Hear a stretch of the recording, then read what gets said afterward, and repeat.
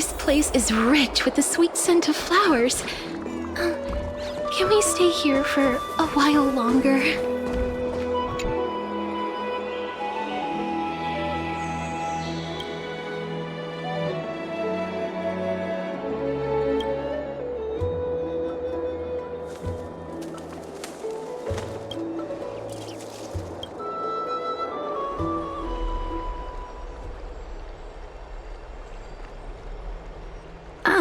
It's you, Cass. I finished the anthology of poems you lent me. Here it is. I thought you'd be too preoccupied to find time for reading. Precisely because of these obligations, I felt compelled to read it swiftly. Wouldn't all these preoccupations slow your pace?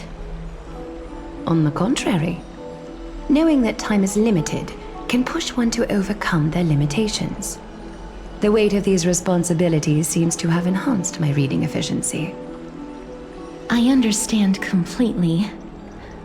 During my time at the Grove, the closer exams drew, the more efficient I became at tackling everyday mundane tasks. Anything but my actual studies. Precisely. As I remember, you and Finon were both disciples of the new Sporists.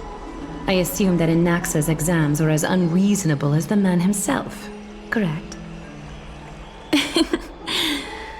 The courses Professor Anaxa taught were Introduction to Alchemy and History of Mythology.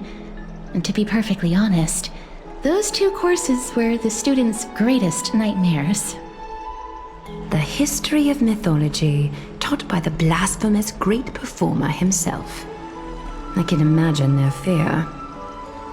Now that I think about it, students would often rush to the podium during class to challenge him on those blasphemous ideas.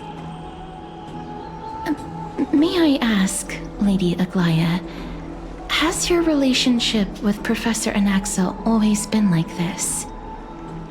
He openly dismisses people's faith and questions the very justification of the Flame Chase journey. Our positions have been destined to be at odds. While you were studying there, I assume you must have heard of his nickname. A Dromus draped in finery? As I see it, this nickname is more of an insult to the Dromas. Despite his insufferable arrogance, I do hold a certain respect for his nature as a scholar. To remain true to his principles, he is unafraid to stand opposed to the world, and that requires considerable resolve. Anaxagoras' life is almost like a satire. As a Chrysos heir, he refuses to heed the prophecy, while he disrespects the gods. The gods have chosen him. He was indeed chosen by Circes. Is something weighing on you, Cass? The golden thread is quivering. I sense there's more to this exchange than idle chatter. With all due respect, I'd like to know what you plan to do with him. In light of his assistance in the battle against the Flame Reaver, I am willing to grant him some time to find a way to remove the core flame. However, if Anaxa decides to make any move that places us in danger, I will not hesitate to take extreme measures. Just as I feared. The Flame Chase journey is the destined path for the Chrysos heirs. Yet he now seems more like an empty shell. Given his strong sense of self-respect, I trust that Anaxagoras will make the right decision. Still, I can't help but hope for another possibility. Perhaps Anaxa will also overcome his limitations, now that he knows time is limited. I understand your stance. Let's continue this discussion another time. But now, let's greet our guest. You're here. Does this mean you're ready to take on Orynyx's trial?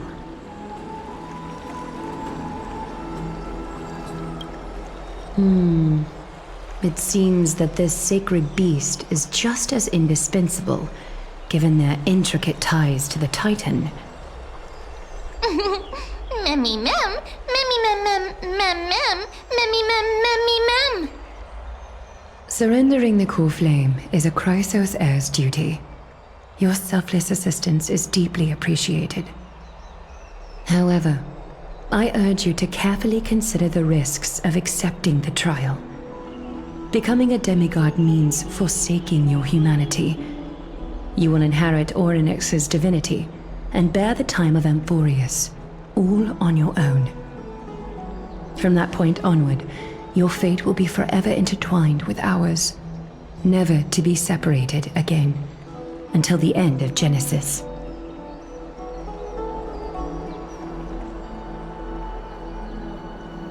It's exceedingly rare to find a capable Chrysos heir. If this path proves unattainable, I am willing to lower my expectations. There are still many priests of Yanissopolis and their descendants in the city. If I'm left with no other option, I'll try to find someone worthy among them.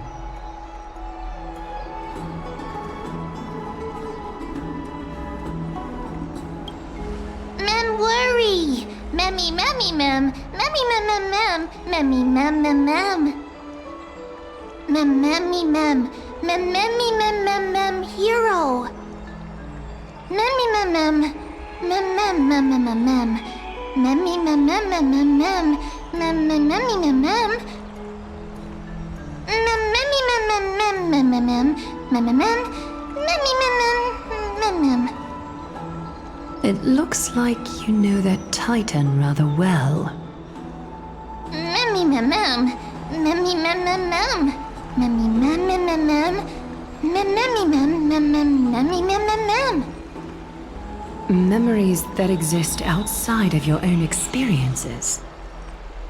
I can't explain why, but I can vouch for Mem's words. When I was in the abyss, I heard the Titan's groans, full of pain and grievances, yet without any ill will.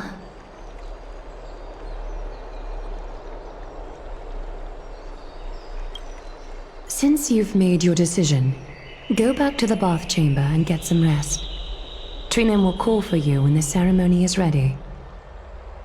It is difficult for me, as the guide, to absolve myself from blame for things to have progressed to this point. Time and again, you have risen to the occasion for Akima. Nearly rewarding you with some honeydew is no longer able to express the extent of our gratitude. When the dust settles, I hope that we'll have the chance to have a long chat regarding your return journey and the curse of the sky. It's about time that we lift the taboo and discuss things openly.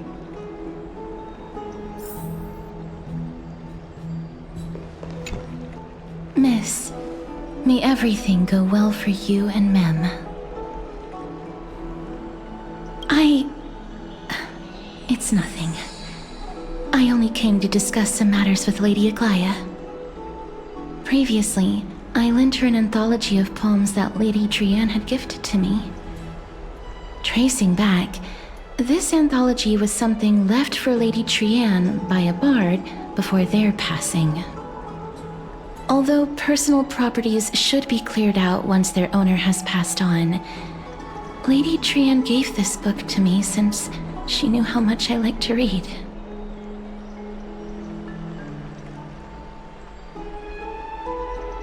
It just contains an allegory. In a faraway land, in a city known as Styxia, a dragon corrupted by the black tide descended one day, swooping upon the city like death itself.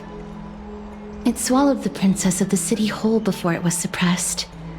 After taking down the evil dragon, the warriors discovered that the princess's life had already met its end.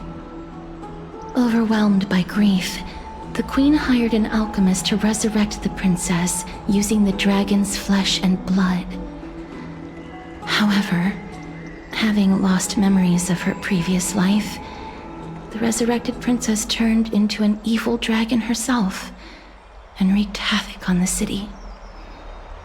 As a result, the prosperous Styxia met its demise.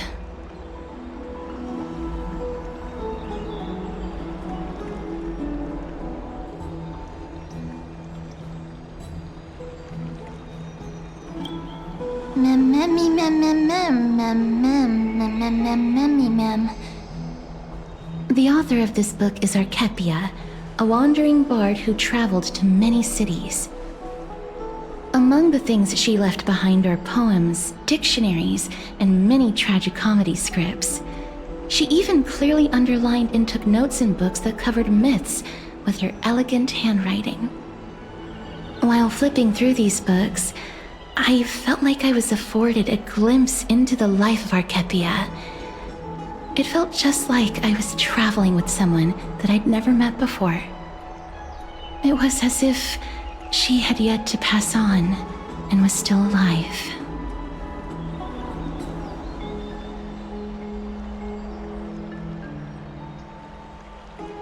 That's right. Writing, drawing, and taking photographs. It seems like human nature to try and leave records of things. Speaking of taking photographs, when I was helping you to take the photo previously, I did not look through the photos in your photo stone out of courtesy. But I'm also very curious about the story of the Rosy Celestial Maiden. Despite having visited many cities in Amphorius, I still understand nothing about the world beyond the sky. If there is an opportunity... Forget it. Let's talk about this in the future. For now, I only hope that you'll be able to complete the trial safely and obtain Orynyx's blessing.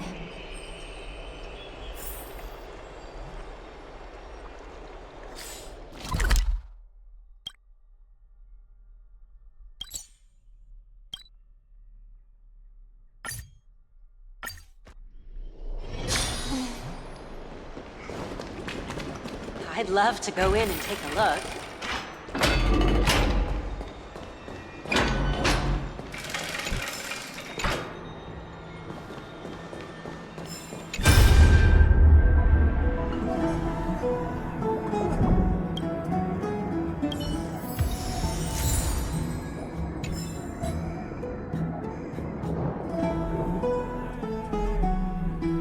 That's right.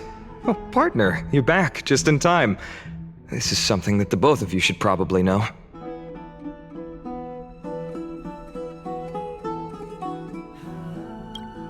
Good news? I wouldn't call it that.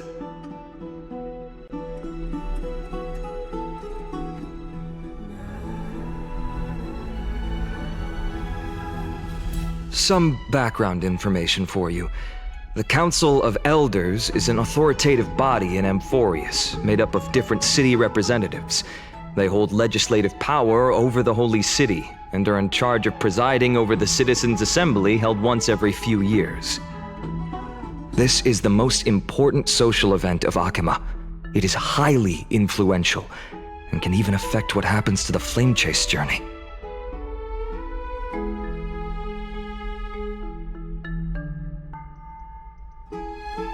Despite her vision and wisdom that spans across thousands of years, even she cannot win over the hearts of everyone.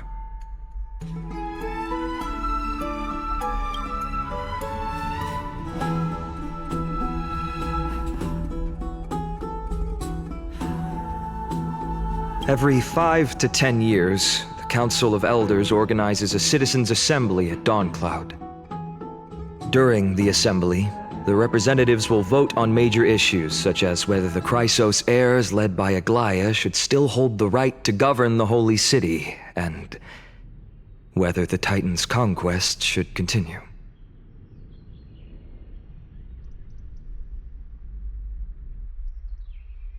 That is correct.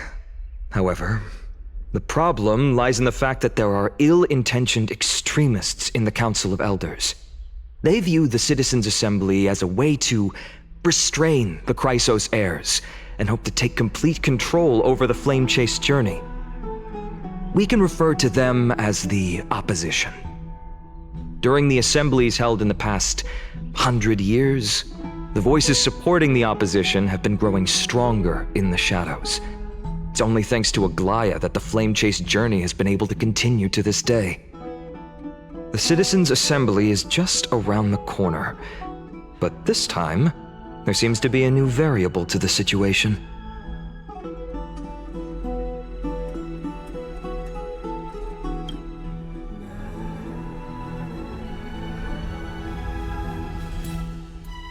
I'm afraid that the Council of Elders might want to take advantage of Professor Anaxa. Aglaia will surely take back Circe's core flame, but with Anaxa's current condition, it's so unique that nobody knows how taking the core flame away from him will affect him. He has always been someone that is only concerned about his own research. I'm certain that he must want to escape from the monitoring of the Golden Thread and protect himself. If the opposition were to offer an olive branch at this time...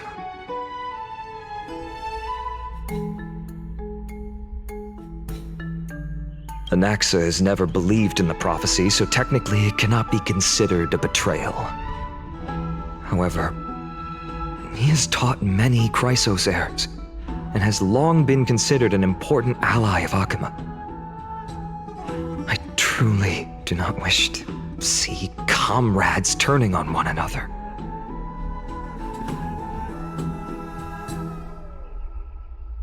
As I believe in his character, I plan to plead with Aglaia and try to buy more time for him. Then, the greatest way in which you can help is for you to know what I am fighting for.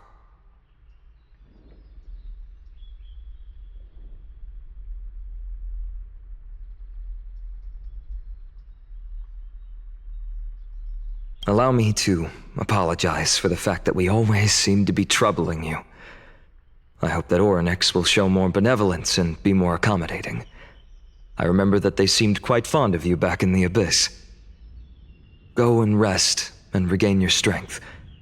We'll meet at the Vortex in a few days. Oh, right. You can read this scroll if you want to find out more about the Council of Elders and the Citizens' Assembly.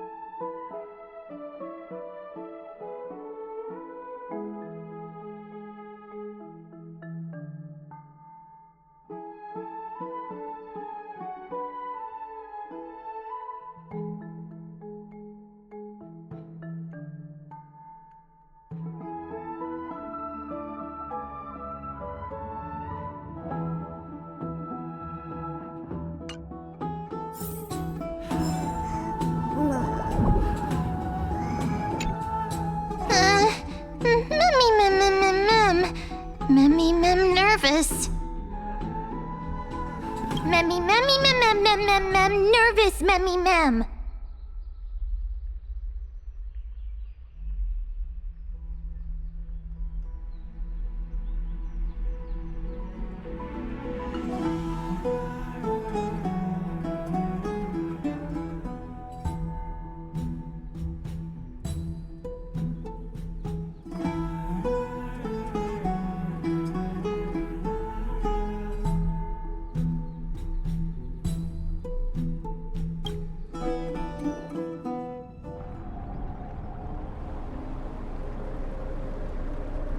Esteemed one, Orynyx's vacant totem awaits. If you have already made your preparations to become a pillar of Amphorius, please, step forward.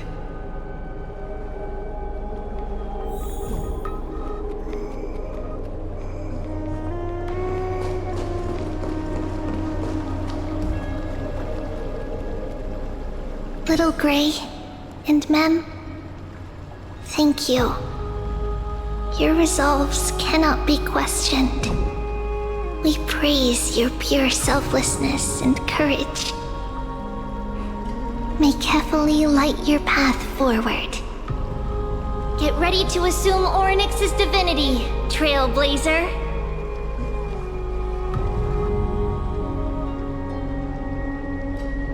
The divine position of Orynyx has already been vacant for some time. We can feel the space of the trial closing. As there isn't much of their soul left, we'll have to complete the ceremony before their soul completely dissipates.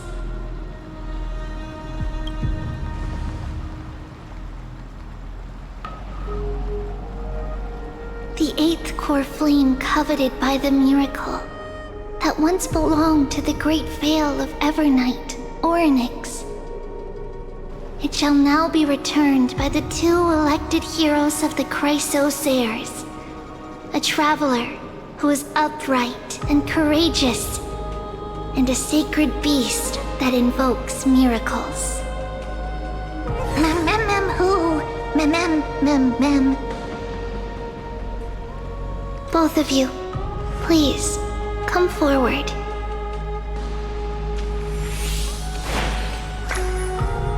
Recite along with us. O Majesty of the 12 Titans, pillars of the world, we seek your divinity to mend the rifts of the world. Fill our bodies with blood of gold, till we wither in willing service to the prophecy.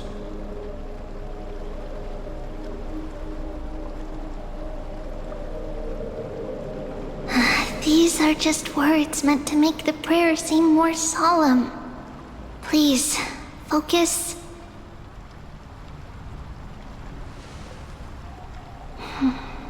And surrender the core flame.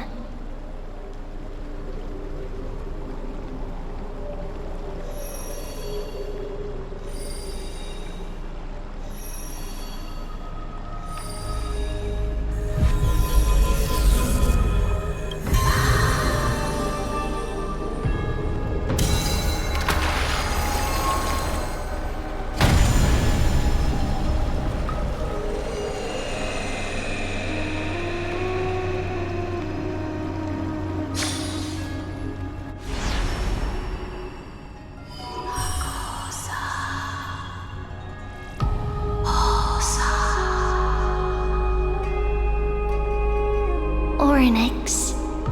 Their soul has been waiting for a long time. Perhaps they're also quietly waiting for the arrival of their successor.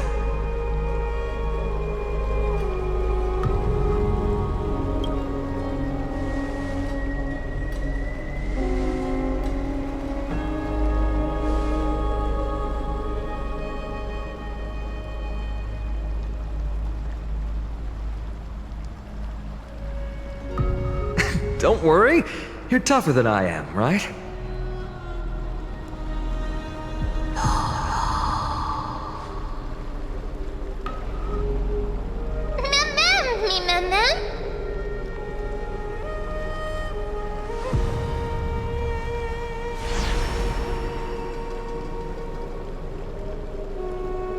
Traveler from beyond the sky, let us pray that the Titan acknowledges your worthiness. Although she loves cracking jokes at inopportune times, her determination is as strong as the Chrysosairs. She will definitely succeed. While she's away, I would like to have a chat with you, Aglaya.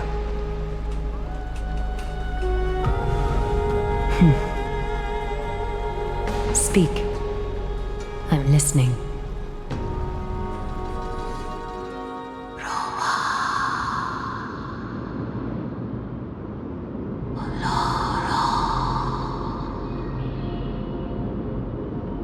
Slap, slap! Wake up!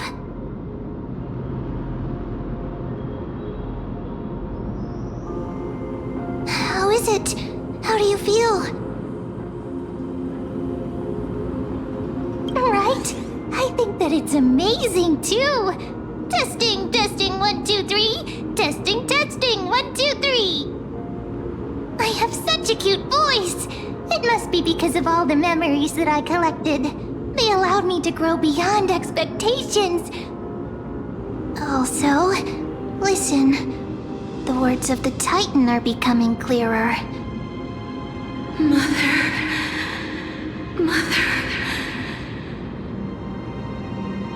It hurts. Have I finally reached the end? Are the years of isolation coming to an end? Oryx. Oh, how heartbreaking. Ever since the figure draped in the black cloak robbed them of their core flame, they have been relegated to waiting in isolation in such a confined space. We are going to help alleviate their pain, right? Memories.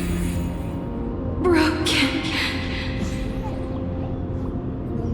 Mother. Where? Mother? Who are they calling out for?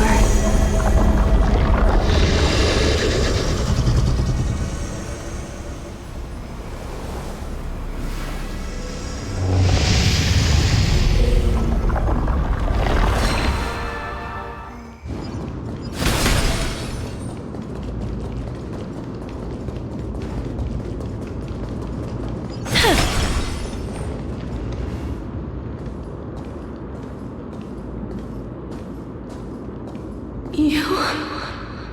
It's you. I remember you. Skyfather has gazed upon you. Mother is calling for you.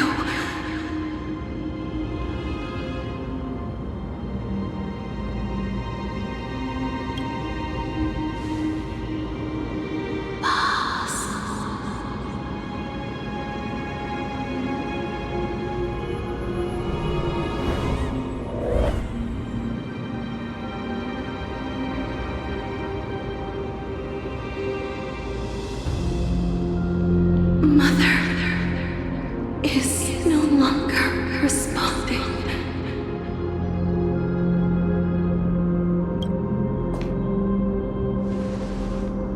Something important.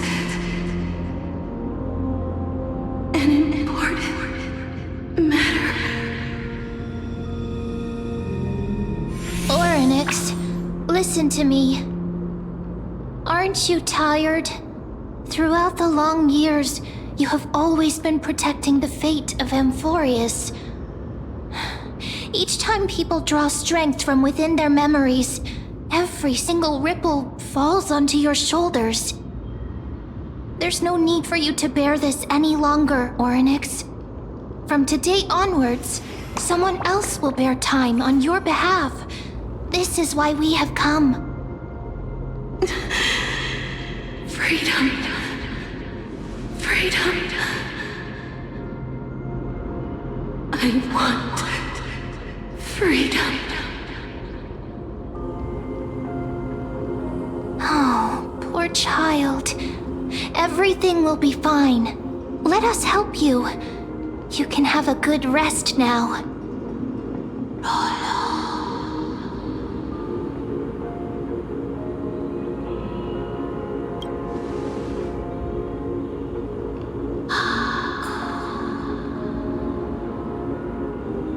You have potential, strength,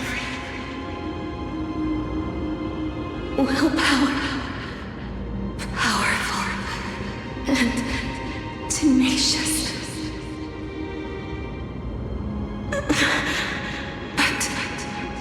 You lack something. Just one thing. Lacking something? What is it?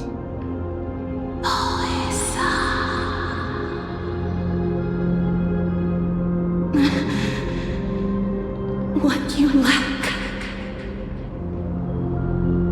is a future.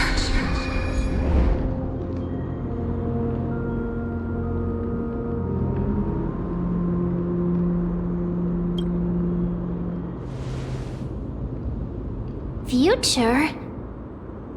Traveler from the sky, you should have dissipated already. The gaze from Sky Father stabilize your form. Because from the moment you crossed the sky, your life was cast away. Right now, you are simply a collection of walking memories. What? How is that possible?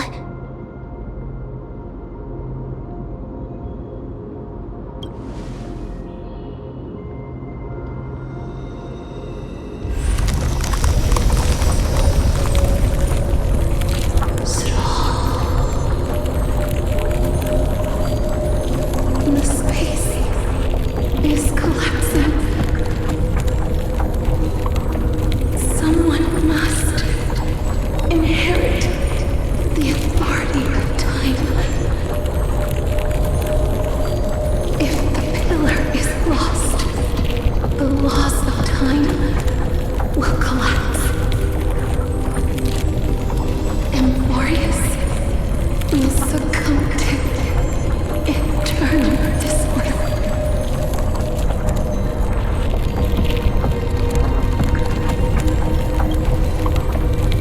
Time never compromises, never bears grudges, never forgives, never makes a choice.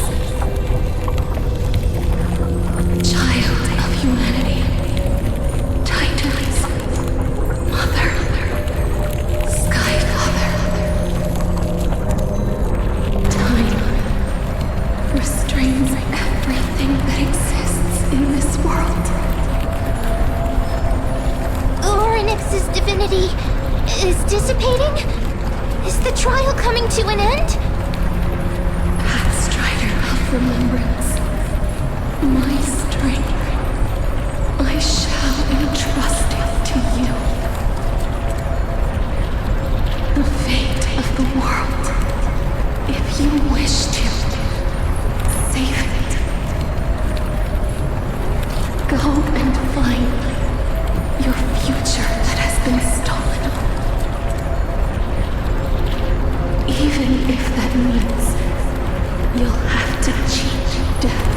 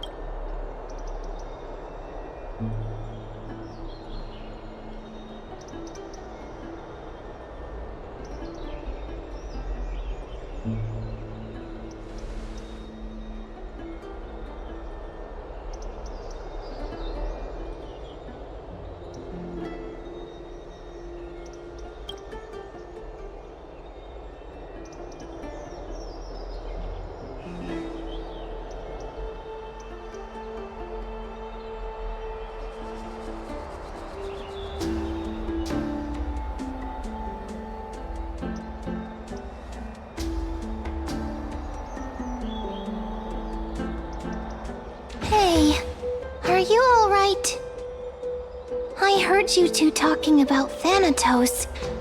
Cass is also very concerned about the warning. She has left the vortex and returned to the garden. Shall we go and look for her? Thanatos is the Titan that Cass has always been looking for. Regardless of whether there are any clues, there's probably no one else that understands death better than her.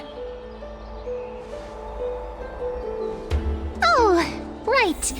There's something that I have to tell you. The Chrysosaurs already know everything that has happened to you. I was too worried, so I told them everything. Please don't hate me, okay?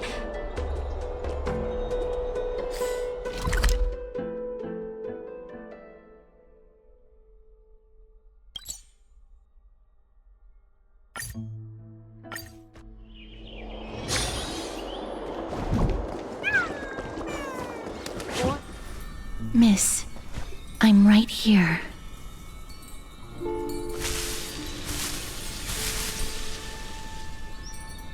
Please stay there and slowly turn around.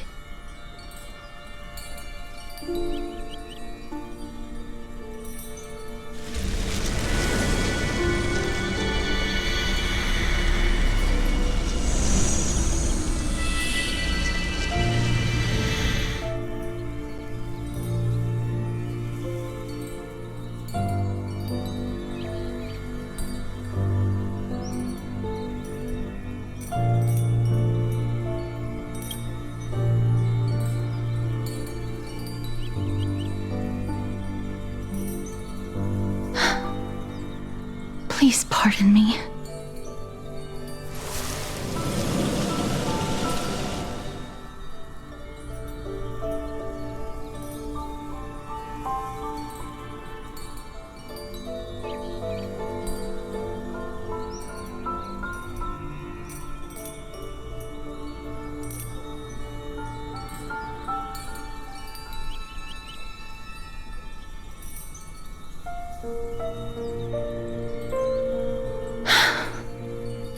Just as I expected.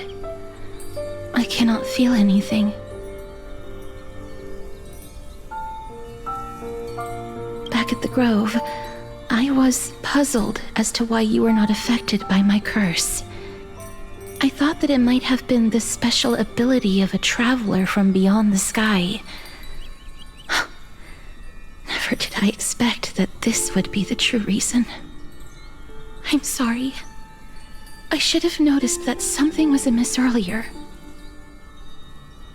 Miss, if my abrupt behavior just now offended you, I hope that you can forgive me. I'm just thinking, if your soul has really left your body, as a mortician, I might be able to trace where it has gone to. Cass, did you find anything? My apologies, not as of yet. Perhaps I have overestimated my capabilities. But, Miss, would you be willing to let me try again? This time, I'll increase the area of contact slightly. Perhaps the result might be different this time. I have never touched the living in this way before. If my actions are in any way disrespectful, I hope that you can forgive me.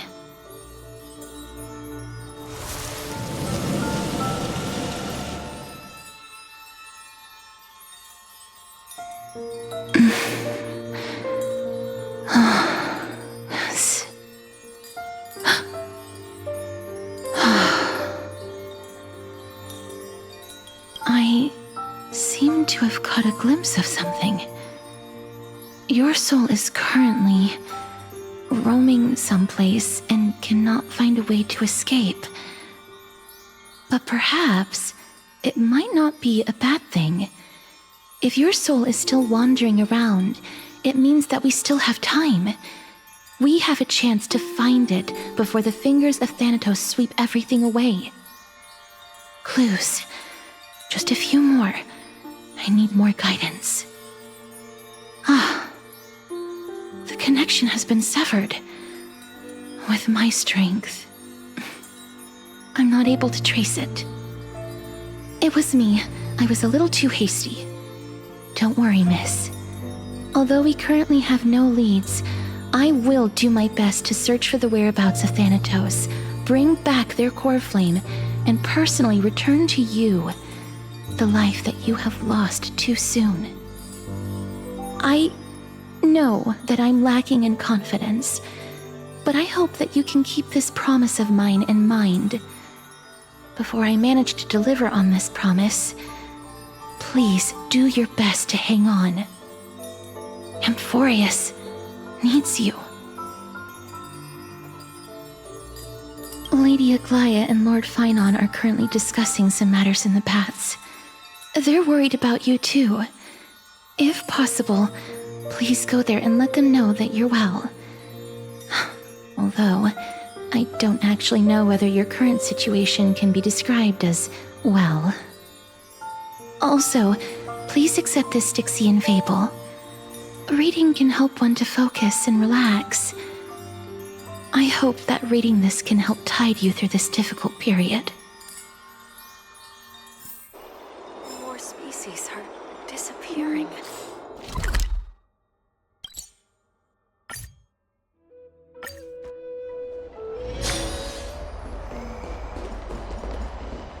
They're here. Partner! Hyacinth said you definitely wake up. How do you feel?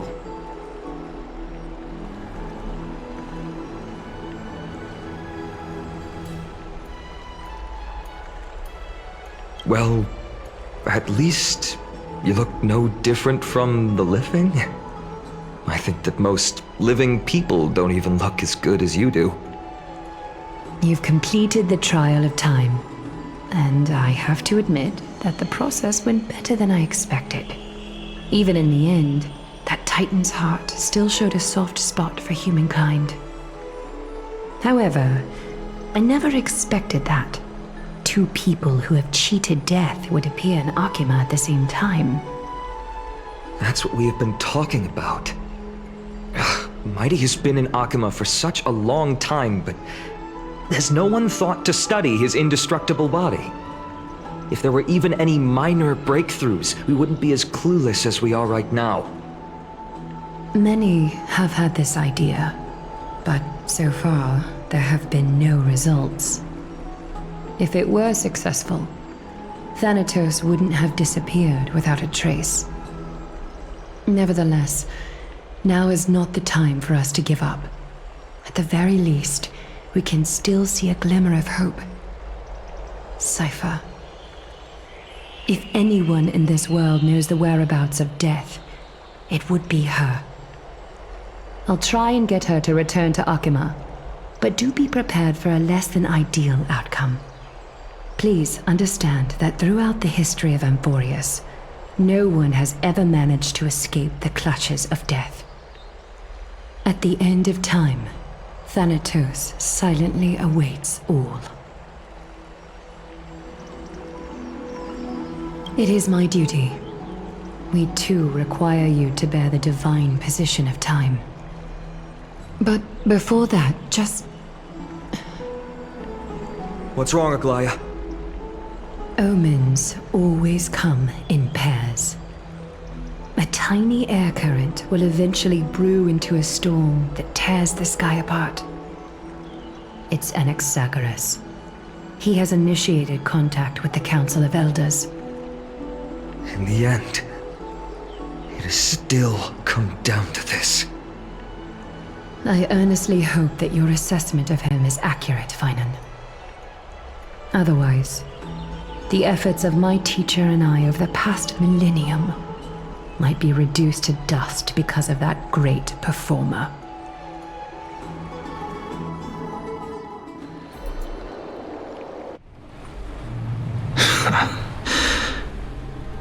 I'm back here again. I remember this dream. This realm is covered in a silk-like fog, and the land is barren and harsh. The crowd of travelers leaves tracks everywhere. Hey! Excuse me! What is this place? Where in Anforius are we?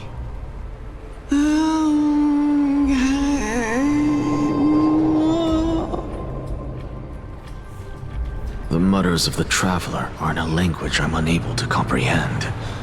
Or perhaps they're just distracted and ignored my question. Tell me, which Titan reigns over this land? And how do I find them?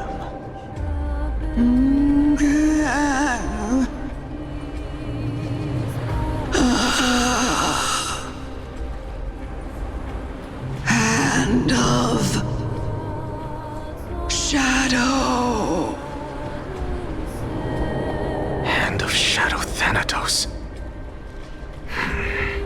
Could this possibly be the Netherrealm? Not Netherrealm. Then where is this? River of Souls? The outskirts of the Netherrealm? Are you heading downstream toward the Netherrealm? The Netherrealm. Nothing but an illusion. Titan rejects you, me. Listen. What? The Traveler lifts their wrinkled fingers and remains silent. I look in the direction they are pointing and listen closely. There. A massive shadow brought the sound of rushing tides. The sound of tides. I can hear it.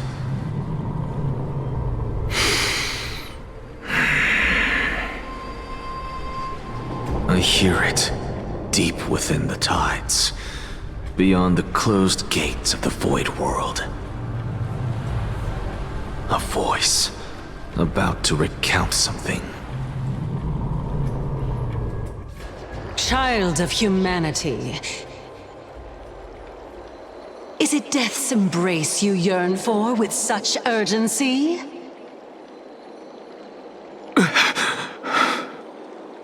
Oh, you have awoken. Welcome back to the mortal realm. Your consciousness is dissipating much faster than I expected. Ultimately, it seems like the Titan's core flame is incompatible with a mortal body. How much longer can my consciousness remain in the mortal realm? In my estimation, at best, you'll see 15 more entry hours. 15 days and nights. What is it? Are you finally starting to become attached to the mortal world now? On the contrary, 15 days feels a little too long for solving a singular problem.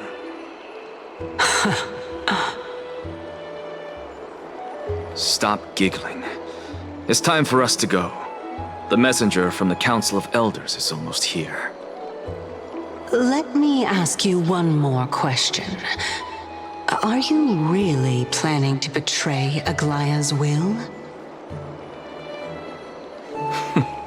What betrayal is there to speak of when I was never loyal to her to begin with?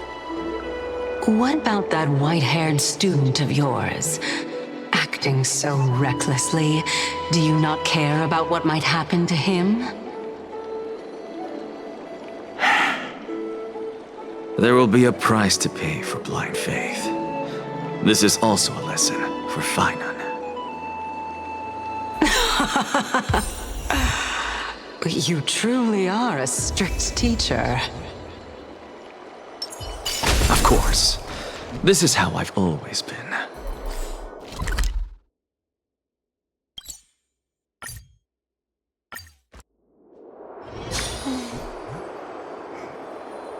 Sorry to keep you waiting. Look, it's been a while, Lord Anaxagoras.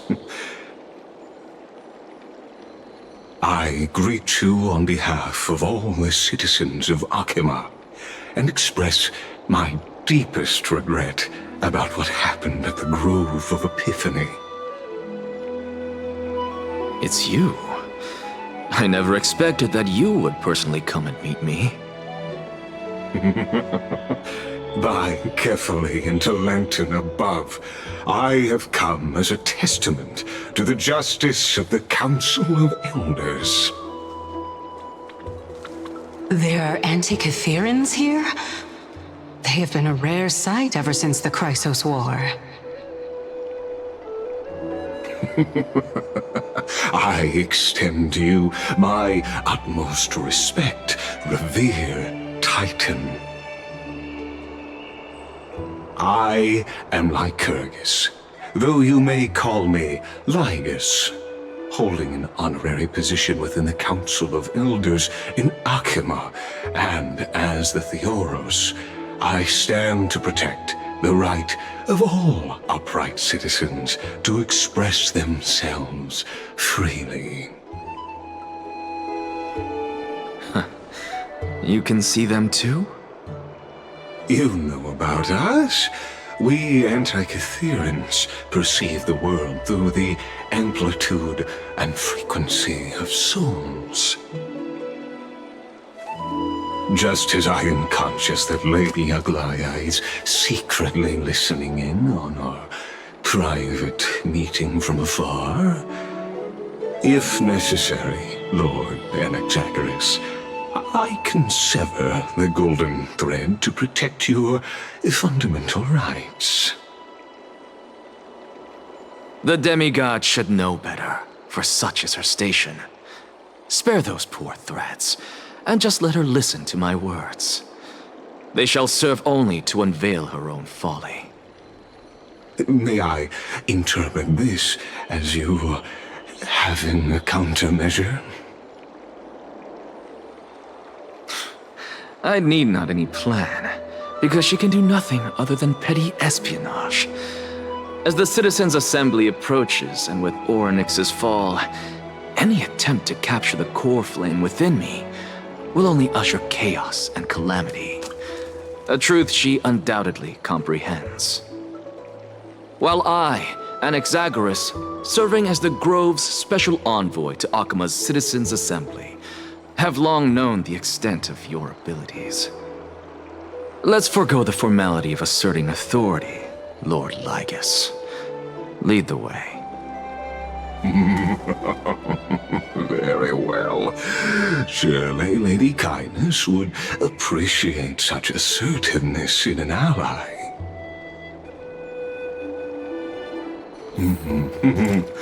She's been waiting. Follow me, please.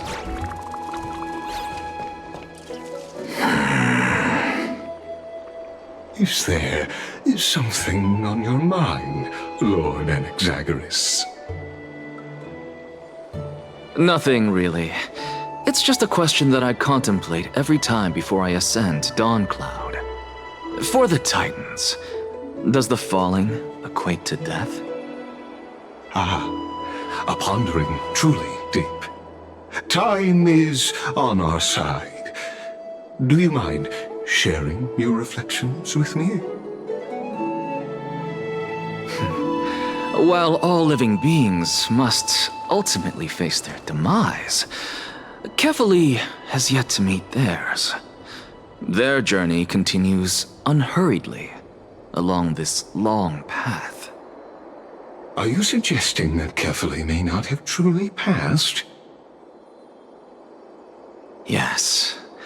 For dying implies an ongoing process, an action, whereas death signifies a static state, a definitive termination. In contrast to mortals, Titans exist on a grander scale of space and time, thus elongating their passage into death. The notion of their fall is but a misinterpretation born of mortal ignorance. An intriguing concept, albeit challenging to substantiate.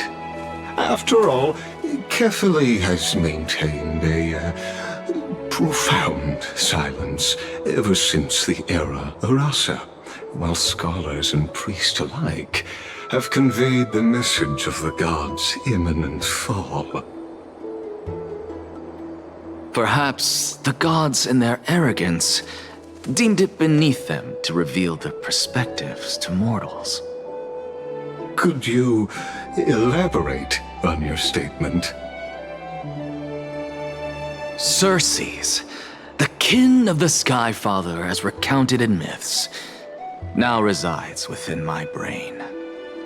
Were I to inquire, Kefali would have no cause to refuse. Oh, That very well could be true. But what if the world-bearing Titan still chooses to remain silent? In that case, the myths crafted by the people of Amphorius are nothing more than pitiful jests. It's worth a try. I believe, and I'd love to witness the fruits of your theory and the change it may bring to this imperiled world. Because I completely concur with you on this aspect. If the Titan has indeed met their end, any response from them would be impossible.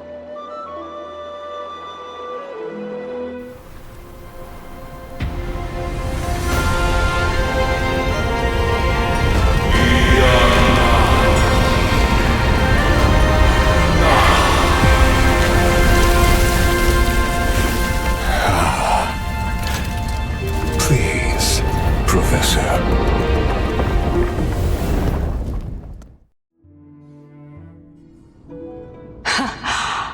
the children of humanity have indeed created a spectacle. Welcome to Dawn Cloud. The atmosphere here carries a greater sense of solemnity than the mundane clamor of the Memorial Palace, with entry permitted only to the invited. Only esteemed beings grace this place, and among them I've received priests, scholars, warriors, and now we even have the honor to be in the presence of a Titan. Oh, what a joyous occasion. Once deemed a blasphemer, now a surrogate for revered divinity. The honor should rightfully be mine, shouldn't it? I'll notify Kindness and the others of your arrival. Kindly wait for a moment. A soldier will be here to guide you shortly.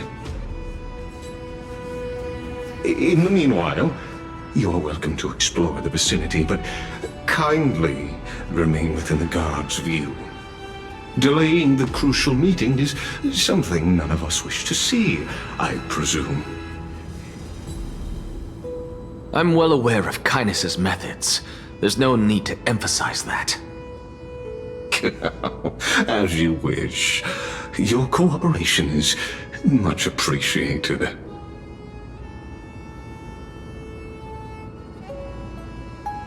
Alas, I had hoped for a brilliant plan from you, but it turns out you just left one cage to enter another. Save your concerns. I know very well what I'm doing. I shall depart to explore the surroundings then. Now that I look around, I wonder if there are any murals bearing my portrait around here. I'm quite intrigued to see how the children of humanity beyond the grove perceive another Titan. Off you go. I won't be joining you. This Titan appears to be quite at ease. I should investigate the Council of Elders' recent activities first. Be aware, I can hear you perfectly well from here.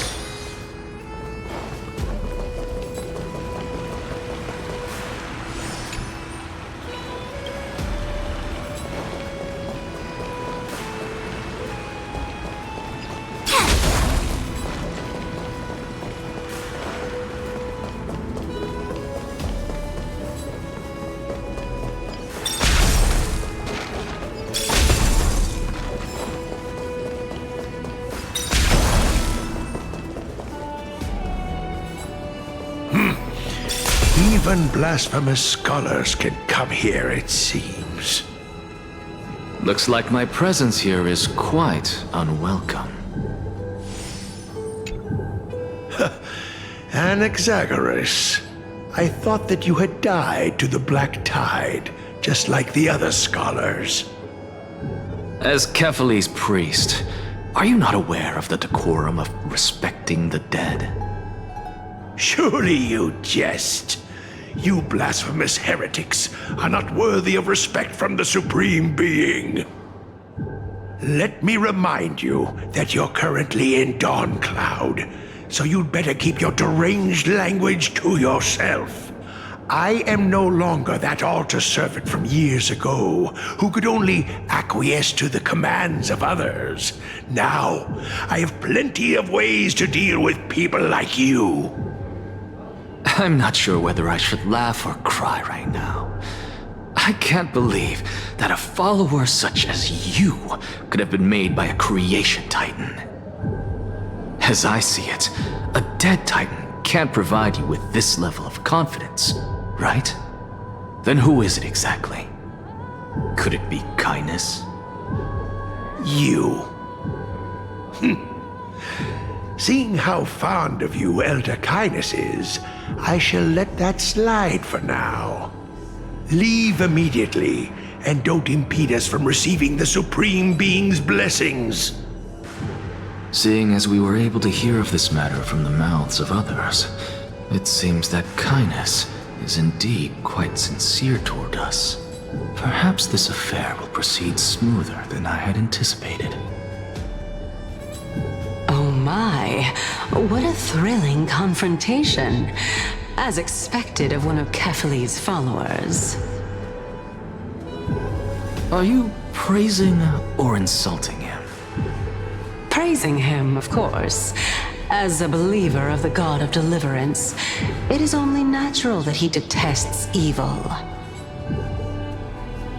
Didn't you hear me? I asked you to leave. Go as far away from here as possible. Don't mutter to yourself like some sort of madman and disturb my meditation.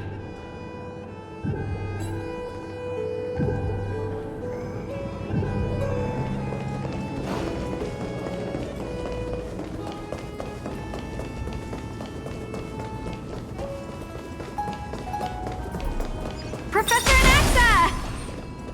Over here! Professor Anaxa? Word has it that the scholars of the Grove valiantly perished resisting the Black Tide.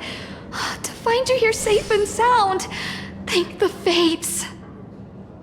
You could say it's the Fates toying with us. It's only the Crimnoans and Idonians who chase glory through death. But your survival is a victory in itself. I'd settle for that gladly. So, are you here to report the incident to the Council? I heard that after the Black Tide devoured the Grove, Akama would be next in line, even with the demigod of strife standing alongside humankind. Tell me, how much does the Council of Elders know about the Black Tide? Once Kindness and her followers learned of Circe's and Orynyx's fall, they proclaimed in the Council that the Flame Chasers could no longer stand against the calamity alone. Yet, when the Crown Prince ascended to godhood and repelled the Black Tide, she immediately altered her tune, declaring that all was resolved beyond Akama, with the only remaining menace now being Aglaya and her adherents. They might well make their move at the upcoming Citizens' Assembly. No surprises there, those shifty opportunists. Thank you for your honesty, virtuous student. Being an opportunist could very well be a facet of wisdom. Shouldn't you be searching for murals of yourself? I've had enough of your prattling. I was really curious to see how you would find the middle ground between both factions, so I came to listen in. But it seems as though this Kindness is much more ruthless than Aglaya. If so, why do you want to work with her? Could it be that perhaps you've decided to readily surrender this hollow shell of yours, just because you feel like death is fast approaching? I'm afraid you'll be sorely disappointed if that's what you truly think. I've had enough of this. Could the 15th entry hour arrive any faster?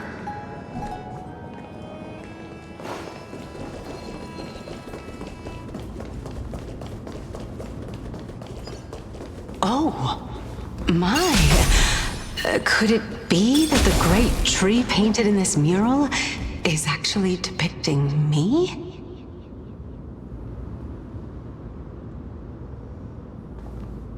Every plant, every tendril, no, even every leaf could be the embodiment of Circe's. As a result, mere mortals who did not know what the Titan actually looked like chose to paint them as a giant tree instead. Their wisdom was portrayed as fruit, to symbolize how they shared their knowledge equally among the masses. Such exquisiteness indeed. This mural is quite abstract. I really can't tell whether you are praising or demeaning yourself. Now I'm quite curious whether the Reason Titan has studied figures of speech before.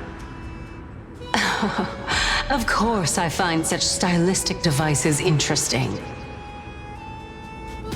For all we know, this could be the answer to the question, what exactly are we? I, for one, am not willing to admit that I could look this ugly. Was this the reason why you failed in your attempt to refine my soul when you were ambushed at the Grove? Since you are aware of this, why did you save me back then? From my perspective, this point alone was enough to separate you from the average person. How do two lunatics coexist in the same brain? Therefore, it seems that your journey to Dawncloud this time is not just to seek protection. What, then, is the intention behind your actions? The entire plan is stored in my memory, so why don't you look there? Then don't mind if I do. 1 year old, 2 years old.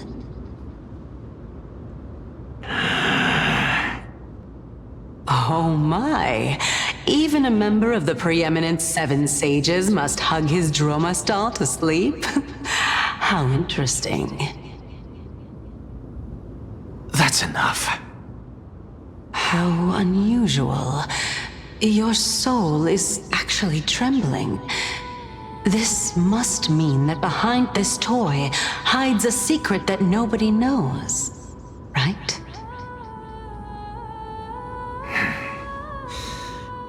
Since our days are both numbered, I don't mind telling you more about it. This is a present that my sister gave to me. It's a doll that was made to look like our family pet. So there are other members in your family, eh? Are they also living in Akama? Don't you just love to pick through my brain? Go on, continue flipping through my memories. It won't take long. You'll discover the answer when you reach the memories of when I was 5. Oh, the black tide is everywhere. I can't bear to look. When I was young, I couldn't accept this outcome either. Georios, Aquila, Kefali, and you, of course. Although I prayed to every Titan that I could think of for help, my efforts were ultimately futile. This...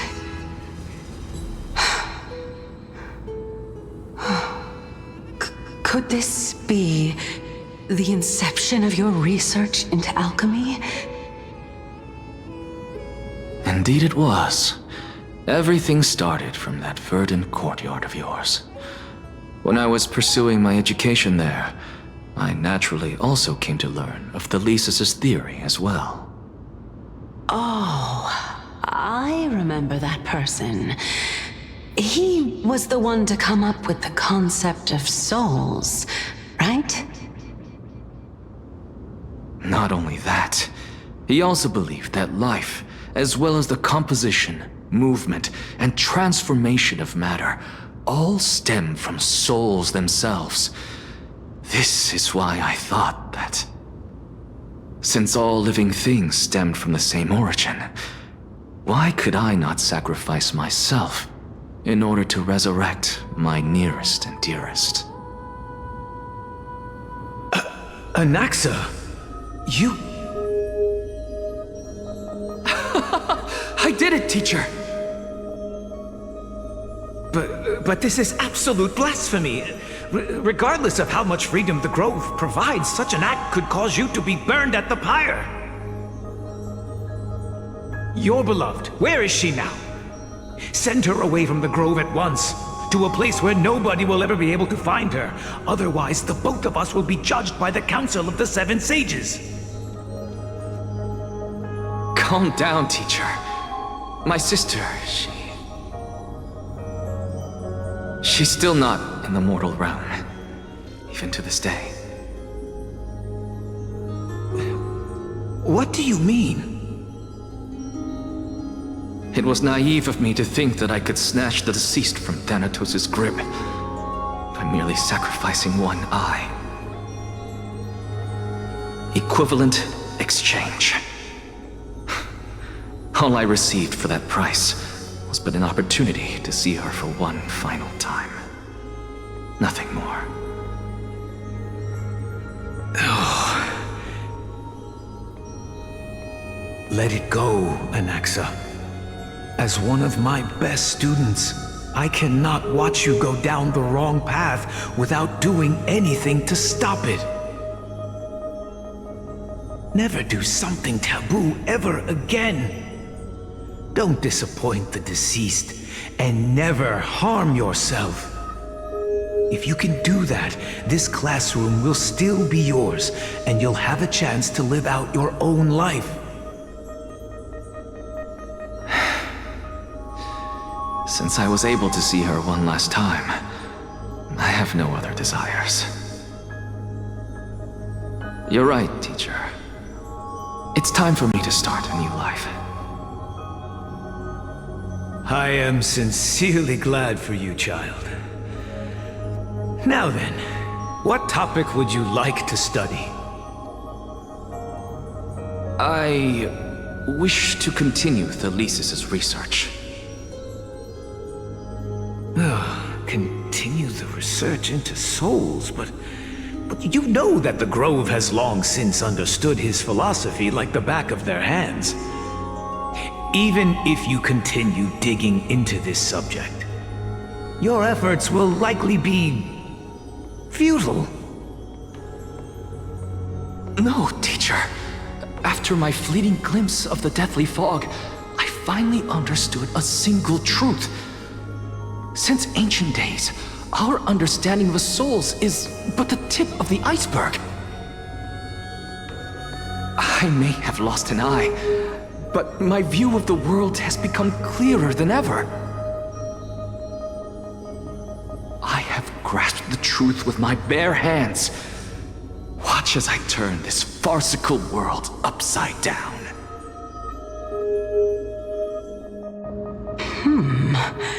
Who would have thought such a secret lay concealed beneath that hefty eye patch of yours? However, this story doesn't seem to be connected to your plan. In fact, I'd say that they aren't related at all. The answer lies within the tale.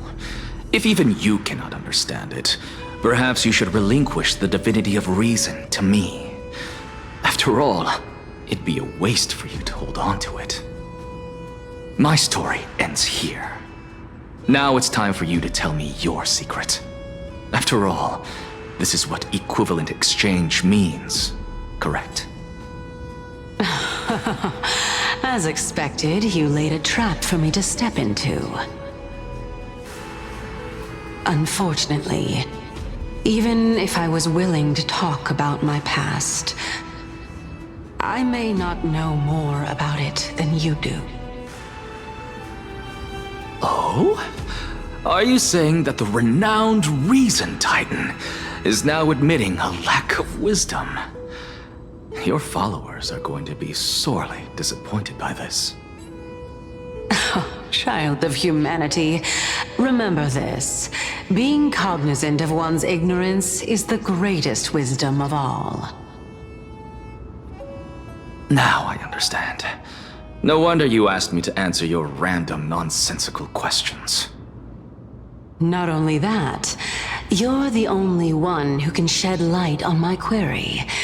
As the saying goes, onlookers see most clearly.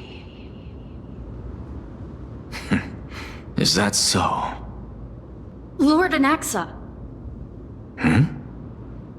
I saw you muttering to yourself and was wondering whether you were caught in a delirium of reflective thought. I'm sorry to interrupt you, but time is of the essence. I have a message from Lord Lygus. Lady Kindness has met up with the Council of Elders and is awaiting your arrival, so please depart forthwith. It's finally time. Carefully. The one who created the world, and the one who bears the world.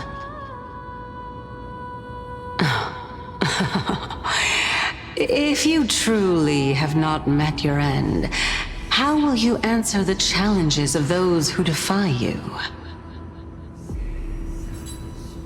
I didn't expect you to agree to Lady Kindness's invitation. What a wonderful turn of events. To tell you the truth, there are many people who hold grudges against that Lady Goldweaver.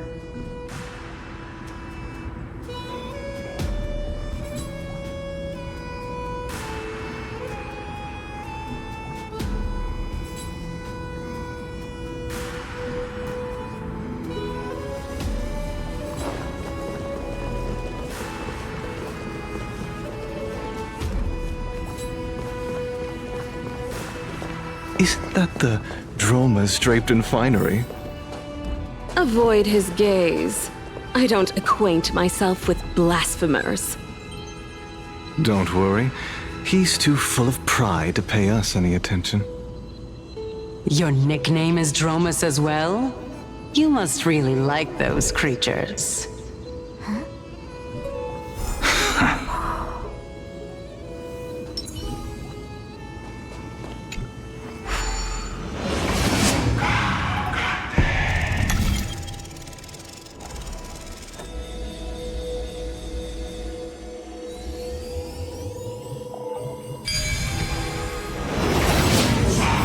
A student of Empedocles? I hear that his views run counter to the Venerationists. This is what being a scholar is about. A collision of ideas only occurs when there are differences in beliefs, and it is such collisions that lead to progress. Yet in... Lord Lygus and Lady Kindness are just ahead. I'll take my leave for now.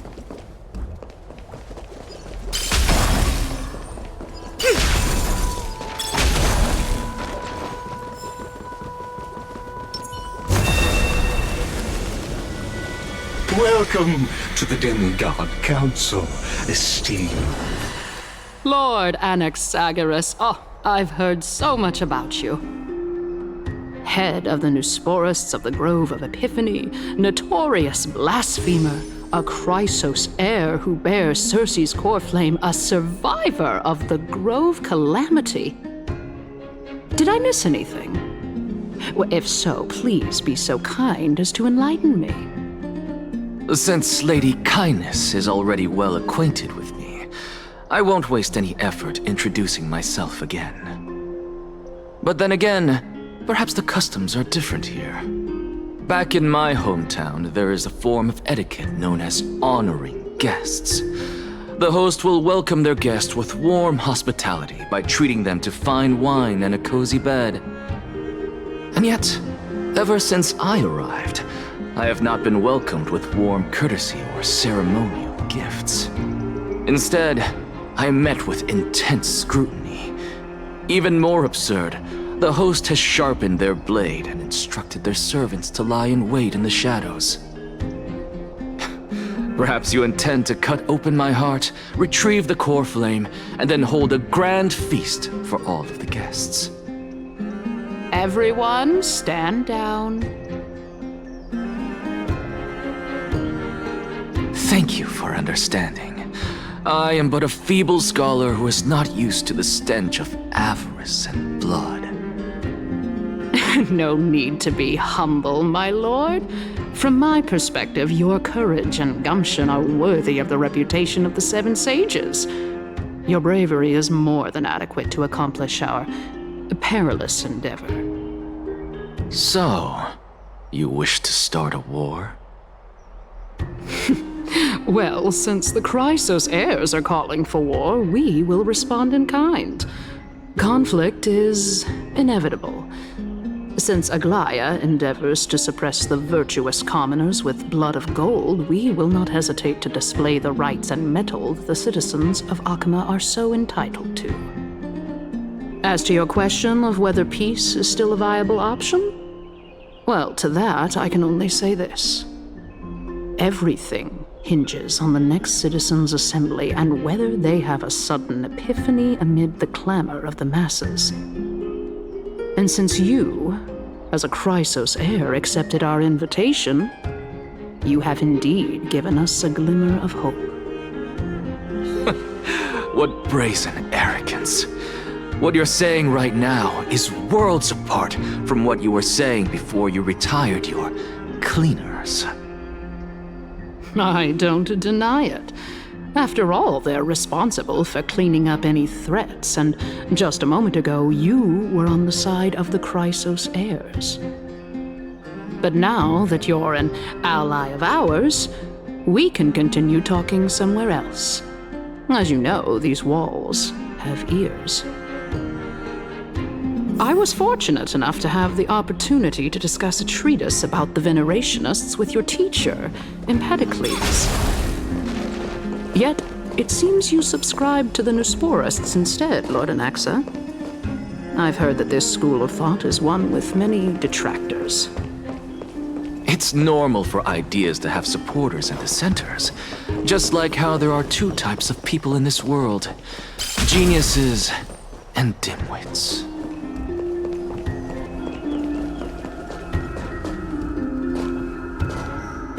Welcome back to the hub of the Demigod Council, Lord Anaxagoras. Surely you remember that countless eloquent orators have stood in this spot before and emerged victorious by stoking public sentiment with their words. And yet there have also been innumerable blasphemous philosophers who set themselves up for failure because they refused to defend their actions. This tiny stage is the most profound embodiment of Akama in centuries. In 15 days, this site shall also become the most important, as well as the final turning point in Akama's history. May the both of us carry out our duties with honor and lead the masses back toward the Era Chrysia, a golden age with no death, strife, or trickery. Oh my, 15 days and nights. That aligns perfectly with the date of your demise. Could such a coincidence truly exist? Using death to prove myself fits my intentions perfectly. What strong conviction you have, as expected of the hero who dared to stand up to the Gold Weaver. As expected, she misunderstands you. That's enough, Lady Kindness. Dispense with the niceties. I only accepted your invitation so that I can serve the commoners alongside the members of the Council of Elders. Don't test my patience with such superfluous formalities. Well, you say that now, but Surely you also require my aid as well, so that you can stay alive even when being pursued by the Golden Thread? You worry too much. She won't show her hand too freely, as she still needs to garner support from the masses at the Citizens' Assembly. Even someone like me can tell that only a sliver of her humanity remains. Surely you're not asserting that she will definitely act in a rational manner. As you're no doubt aware, Aglaya covets the core flame that I possess, which makes it the bargaining chip that allows me and the rest of you to negotiate with her. However, in return, I'll need the Council of Elders to support me as much as possible. Naturally, this includes the guards as well. You're well aware how valuable Cersei's core flame will be in the era Chrysia that you are desperately pursuing. Talk is cheap, so you'd better act prudently as well. I understand. After all, this battle of wits is just a means for each party to acquire what they need. As long as your request is reasonable, the Council of Elders never shortchanges its allies. Since we're both intent on mutual cooperation, let's not mince words and just speak plainly to each other. Let us decide how much we can secure for ourselves and how much we're willing to sacrifice, like true philosophers, with our words and wisdom. Continuing from the earlier topic, let us discuss our common enemy, Aglaya. She is the second most experienced Chrysos heir across the whole of Akama, who has gradually lost her humanity to the ravages of time and the ablation of the core flame. A formidable opponent indeed. Admittedly, there is ample reason for her to take your life. Yet your previous reasoning is quite sound. As a seasoned political animal, it's unclear whether she will actually cross that irreversible boundary. Moreover, she still needs you alive so that the Titan's trial can be completed. Is there anyone present who can swear by the sacred vow of Kefali and guarantee that you weren't in league with that woman before coming here? Are you just trying to pull the wool over our eyes and aid her in her savagery? If Aglaya required a suitably intelligent Chrysos heir, then I'm the best fit for her needs.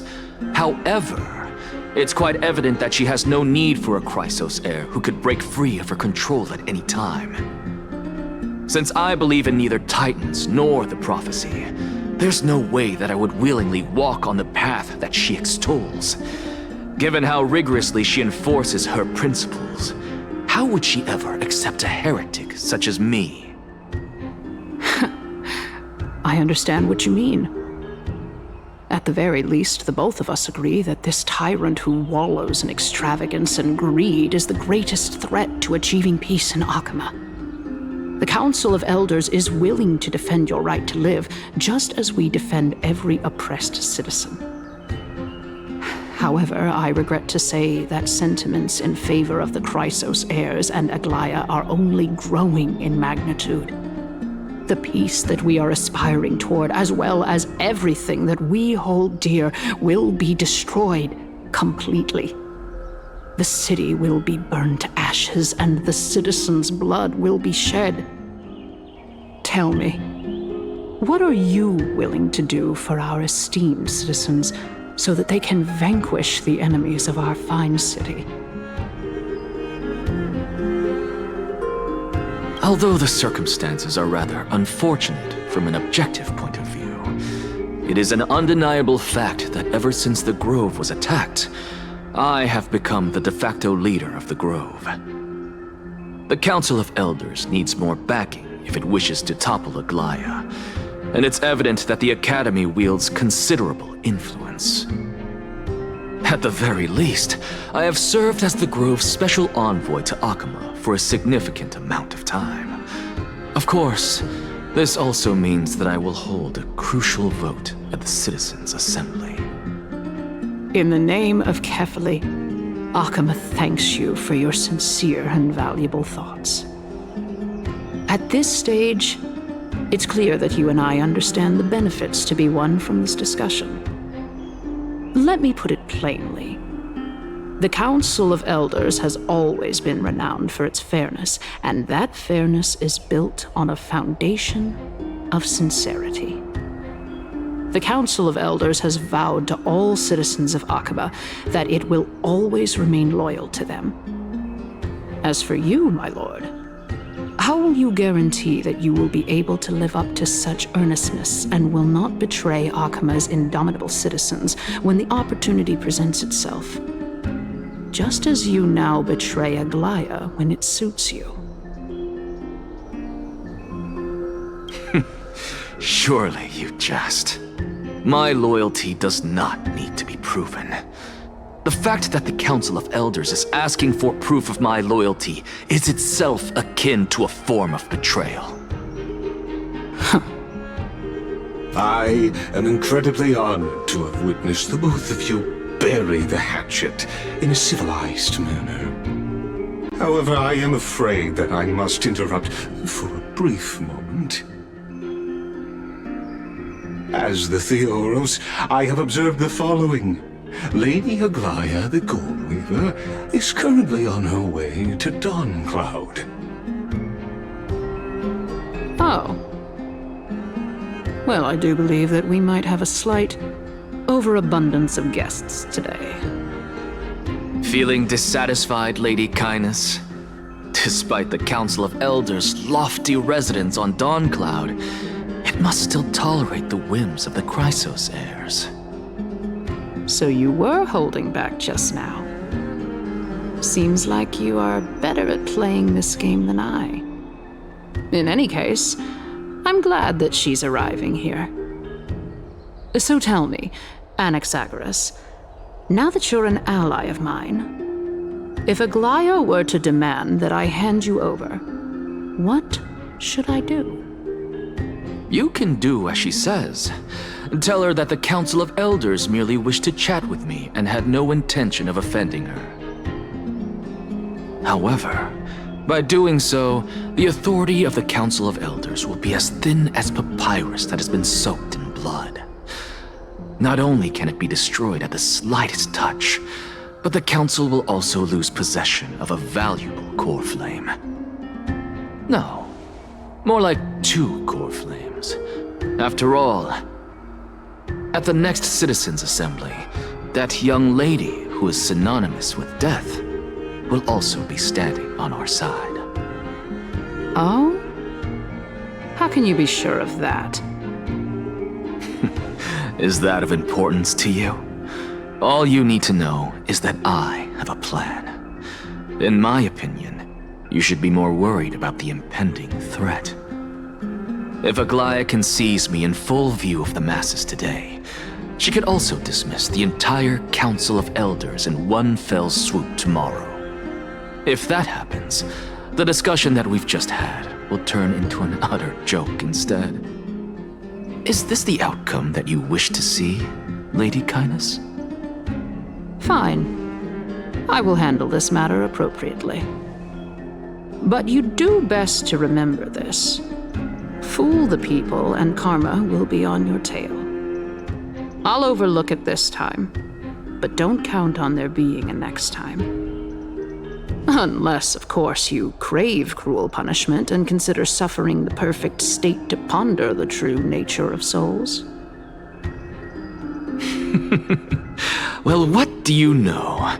That happens to be one of my rare talents. We shall see then. I've got to say that you've managed to really impress me again. But shouldn't you be going after more? Dying to know what I'm after, I mean, I'm the reason Titan after all. It is in me to ask and seek answers. Easy there. You'll learn the answers soon enough. I didn't bring it up with her purely because she doesn't have the means to give me what I truly want. It's as they say, onlookers see most clearly. The true masters of Dawncloud have always been the Theoros, who watches over everything.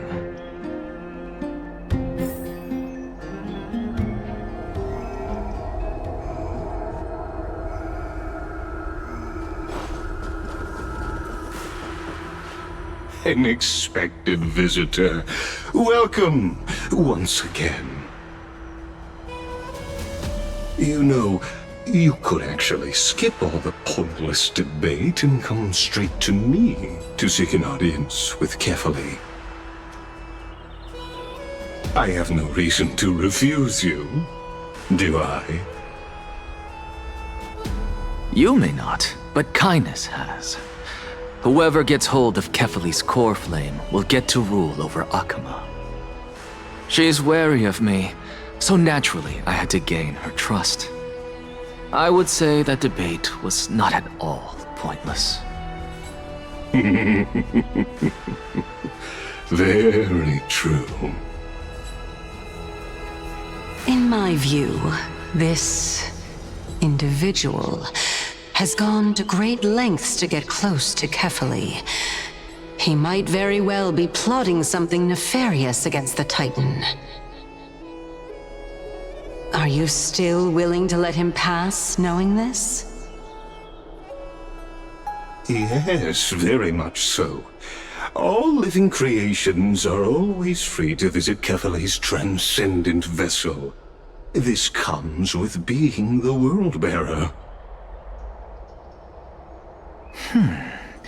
How convenient it is to be able to hear what they say.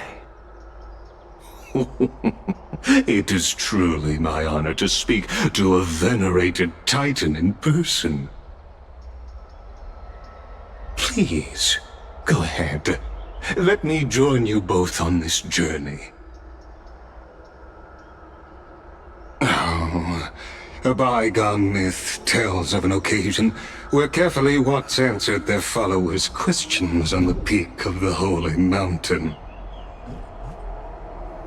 Their followers have since believed that scaling this Titan cliff is one way of being with the god. Hear that? It's not every day that you get to climb a mountain with Circes. You should sing me a hymn of praise. Titan hymns are beyond me.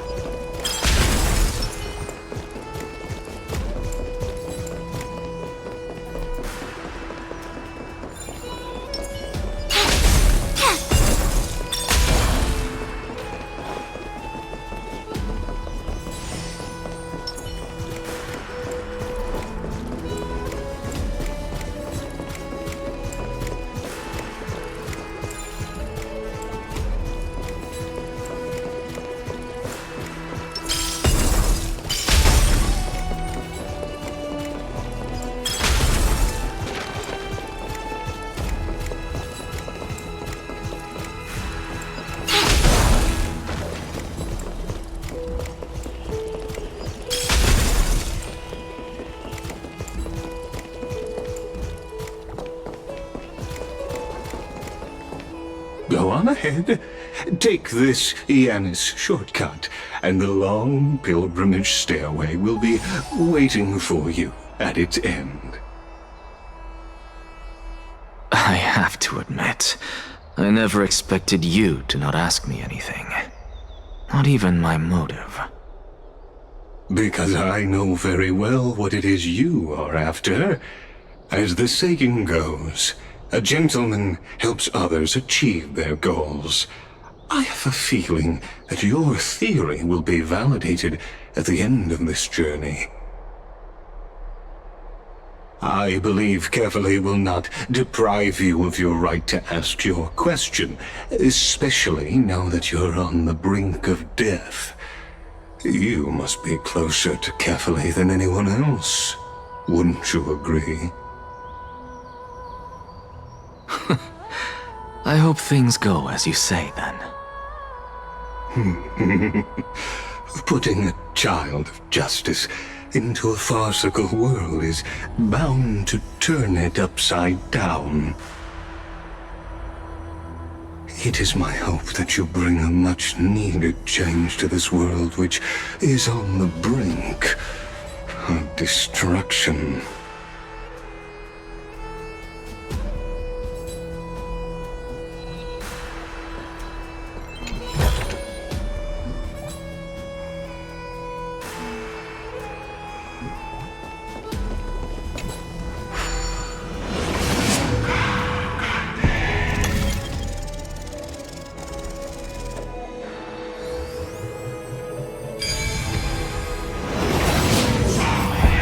Honestly, this is my first time going up to Dawn Cloud's peak. What a splendid view. Isn't it about time you recognize the magnificence of us Titans? Well, I don't see how this place is different from those temples in the city. All they have are magnificent facades. And even though I've come this far, I'm still doubtful about getting useful clues from him. I must be getting ahead of myself to be expecting to hear something nice from you. Oh? Haven't you been in my head for some time now? It's high time you get used to how I feel about things. Alright, we're just a short hike away from Kefali. No time to waste here. So the intellectual debate from earlier was too draining for you, huh? If Amphorius gets a new lease on life, you should focus on strengthening your body and stop shirking social interactions. Save your concern. The Titan is in sight. Can you make it? Why? Are you going to carry me up if I were to fall now? I know how far I can go, so just hold your tongue and come along. Fine then. I guess I won't say any more. I'll just wait till your soul dissipates completely to gain control over your body. Wait. Who is that? Circe's? Hey, look at that. Huh? What should I be looking at?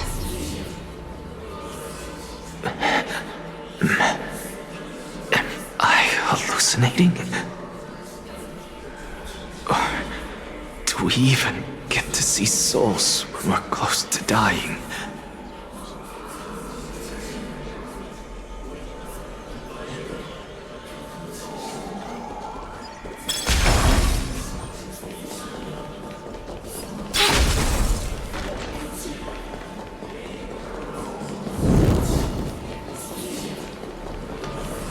Oh? Why didn't you bring your favorite spear with you on this trip, Nias? Nias. I know I've heard this name somewhere. It's unfortunate. The Black Tide destroyed every last inch of my calyx. How could that be? Even a creation of Georios, from their prized ores and molten fire, couldn't escape the fate of destruction? Hey, Circes. Do you know a certain Nias? Nias? No, not that I remember. How did you even think up such a strange name?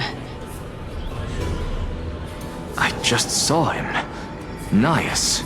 A warrior-like figure who was just chatting with you here. No, I have no such memory. Could you be hallucinating?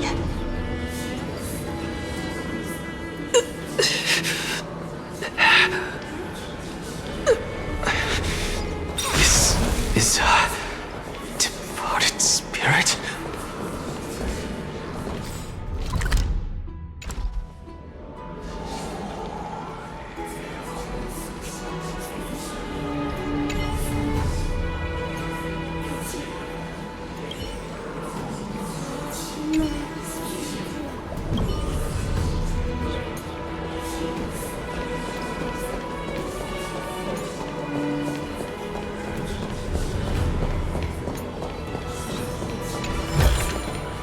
As divine.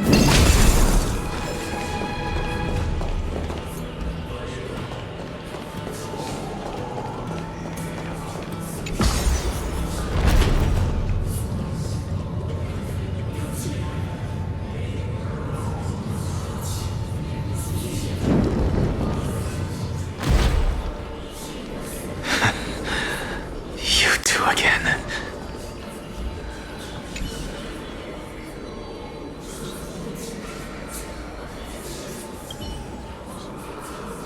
Enough about me.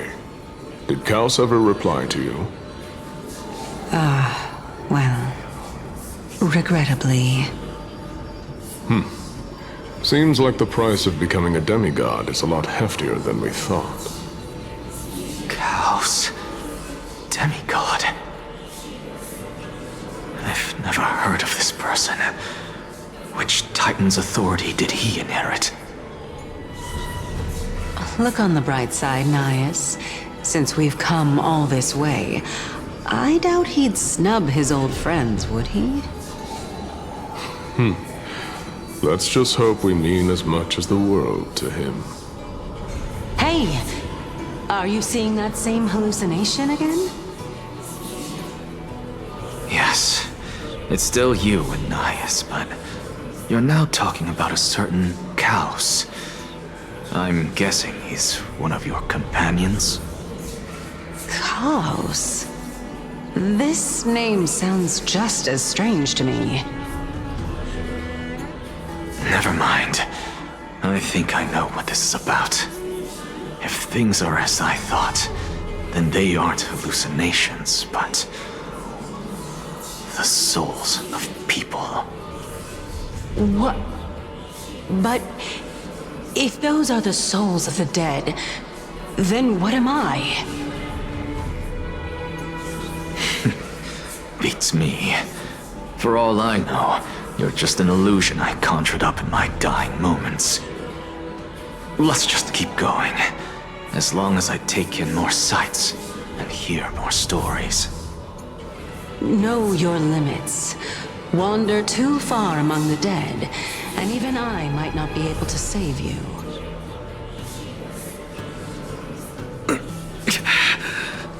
I'm fine.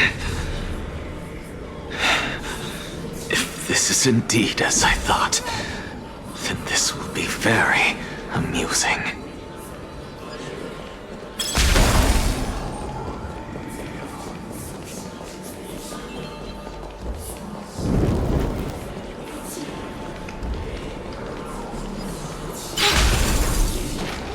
So, we meet again.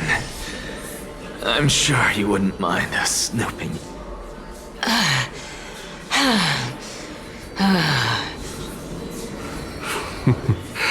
Can you keep going?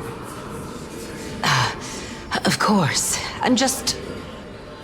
If I knew we had to climb a mountain, I wouldn't have come along with you.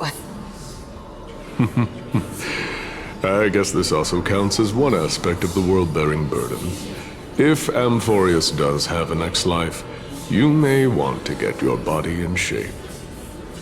Keep your sarcasm to yourself.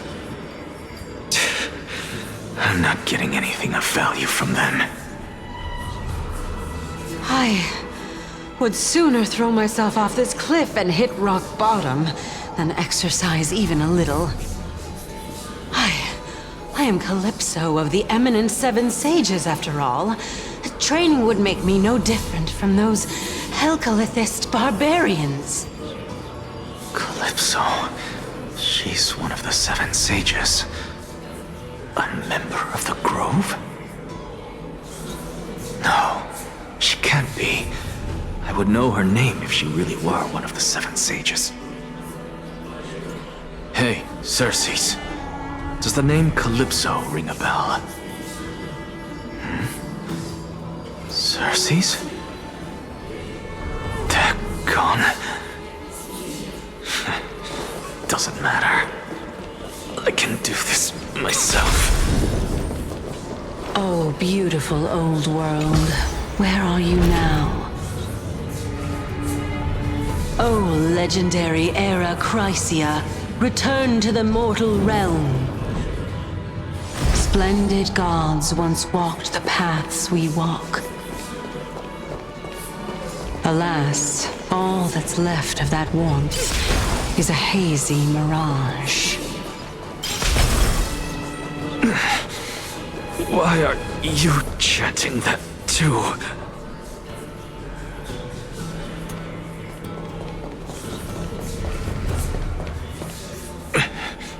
We're here, finally.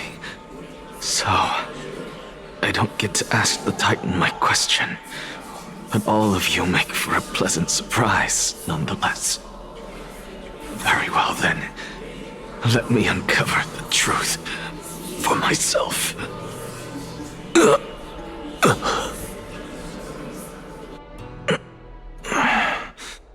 Did I still fail to make it in time? Huh? So, I'm back here again. This is... I can hear it. I hear it from the depths of the tides, behind the closed doors of the void world. A voice ready to tell me something. This time, the voice is a lot clearer than before.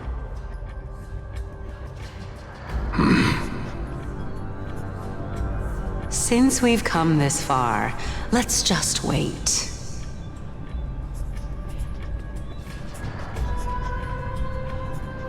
Lord Nias and Miss Calypso, are you both here to visit Chaos too?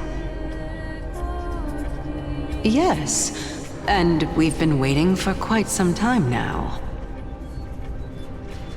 Regrettably, he hasn't answered us. The worst-case scenario is that he's already been overwhelmed and crushed by the world-bearing burden. You're overthinking, Lord Nias. I can still sense Chaos' soul in the area. And besides, we both know Chaos' nature. A deliverer like him wouldn't fall so readily, much less give up on all that he holds dear. Isn't that so? Yes, I have faith in him. That reminds me. Why are you making this trip alone, Polixia? Oh, my sister needs more time to make sure the flowers are fine.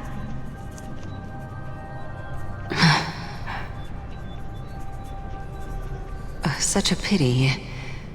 Both of you have hearts kinder than anyone else. Yet you are born only to take over Thanatos' divinity. Everything that I see and hear this time has left me shaken to the core. What may seem like a mundane conversation is in truth a once-in-a-lifetime exchange that has revealed the ultimate answer to Circe's question. The conjecture has taken shape and must now be solidified into a theorem. Next, I only need to seek verification from Kefali. By doing so, I can answer Circe's question and reclaim my body. But no, I will not do that. That isn't important.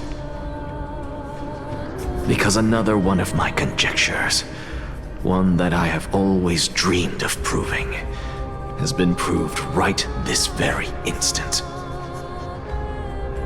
Fusing a mortal soul with that of a Titan to replace said Titan is not a ludicrous idea after all.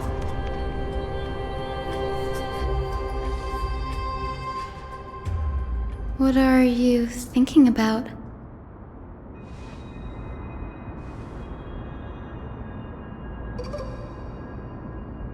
Is that so? You don't look the slightest bit amazed, though. Plus, you seem to be strangely familiar with the city around the Great Tree.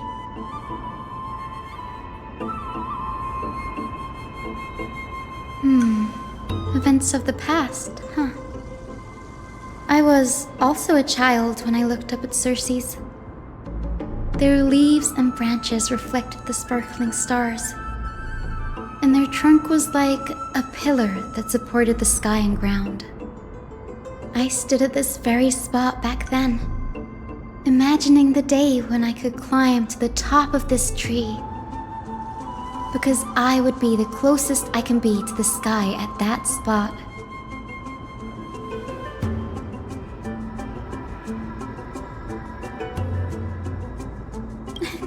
Don't read too much into it.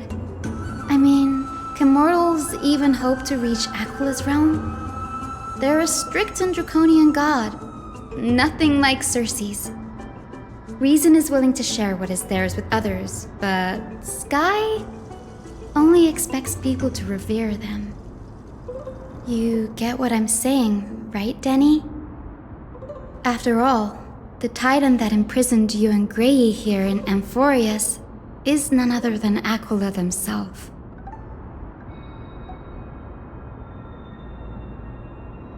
But there will always be people who dream of soaring towards the sky.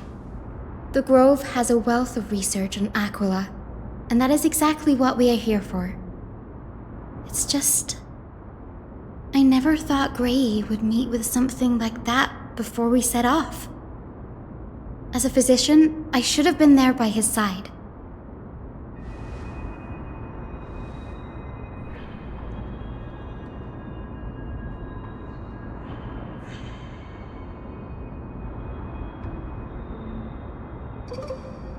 Yeah, there is no rest for the weary, huh? In any case, what we're looking for could be anywhere in this enormous grove. Let's split up to cover more ground. Danny, with your skills, I'm sure those monsters born of the Black Tide will pose no threat to you anyway.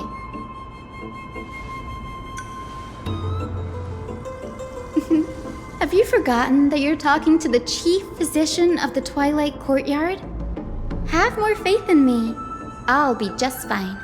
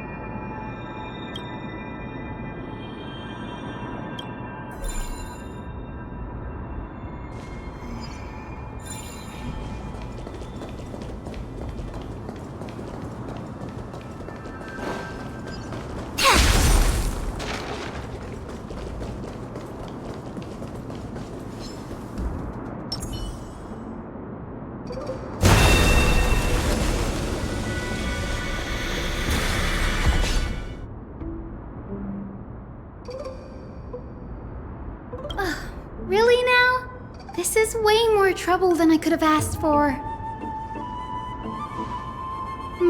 Or you could sit back and watch.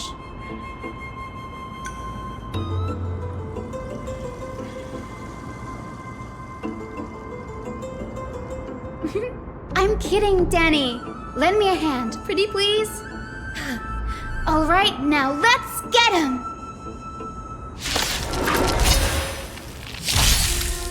Time for a buzz. No matter. No matter. This is double speed. Human creations.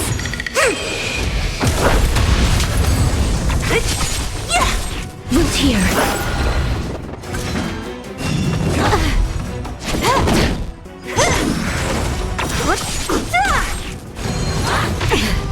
Yin and yang.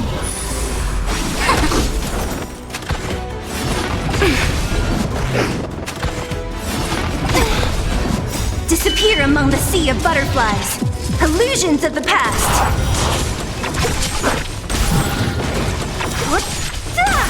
As you wish. This is double speed.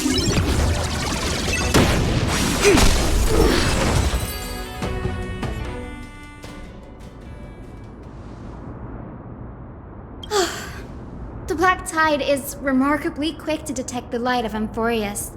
So or rather, the blessings of the Sky Priest in me, might have unknowingly called them to me. Anyway, never mind that for now. Here, you might want to have a look at this. I found it around here and thought it might be of interest to you.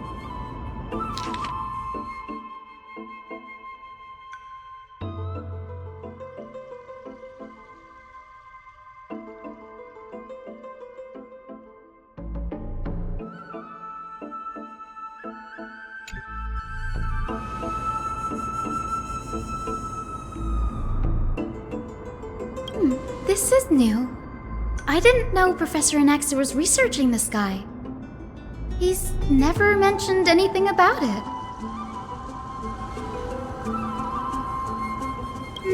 Might is an understatement. Anaxa has never been one to venerate the gods, nor has he ever found it within himself to put any faith in the prophecy. People have come to think of him as a heretic, even in a place as liberal as the Grove. Yet, it is also this very blasphemer that Cersei favors. Fate sure works in mysterious ways.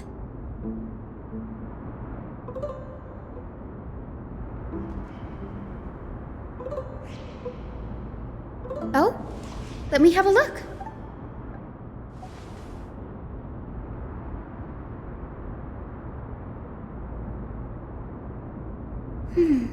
By the looks of them, these scrolls are records of two conversations that took place in the same setting, one after the other.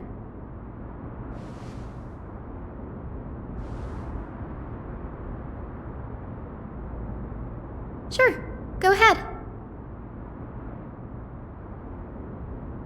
The Grove of Epiphany is home to 7 schools of thought. While all 7 schools are founded on the ideologies of Thalesis, the first scholar, each is unique in its own way. Among them, the Venerationists revere and worship the Titans the most. As the sage of the Venerationists, Euthyphro has always been at loggerheads with Anaxa. If we were to place the 7 sages on the scales of Tilanton, Anaxa and Euthyphro would be placed on opposite sides to achieve balance.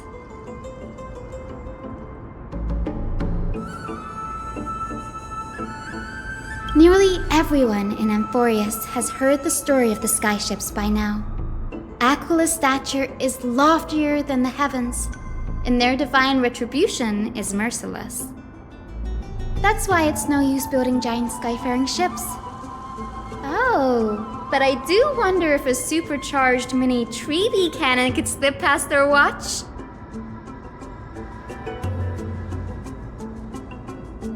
Newsporists primarily study the application of alchemy in soul repair, Everyone considers Anaxa a blasphemer, but that has never stopped him from sharing his ideas, no matter how taboo.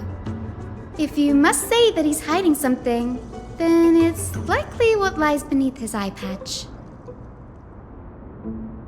Anaxa often says that every failure brings us one step closer to the truth. Perhaps, to him, the crash of the skyship carries a different interpretation. The firmament is not impenetrable.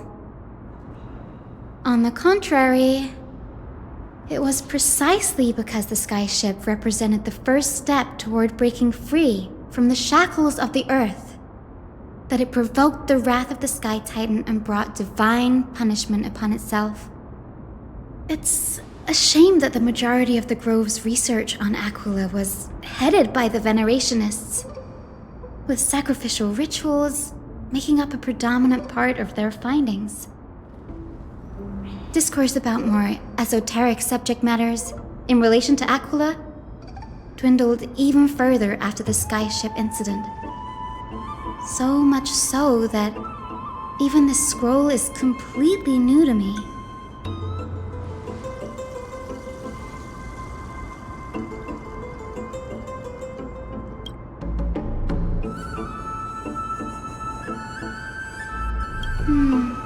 That's what I'd like to know.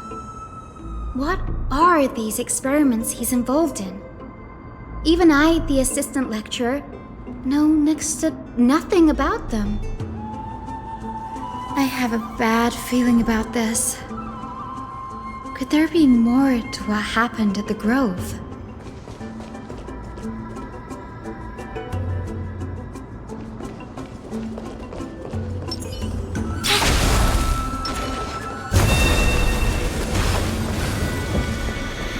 Emerge from your cocoon. Yin and yang. May death protect us! Together as one. Human creations. Disappear among the sea of butterflies. Illusions of the past. As you wish.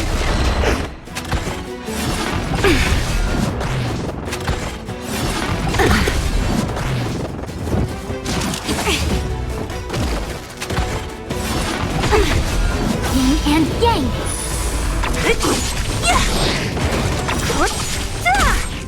Time for a buzz. This is double speed.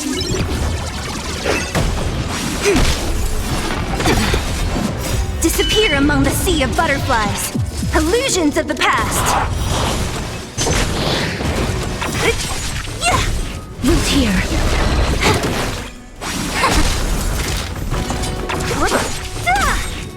Disappear among the sea of butterflies. Illusions of the past. No matter. Human creations. Converge and awaken. As you wish. Yin and yang.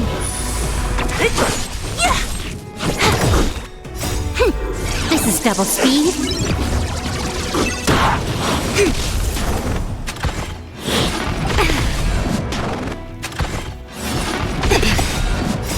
Human creations.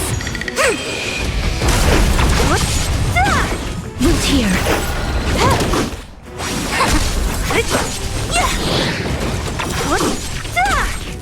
Disappear among the sea of butterflies. Illusions of the past. May wandering souls find their own way out. Make sure you keep it safe.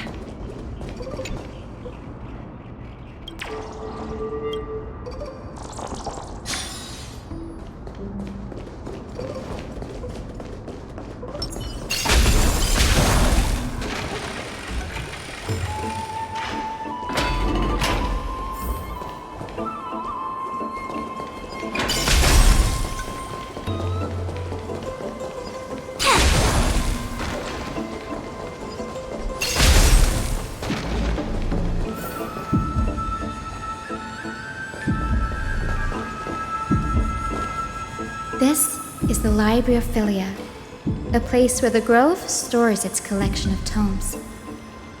Other than books written by the 7 schools, you can also find philosophical texts, ballads, and religious writings from the Outlands here. Cities that desire to learn from the Grove were apparently expected to contribute knowledge of equal value to what they saw. We've had more than our fair share of hilarious episodes over the years. For instance, it's said that the Erythrocheramists once borrowed a manuscript from a certain author, but ended up returning a copy instead of the original. What's more, the original manuscript was supposedly then hidden here.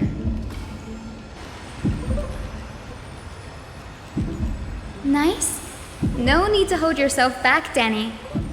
You can just tell it like it is. Their behavior was no different from bandits.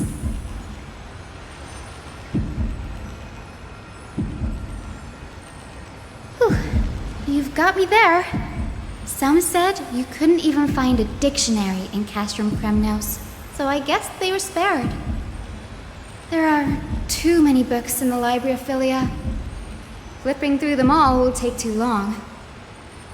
Why don't we use the Biblioslate to search for the texts we need? We can bring them back to Akama for reading after that.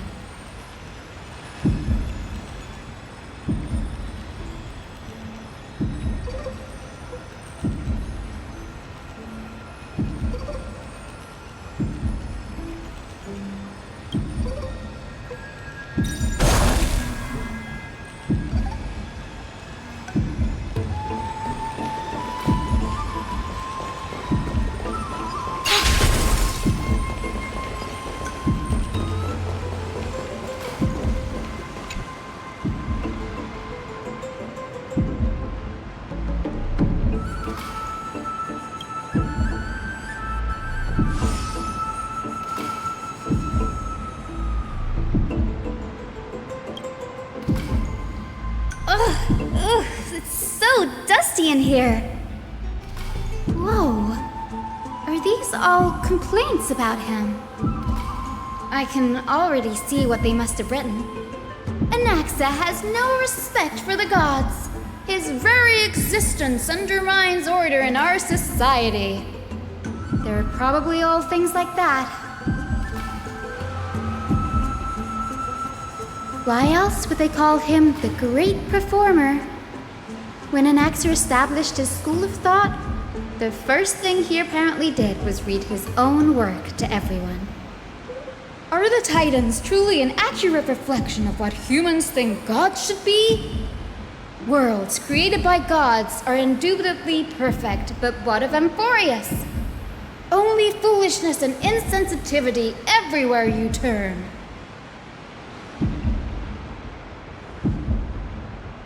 They marched him straight to the seat of judgment before he could finish. Though what he took on in the end was more of a debate than an actual trial. He had to address every one of the scholar's allegations, or face expulsion from the Grove. The first allegation was... Do you agree that since the Titans created the heavens and earth, so the mountains, rivers, and seas must likewise be their creations?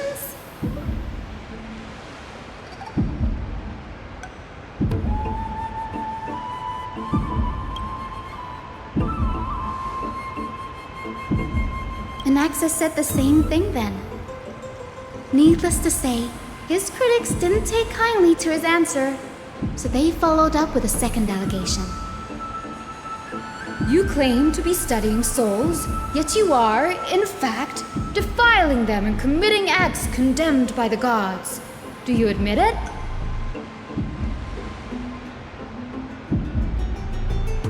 Anaxa always wears an eye patch, never removing it, even when alone. Some say he used one of his eyes as an alchemical ingredient. Every being in the world owes their safekeeping to Kifili, and this is even more so for the Chrysos heirs who have divine blood coursing through them. If he has really done something of that nature, then it'd indeed be sacrilegious. Thankfully, they had no way to prove it, so it amounted to nothing more than an allegation in the end. One by one, Anaxa engaged in wars of words against those who would challenge him. Toward the end, a scholar asked him, "Anaxagoras, have you any respect for the gods?" It was only after a brief silence that he answered, "I have never denied that titans are meant to be noble constructs."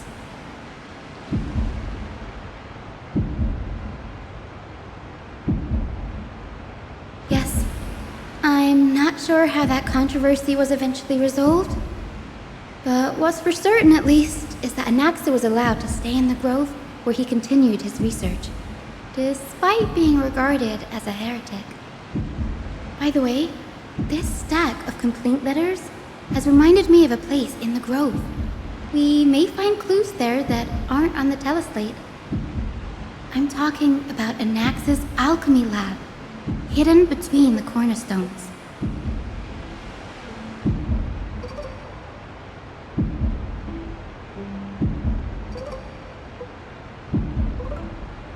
It's a well-kept secret. Among the 7 sages, excluding the nominal chief sage, each has a private sanctuary where they can conduct research undisturbed in their free time. Even the administrators of the Library of Philia are restricted from accessing those places and documenting the sage's research. But with the grove in this state, I'm sure Anaxa won't be mad even if we sneak into the lab for a short while. Right?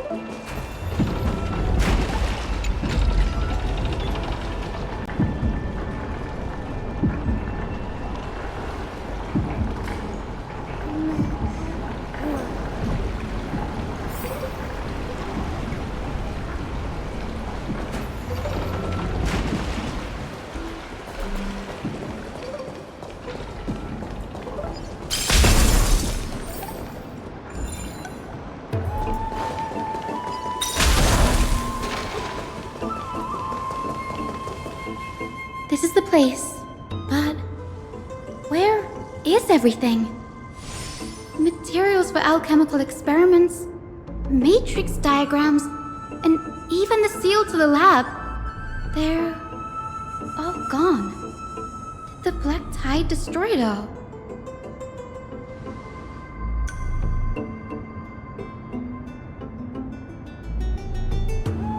No, not even close. Not only are alchemy experiments high-risk activities, but Professor Anaxa also has a penchant for using bizarre materials.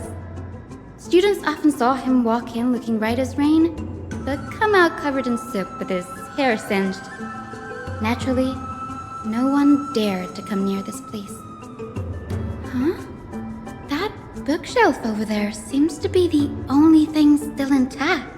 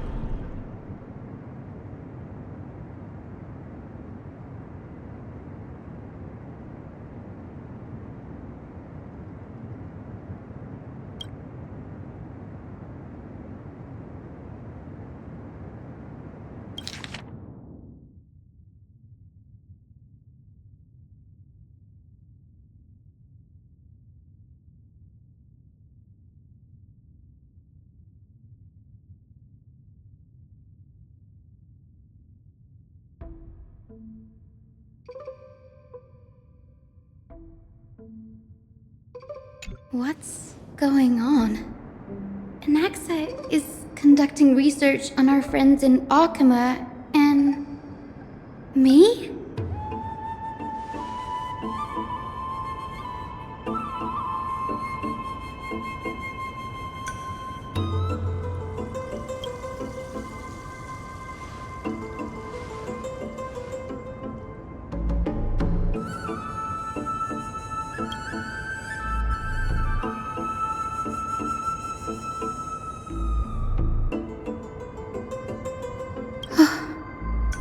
Danny, look at this.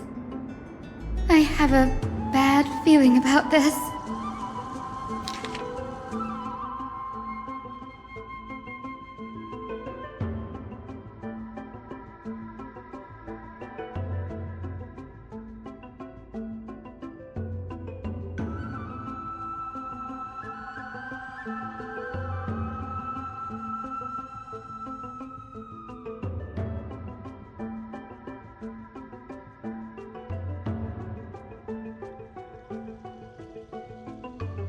My biggest fear.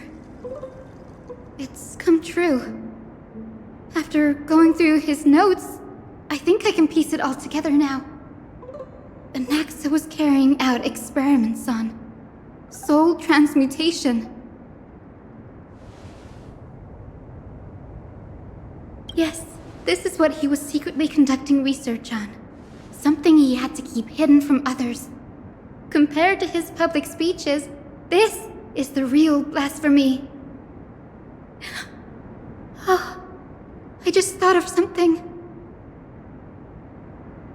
Do you remember when the black tide was approaching? The Grove had planned to send Circe's core flame to a safe place. But an accident happened along the way, and Anaxa lost his life in the process.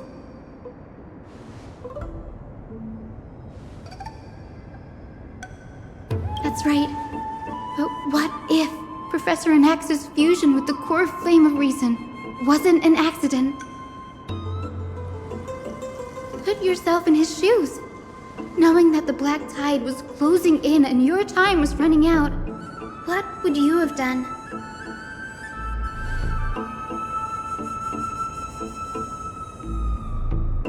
Exactly. When the black tide came, the true reason Anaxa headed to the Luminary Throne was to transmute and fuse himself with the Titan's core flame. No.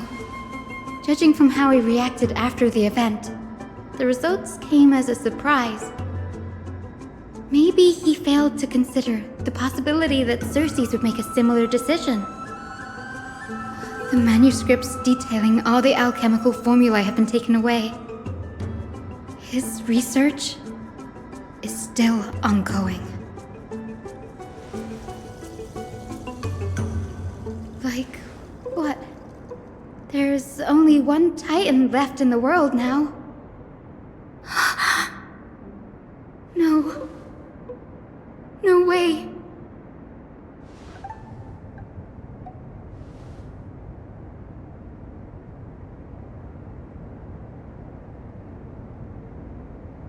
He's after Kefali.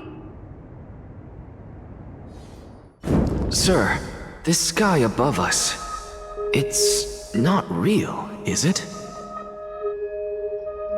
Of course not. This is just an image from a projection device used for educational purposes. A simple trick.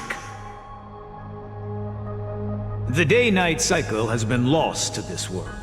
So that students like you may still learn about the night sky, astronomers have harnessed the Titan's miraculous power to manipulate the light, projecting the nights of the past here for you. Much like how the sky above the Holy City is also illuminated by Kefali's dawn device. So, the skies of Akama are fake too. You mustn't conclude that, Anaxa. You should know that only a child would expose a trick and be proud of it. Often people know more than they let on. They simply choose to feign ignorance because they have no other choice. Then they're just deluding themselves. People believe in Kefali's tale of Genesis, accepting wholesale whatever the priests preach. But we're different. We've already walked out of the firelit cave of ignorance. We have already realized that we live in a world where Titans make the rules. Even when we look at the sky, we're only seeing what they allow us to see. Rather than gazing at this mockery of a night sky fabricated by them for the rest of my life, why shouldn't I be the one to take control of the projection device instead? So much time has passed since you sowed the seeds of doubt in my heart, child. Many a night, I find myself penning down all my theories and wild ideas, only to burn them to ashes when I open my eyes in the day. Why? Because we'll face death by burning if word gets out? As a sage of the Venerationists, my soul has already become inextricably linked to the great tree. Every word I say and every move I make is certain to influence every leaf, every branch, even the tree itself. But above all else, my days are numbered. Instinctively, I have my doubts about the golden blood and the human soul, yet I have no means of verifying them. The golden blood in my veins is woefully thin, and I am loath to waste what little time I have left obsessing over a hypothesis that cannot even be proven in the first place. But I can, sir. I can do it for us. The time is right. Give me all that I need, and I shall accomplish this grand feat on your behalf.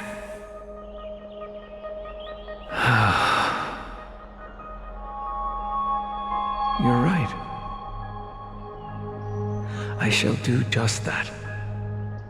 In the next meeting of the sages, I will spare no efforts fighting for the rights you deserve.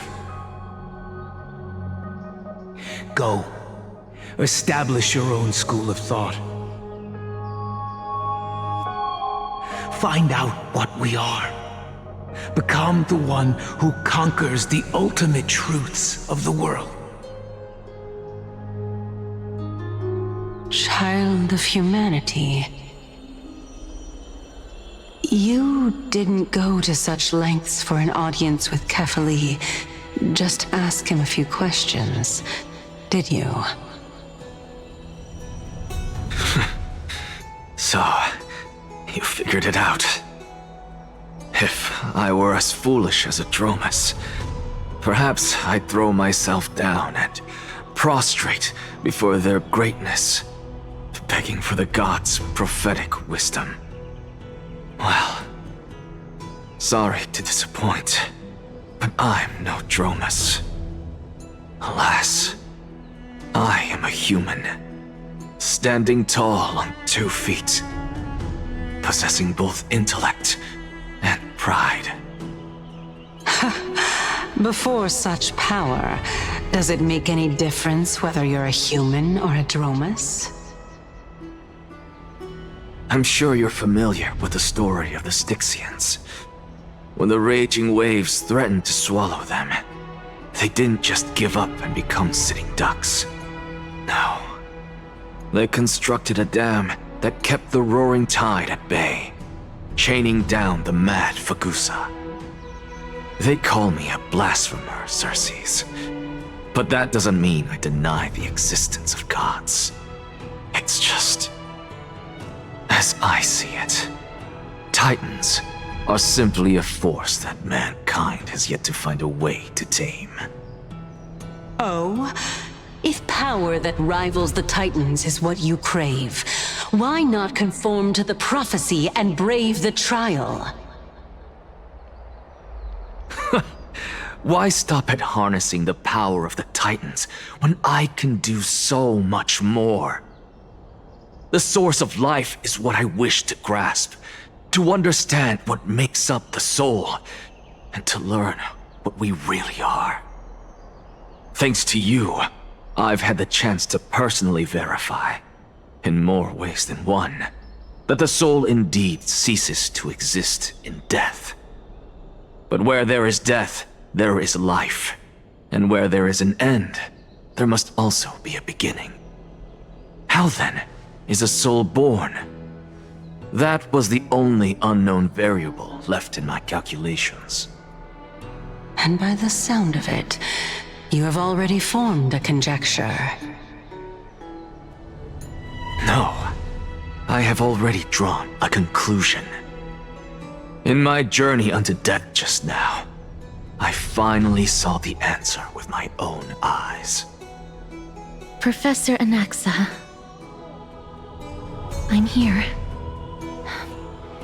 Her life hangs by a thread. I must ask you to refrain from taking any unnecessary steps. Of course. I'll bring this to a conclusive end, and give you the answer you so desire. However, in accordance with the principle of equivalent exchange, I must also demand from you what I need. As you wish. Don't you care to know what the price might be? It's a matter of uncovering the truth about the Death Titan and her survival. This may be the only time I can ever save someone's life. There is no need for me to think twice. I see. In that case, let the show begin. Indulge me. Am I correct to say that you intend to prove Thanatos' whereabouts and prove the nature of our existence now? Before I begin, I must confess I had been stuck in a cognitive trap all this time. As unrelated as these two propositions may seem at first glance, they are in fact logical equivalents. They are merely two different ways of telling us about what the soul is at its core. The reason I say this is as I've mentioned earlier. The answer was hidden in my journey unto death. Anaxa, you were in the Netherrealm? Yes, I am but a living dead man now, but that's not important. What truly matters is, I overheard a conversation between heroes. That's not all. Remember how I said you were a part of that conversation too, Circes? And I've told you that I have no recollection of such an event. That was likely just an illusion conjured up by the mind of a dying man. Of course you would remember. Because that wasn't you. That was Calypso, one of the 7 sages of the Grove. Calypso? Huh? Oh, that's the name I made up on a whim when speaking to this girl. How do you know of it? And surely you jest.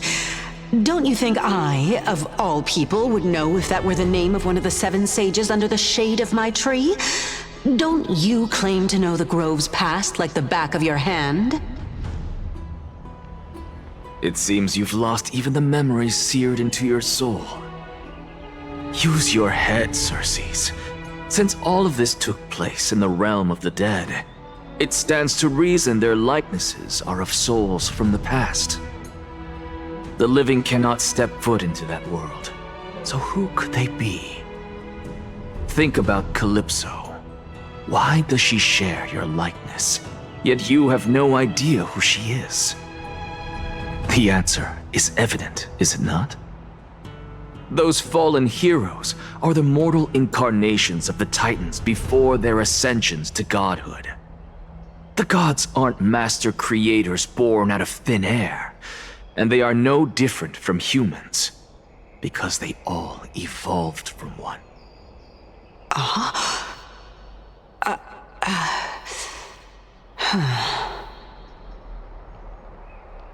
Does this answer disappoint you? Yes, because you've answered nothing. If I truly was once human, as you claim, then where do the children of humanity come from? Even on the off chance that you speak the truth, this brings us no closer to grasping Thanatos' whereabouts. How are we to find them? I knew you would say that. But it matters not. I know what I'm doing. Actually, why don't we have this supreme being standing before us tell us everything? You can revive a Titan? Humans cannot return from the dead. Neither can gods.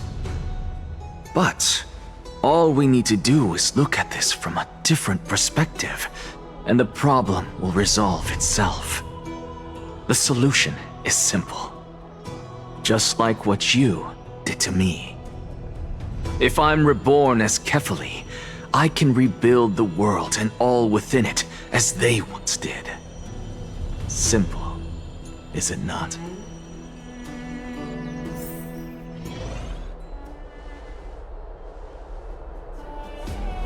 I have news from Hyacinth and Danhun.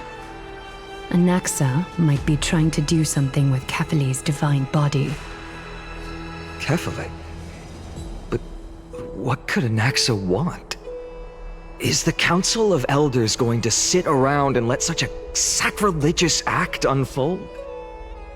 That is not possible. He is indeed the great performer, capable of fooling anyone and everyone with his tricks. I'm sorry. No need for guilt, for this is good news to us. The Council of Elders has found themselves a traitorous ally. Anaxa's ambitious desires will be something we can exploit. What we should be doing now is to keep our eyes peeled for whichever trickery Kynus is up to, and react accordingly to thwart her plans. Being Akima's political center, the Demigod Council holds just as much significance as the Vortex of Genesis. Someday, after my duty is over, this site will take the place of the battlefield where you hunt gods, become the next challenge you ought to overcome. Till then, it's best to get used to this place as soon as possible.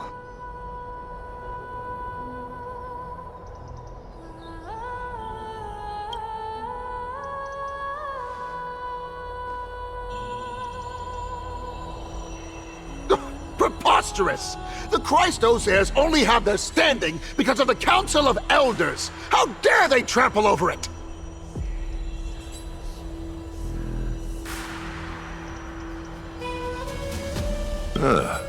It's been a while. What is that supposed to mean? Is this really the sort of person that the young lord praised as a ferocious warrior? It has indeed been some time, Lord Krateros. What brings you here in such haste? Shh, keep it down. Be more vigilant. See those duplicitous dogs over there? They do the dirty work for Kynus. I've already ordered my people to hold them back, but we should still lay low. Unless you're itching for a bloody fight to get a workout in. My bad. So, did something happen? Did you hear thunderclaps last night?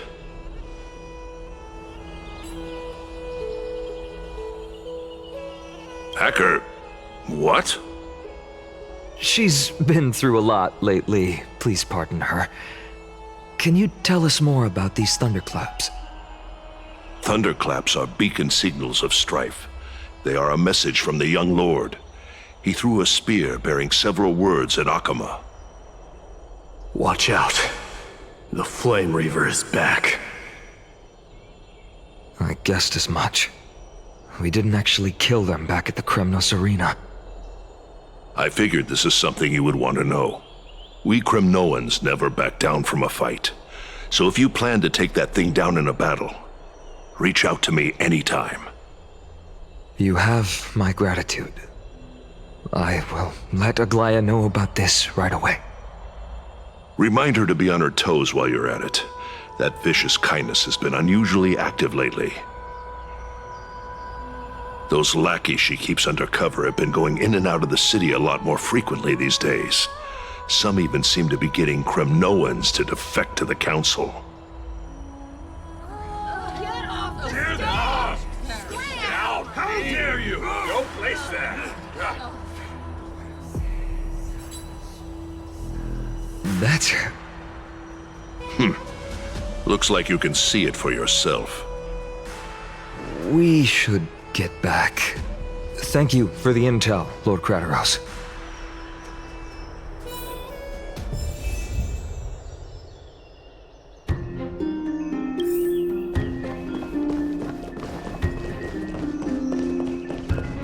By Catholic into Lenten above, as the Theoros I have observed.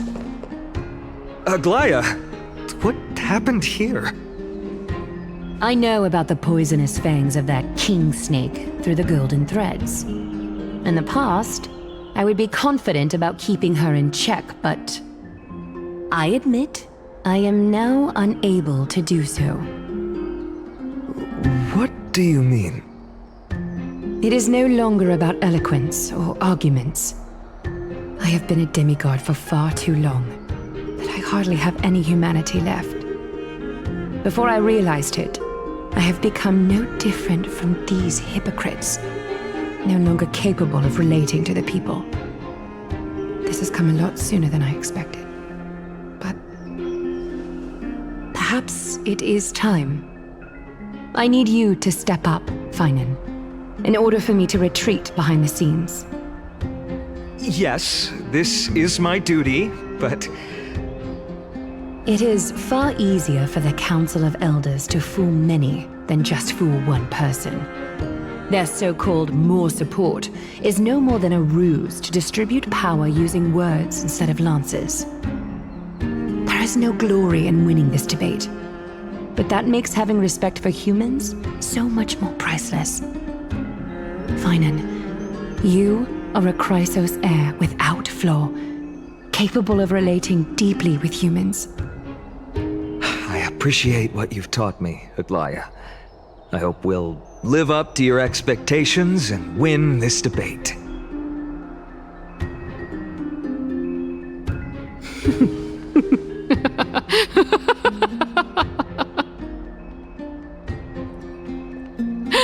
Oh, you've done well, Lord Calictus.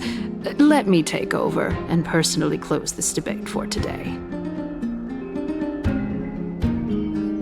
Dearest counselors, let it be known that I sorely miss the blissful times portrayed in lyrical poems.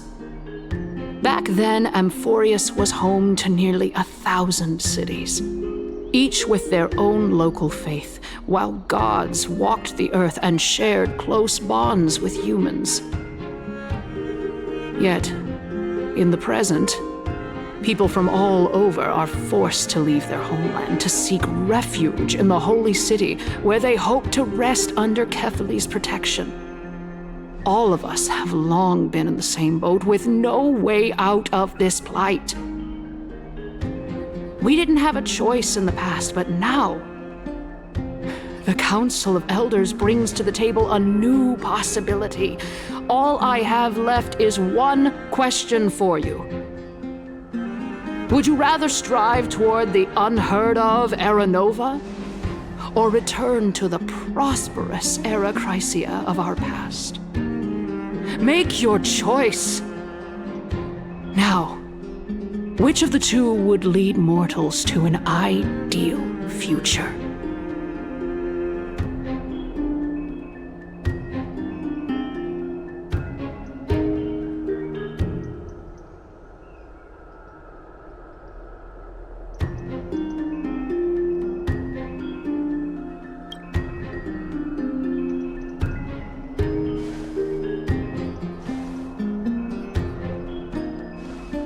We all know that Erechrysia is a thing of the past, Lady Kindness. Please, enlighten me. How does the Council of Elders plan to turn back time? Let the three Titans of Calamity be born, and Erechrysia is nevermore. But bring demise to those Titans, and Erechrysia will descend upon us again.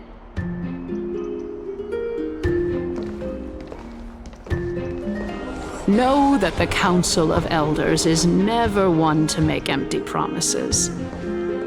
Look at who we have on our side.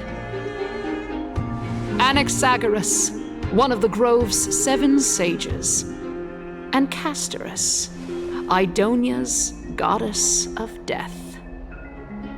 With the help of these 2 heroes, I can promise all of you that Erechrysia will exist once more. Aren't they Chrysos heirs? They're supporting the Council of Elders instead? It's clear from the start that these heroes do not get along well in their group. All the more proof that Aglaia isn't fit to speak on behalf of every Chrysos heir. I am in favor of Erechrysia. Erechrysia! Erechrysia!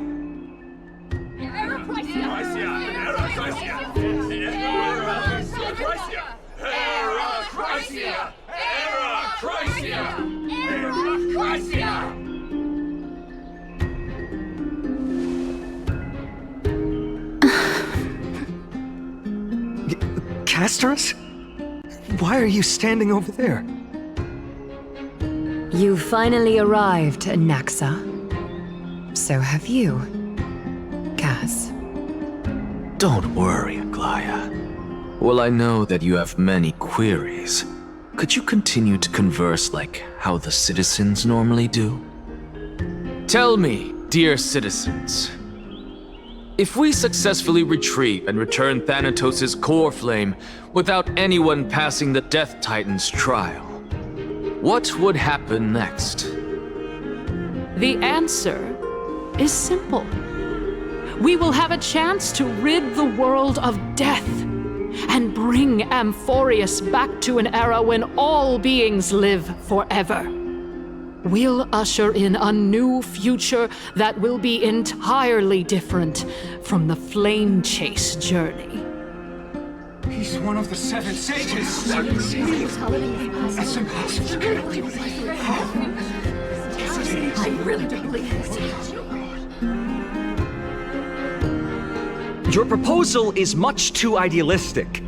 As long as the Black Tide still exists, how can we go back to the old days? Remember what I previously said? Kephale's core flame is guarded by the secret power of the Council of Elders. Plus, Fagusa's water curtain will be able to block out any external perceptions.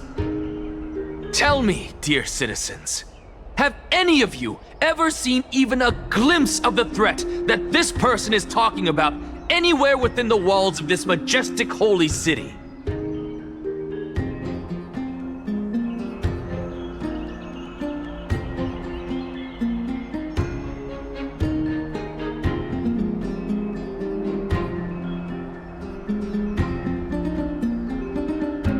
Oh. Could it be that you heard that from the Flame Reaver themself? Citizens, let's loudly sing the blessed hymn. Oh, beautiful old world, where are you now? Oh, legendary Erechrysia, return to the mortal realm. After the destruction of the 3 Titans of Calamity, the Flame Chase journey will have to end. Yes! Yes! It has to end! It has to end! It has to end! It has to end! This is bad. The masses are now totally riled up. Anaxa, pray tell. Everything that you've mentioned hinges on the premise that we can find Thanatos' existence, right? Thank you, Lady Aglaia, for still caring about this city. However, dear citizens, we are truly fortunate and blessed. For Castorice, Idonia's goddess of death, will surely find Thanatos under my guidance. What? With that, I solemnly promise that the core flame Lady Castorice brings back will be personally managed by the Council of Elders. Thereafter, if we are able to garner the support of all of you at the Citizens' Assembly, we shall spare no effort in ensuring that the Era Chrysia will return to our world once again.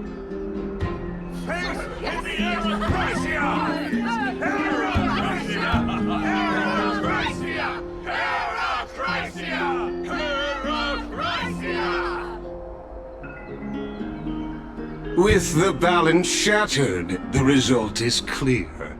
Buy carefully into Lenten above, as the Theoros I have observed.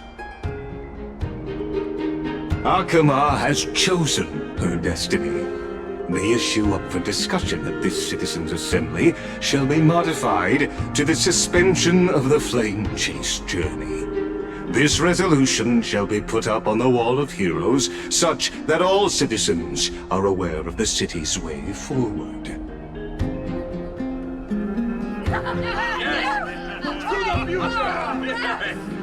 Yes, like this. Fantastic. Yes. Aglaya, dear Aglaya, what has caused your heart to soften? You also don't seem to be as quick-witted as before. Wag your tongue as much as you like.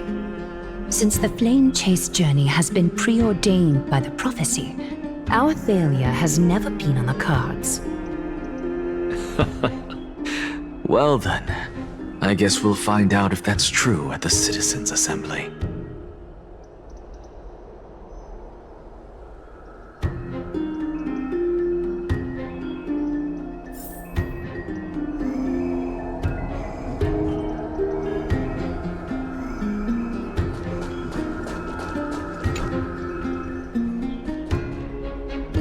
Well, it seems that when I sent you to look for Anaxa, I unintentionally facilitated your partnership with him instead.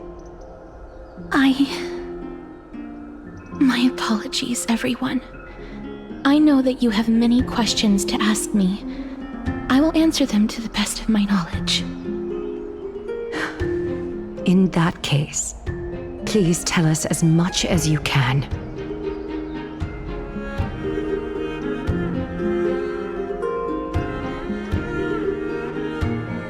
In actuality, he showed me a past that was both long and heavy. The reason I say this is as I've mentioned earlier. The answer was hidden in my journey unto death. Anaxa, you were in the Netherrealm? Yes, I am but a living dead man now, but that's not important. What truly matters is, I overheard a conversation between heroes.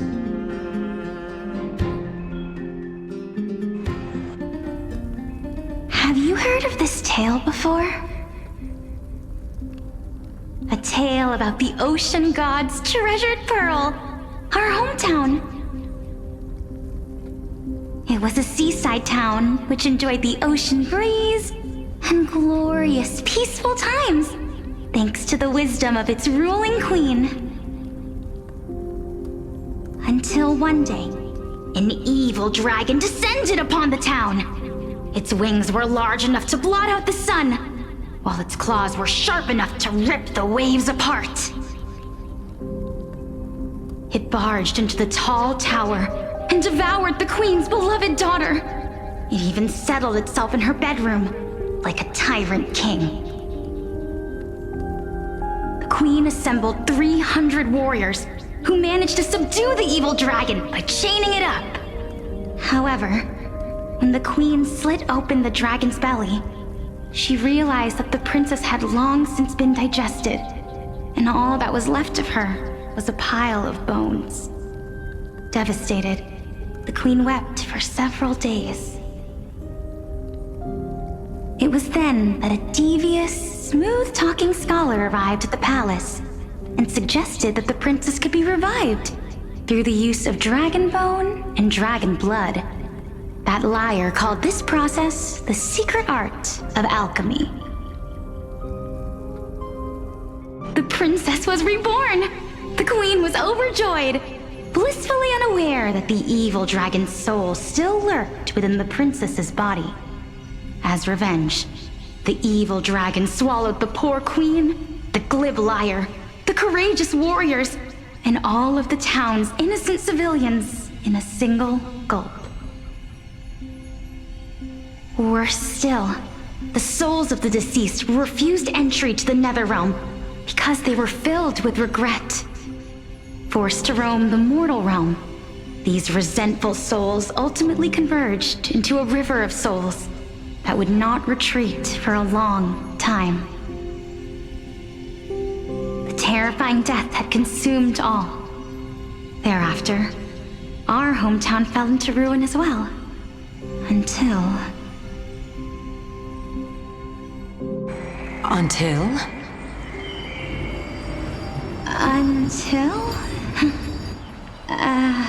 Actually, I don't know what happened next either.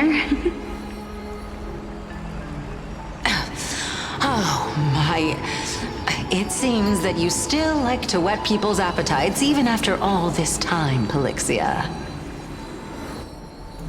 So, according to your story, this is how I used to look? It's practically a mirror image. And yet, what exactly is this? A miracle that I created with alchemy. As for what it is and how I was able to accomplish it, I'll keep the answers to myself for now. Oh, my goodness, is this cliffhanger really necessary?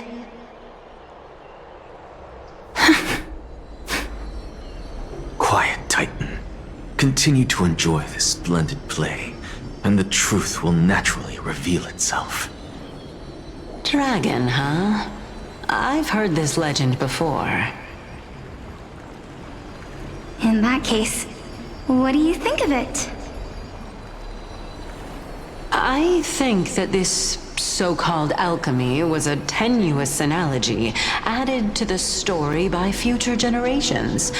After all, you've never heard of a tradition of alchemy in your hometown before, have you? Indeed. Before I left home to pursue my education, I never even knew that anybody was looking into this area of study. Therefore, we can just treat this tale as a fable told to young children. A fable, you say? If so, what moral is it trying to impart to the kids? I guess it might be the concept of equivalent exchange? Oh? I thought the moral might be closer to something like honor the dead.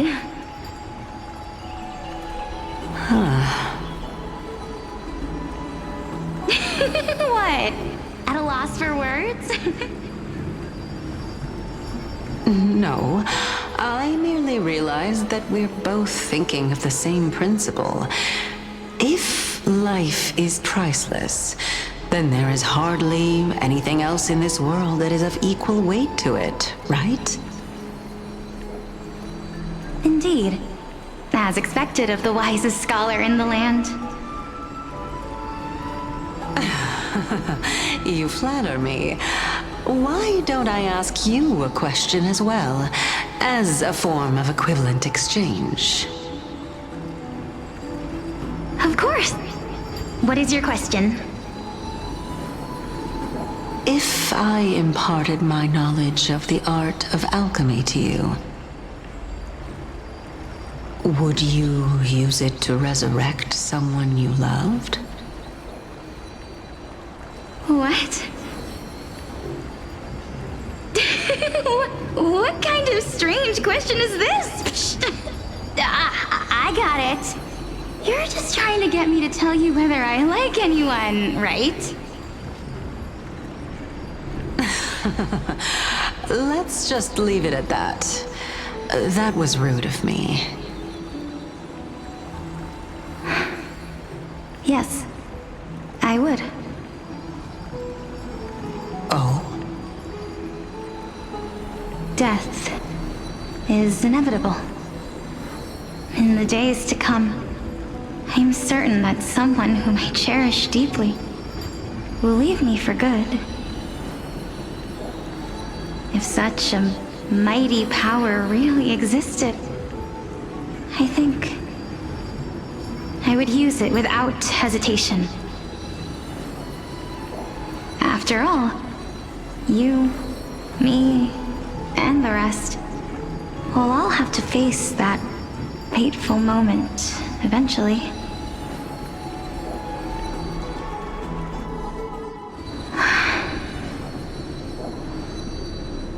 My time is finally here. However, perhaps because of my firm belief in the immeasurable value of life,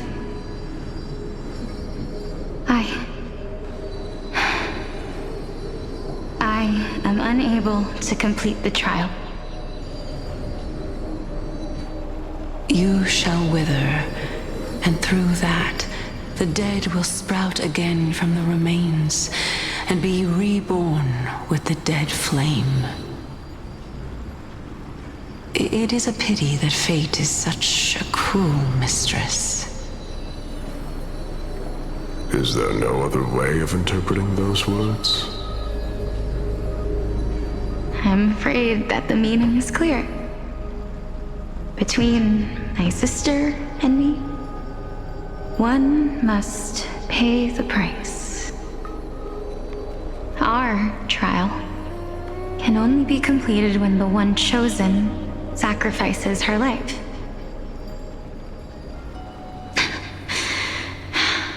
I'm afraid that the prophecy might even have selected a pair of twins for this exact purpose.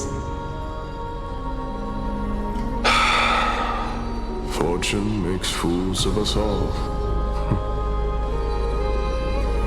My sister is prepared to sacrifice herself. And yet, I can't do the same. How absurd. My time is almost up, but I'm still afraid to welcome death.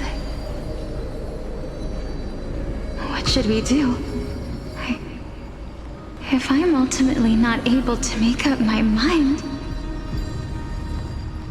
Since Chaos is willing to guide all of us and leave this trial to the end, there is still plenty of time for you to ponder. That's right. Don't allow the fog of an uncertain future to cloud your mind. Trial, prophecy, the topics that they're discussing seem familiar. But these three people must not have left their names in the epics. Otherwise, I would have some recollection of this. Amphorius's history before the Titans were born was complete chaos. Is that not strange by itself? I have long held 3 hypotheses about this. However, let's continue watching for now. Calypso, Polixia, and this warrior. I seem to have met him somewhere before. Regarding this matter, Nias, are you confident that you'll complete your trial? Of course. Though, I am worried about what will happen once I've emerged victorious.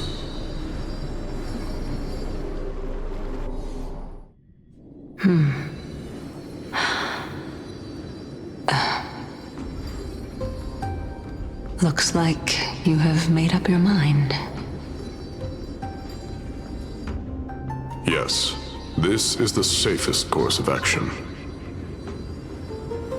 Completely separating courage, honor, tenacity, sacrifice, and reason. You really know how to make things difficult.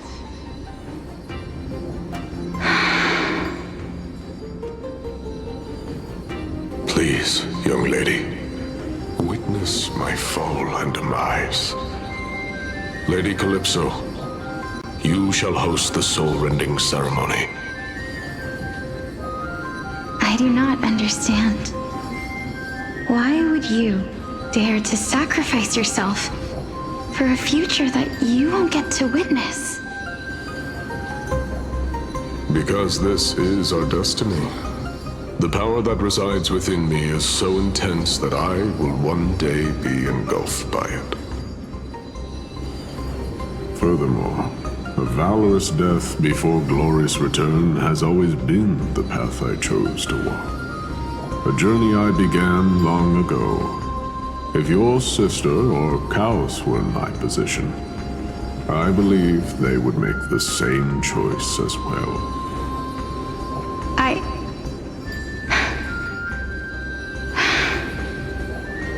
I'm not that brave. I don't know how I'm supposed to face such a serious affair.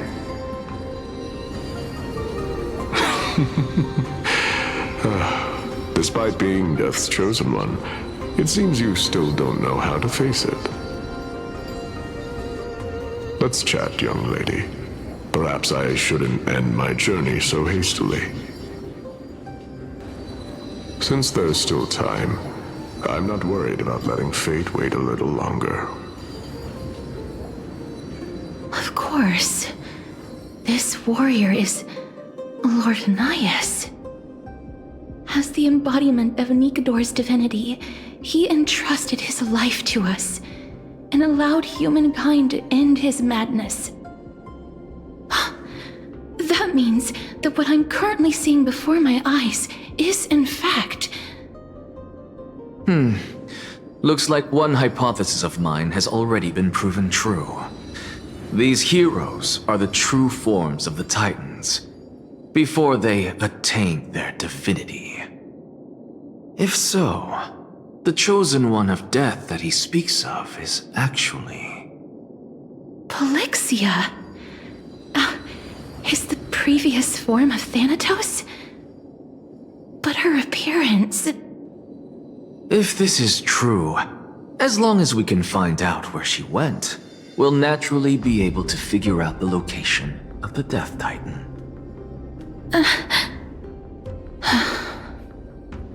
But before that, we first need to witness what ultimately happened to Lord Anias.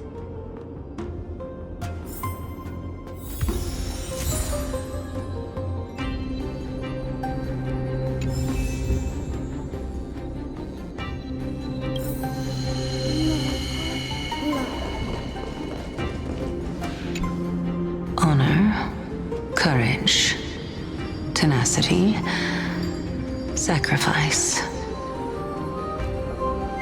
And finally, the only thing that remains is reason. Cheer up, young lady. There is no need to shed tears over a glorious death. All farewells in this world are sorrowful, Lord Nias.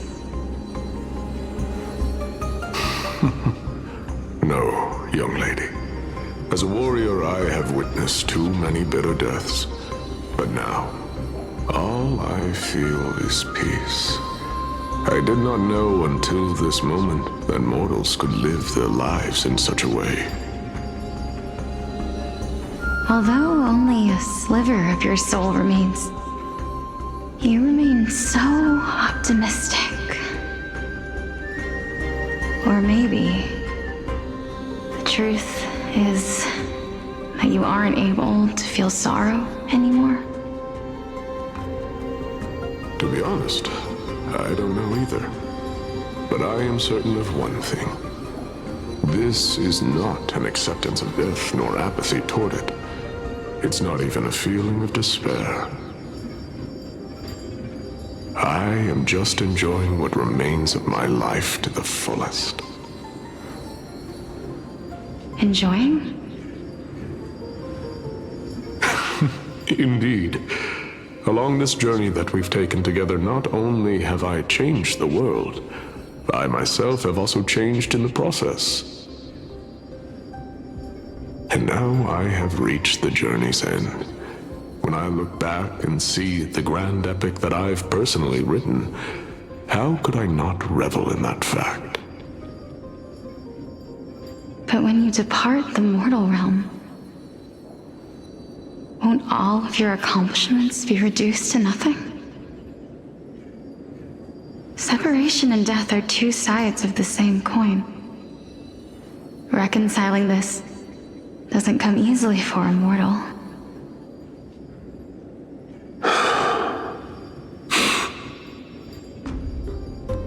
Finally, let me recount to you a story of mine, young lady.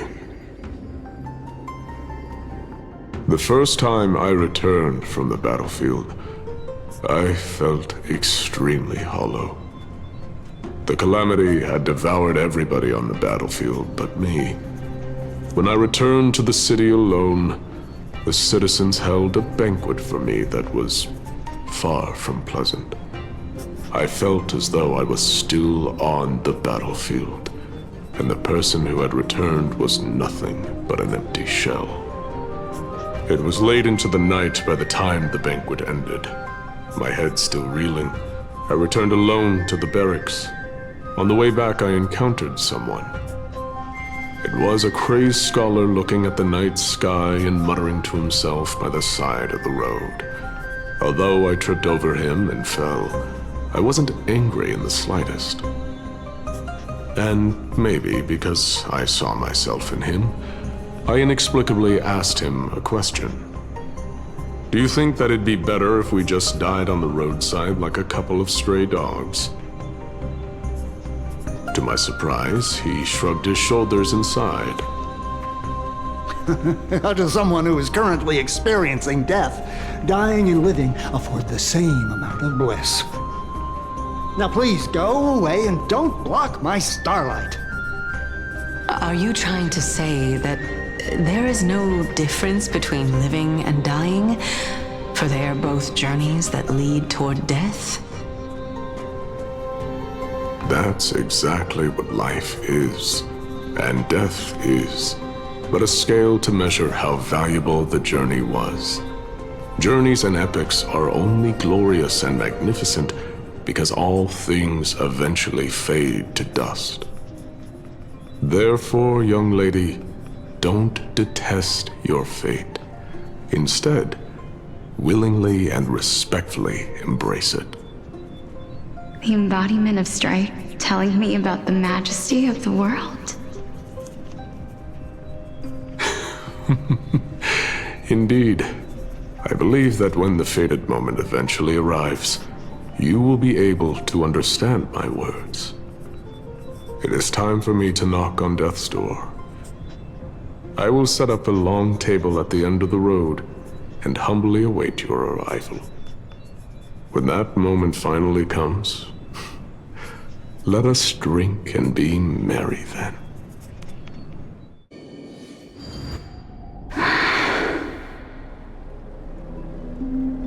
I knew this day would eventually come.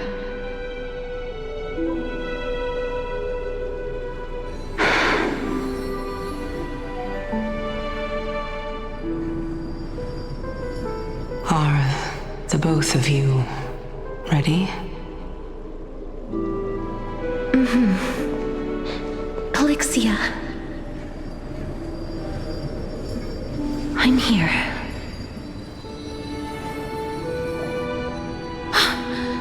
What? This... This is quite interesting indeed. Is this... Polixia's sister? Is it... me? Now, it's time for us to fulfill our promises.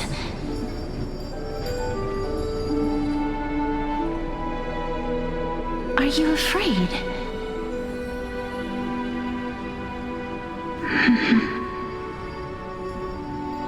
What are you afraid of? That I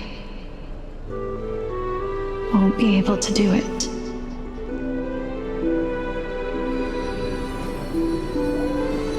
You shall wither, and through that, the dead will sprout again from the remains, and be reborn with the dead flame. As foretold in the prophecy, and according to our vows, once it all ends, we must face our fated moment head-on. Even if it was prophesied, do we have no say in the matter? It's so unfair. Why are we the only ones who are forced into mutual destruction? Let me do it, sister. Let me be death's sacrifice. I was never long for this world anyway. But you're different. I was the one who wasted your life after all.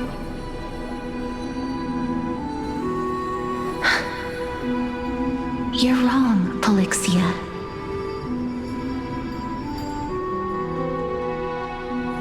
I don't think that my life was wasted.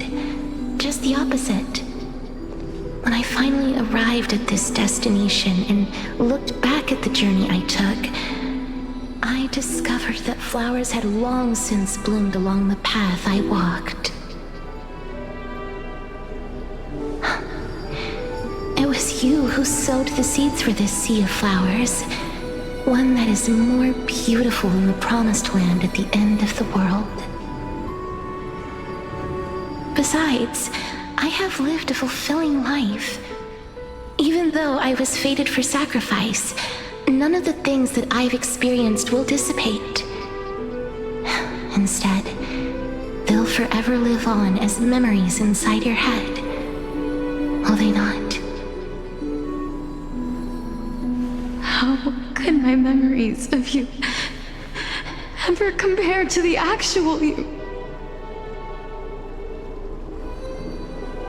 Well then, tell me. What exactly are we?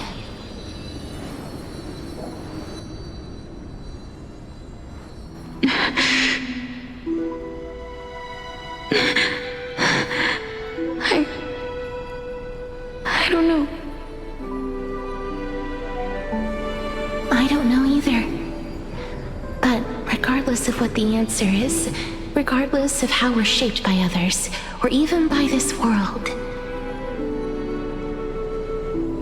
ever since we were born, the fact that we existed was predestined, and nothing could erase it. This is why I will always, always be by your side. We're twins, after all.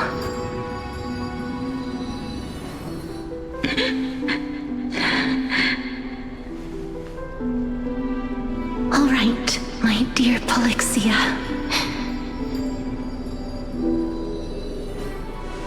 It's time to extract my heart and light the flame of death. After that, use it to plant the first bud in the prophesied new world.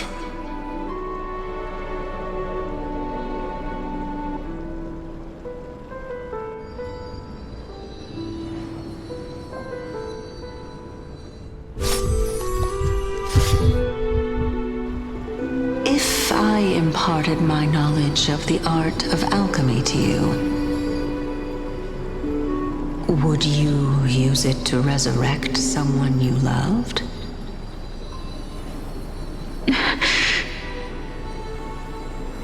Death is inevitable. In the days to come, I am certain that someone whom I cherish deeply will leave me for good. If such a mighty power really existed, I think I would use it without hesitation. Even now, my answer remains the same. This is why, sister, I promise you, in the prophesized new world, I shall plant the first bud on your behalf. Go now. Return to the ocean god's treasured pearl, our hometown. I shall open wide the entrance to the Netherrealm and grant you a second life. The living beings on this earth shall respond to my call and lead you to the sacred daylight. Remember, do not look back on the land of the dead, and do not stop moving. In the new world promised by the prophecy, march toward your new life. As for the price of our equivalent exchange, let me be the one to pay it. Everybody, we've come to the end. Unfortunately, I am not compatible with the Supreme Being, so I was unable to completely fuse their soul into my own body. However, being able to glean all this from them is exciting enough. I'm certain of this now. Before the Titans that we are well acquainted with were born, a group of heroes roamed the land. These heroes followed a prophecy and took possession of divine authorities one by one, until they eventually became the pantheon of the new world. Just like the flame chase journey of today, Amphorius' history is cyclical in nature. Huh. What a startling revelation. This means that the demigods, who bear the core flames, will also become the new Titans at the world's end, thereby shaping a new world? I believe that this is the truth behind the Era Nova as mentioned in the prophecy. This is utterly unbelievable. Besides, those twins in the past, even if they really are Thanatos, their whereabouts are still unknown even today. Are their whereabouts truly unknown? Didn't Polixia mention that seaside town, the birthplace of alchemy in the Tale of the Dragon? In our world, there exists a city which perfectly matches that description. Styxia. But the people there worship Vagusa and bear no relation to Thanatos. I have also never been to that place, as in the time of Idonia, it had long turned into underwater ruins. Take this. This is... the Nusporist masterpiece, the Philosopher's Stone. It was made by transmuting all of the sages' wisdom into a single entity, with their flesh and blood as its foundation. Remember, I've mentioned before that the art of alchemy is all about conversion, tempering, and ascension. This process also applies to the pursuit of truth. Regardless of how unbelievable this sounds, the truths of the world have been refined from the impurities. Think about the story of the dragon. This stone will lead you to your real hometown, allowing you to reform the door to the Netherrealm and discover Thanatos' fate. You still look as confident in your victory as ever, but what if your conjecture is wrong? Simple. I shall merely admit to the entire world that my experiment was a failure. However, my line of thinking will not fail because I have already planted the seeds of doubt into the hearts of the masses. Actions speak louder than words, Castorice. With the assembly about to begin, don't forget the promise you've made. I've already searched for so long. I'm willing to try one more time. While we converse, her life is also slowly slipping away. But before I leave, I have another question. What exactly did we witness just now? That was the world imprinted in Kefali's soul. If we are to prove its existence, you must take the final step. Go. Do not disappoint me. I understand. Hey, child of humanity. Don't get antsy. I still remember the question you posed to me. As a scholar, I do not wish to offer up ambiguous conclusions. Let's discuss this topic again when she manages to find the evidence. I merely wanted to ask, was that stone transmuted from your heart? If so, rebirth is no longer an option for you. Why not? When I was a child, I lost someone dear to me.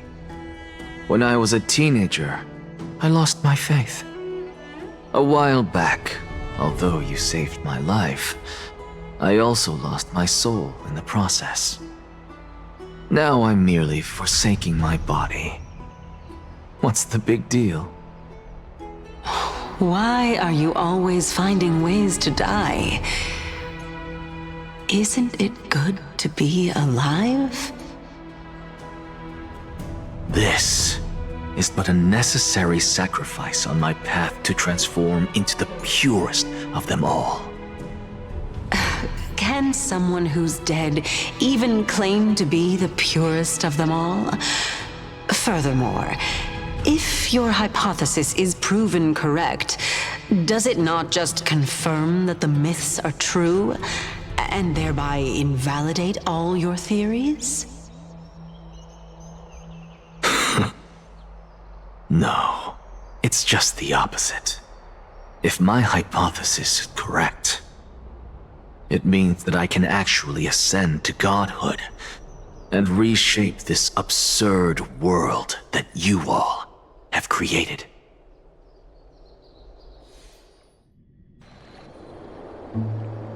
That's a lot to take in at once.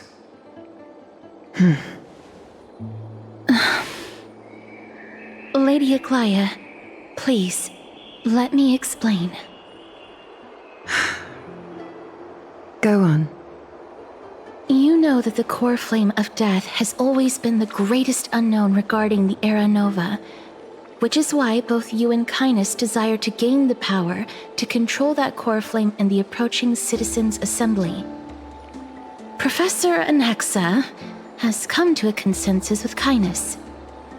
They want to suspend the trial once Thanatos' core flame is reclaimed, hoping thus to eradicate death from this world.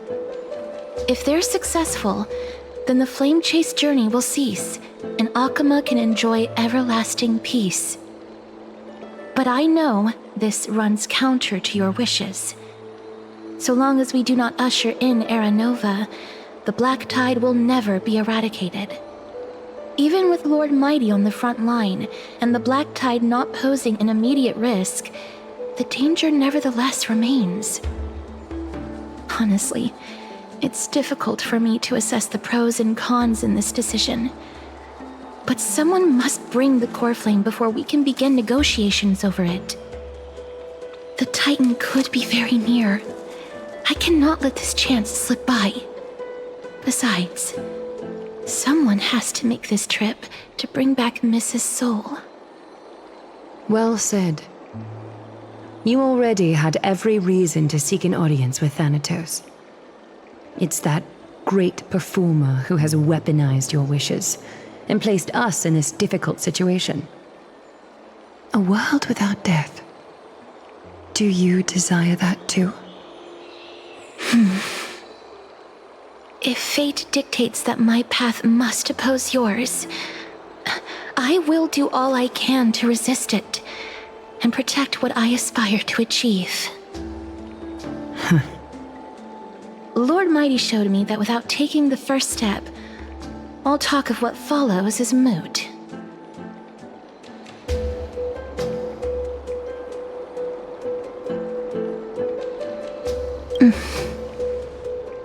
I have always hoped to hear you speak your mind, Cass, and I am glad to have heard your true thoughts. Styxia. I visited that place in the past. Though it is now an island surrounded by the river of Soul's torrents, it's not hard to see its former splendor. Go. I will not stand in your way. As for you, you are someone who has cheated death. I believe you have more than enough reason to make the trip with Castorice and meet the god of death himself.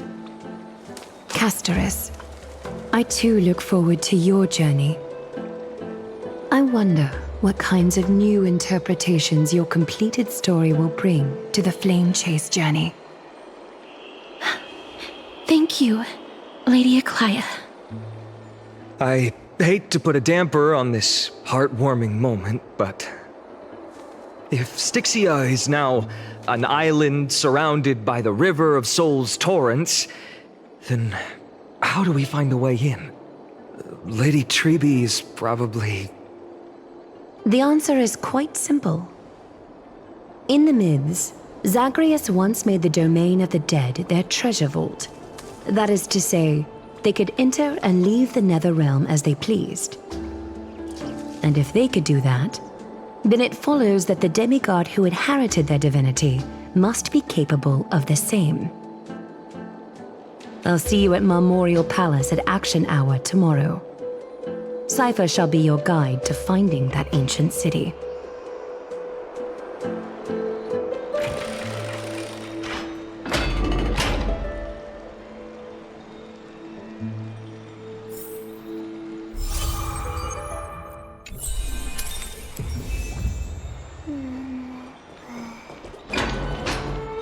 Hey, friend! Is the debate finally over? Did you win?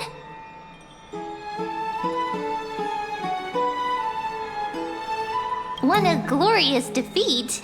You sure know how to look on the bright side. Well, moving on. I was hard at work even while you were at the debate. I borrowed a mountain of books from Cass to see if I could find a way to solve your problem. Let's see. I still have only 32 books to go.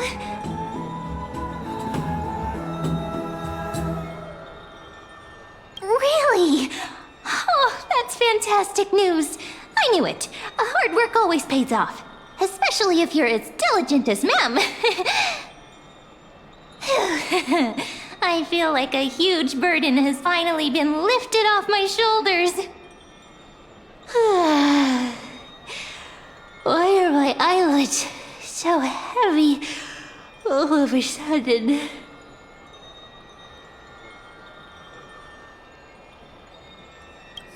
You're right. Then I'll go back to...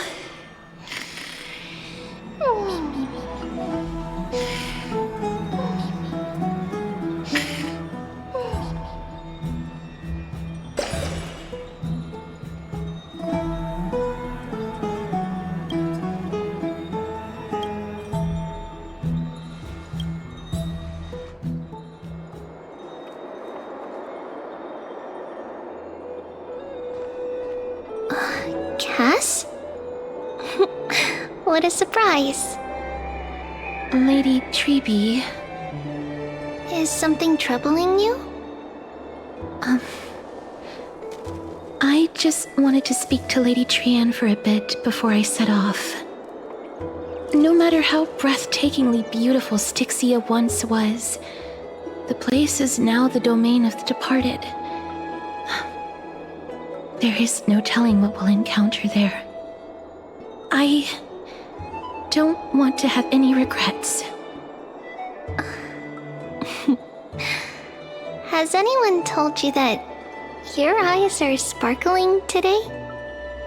Is that a figure of speech? In the past, when you did smile once in a while, all of us could see that your heart remained troubled even as you smiled. Lady Treeby, you know perfectly well that see you tomorrow is nothing but a white lie. I hope your toughness is not a mask hiding a lonely heart. Cass, you hardly ever talked of your past. None of us knows what you went through, apart from Maggie. But we know it must have been filled with pain and hardships, as it is the fate every Chrysosaur is destined to live out. We are just happy for you that the core flame you're meant to inherit has finally surfaced. Isn't it a little too soon to say that? But you already know where tomorrow is, don't you? There's no need to rely on anyone else. Just give it your all and leave no regrets. We have always believed that your embrace is just as warm as everyone else's. Because we embrace others to comfort them. And Cass, you're the kindest Chrysosaur we know. Thank you, Lady Treeby. This feeling... it's hard to put into words.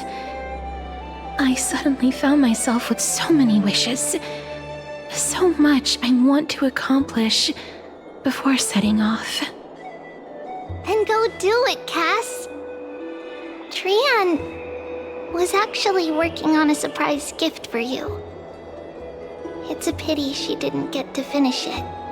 But now Trinan and I are working on it, and we'll make sure to give it to you. So, let's meet back here when you return from Styxia. Safe travels. See you tomorrow!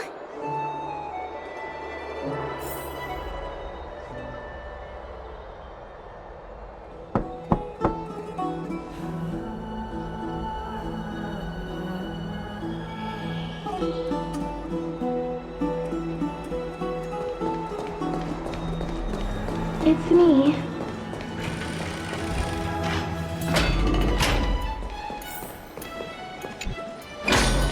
I hope I didn't wake you.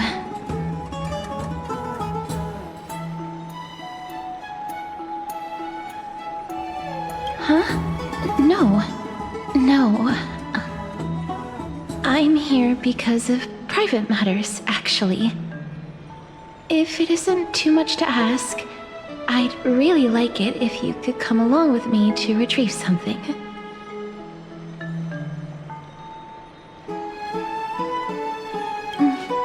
Aren't you going to ask me what it is? It isn't a long way from here. Shall we?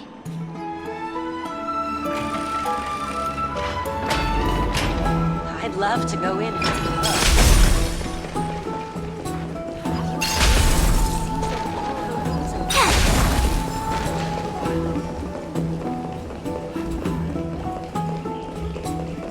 Faith can dispel the black tide. Just as I thought. The streets are packed. It seems the vote to pause the flame chase journey has begun. I want to vote! Tell me how I can vote! Take your ceramic shard, engraved with the Kefali rune, select the Council of Elders in your heart, and pray silently until the shard registers your choice. Then toss it into the Dolium. The Council of Elders? More like the Council of Buffoons! The Black Tide took my hometown long ago! Who are they kidding with bringing back Eracrysia? It's all a sham to create their own Eracrysia in Akama! The Titans are just. So long as we do not overstep our bounds again, we will not incur divine wrath. Oh, please. The time when these deranged titans should have vacated their spot to the demigods is long overdue. You'll see soon enough, you old fogey. And I pray that Talanton smacks some sense into you with their scales. We shall see how this turns out. That was quite a spectacle.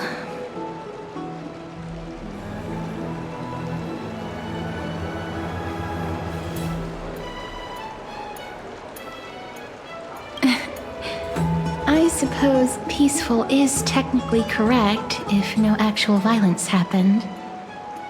To this day, I still find it almost unreal that Akama is the only place illuminated by light amidst the crumbling ruins of Amphorius. And its people are even holding votes to reconcile differing opinions. This peaceful sight is making me forget that this is the end times.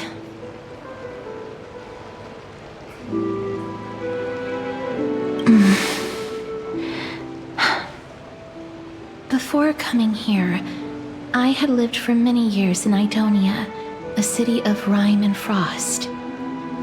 The people there were devotees of Thanatos, and were well known for their unique burial rites and traditions. Traditions that I played a major role in.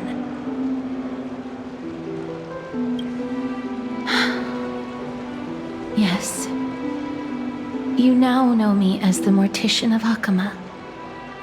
But back in those days, I was Idonia's Maiden of War. I was trudging across the frosty plains on my own when the Idonians found me. They saw the curse in me as a blessing from Thanatos, and believed that my hands could correct the Eracrisia's mistake and lead them to meet the great god of death. They provided me shelter, but in return,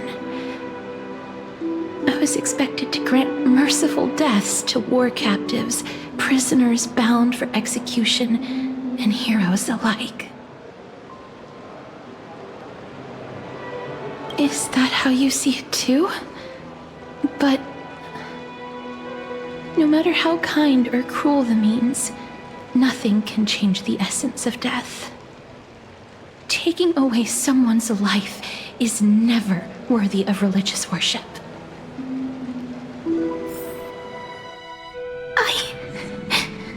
I can't do it. Their voices, they pierce my ears. The pleading, the thanks.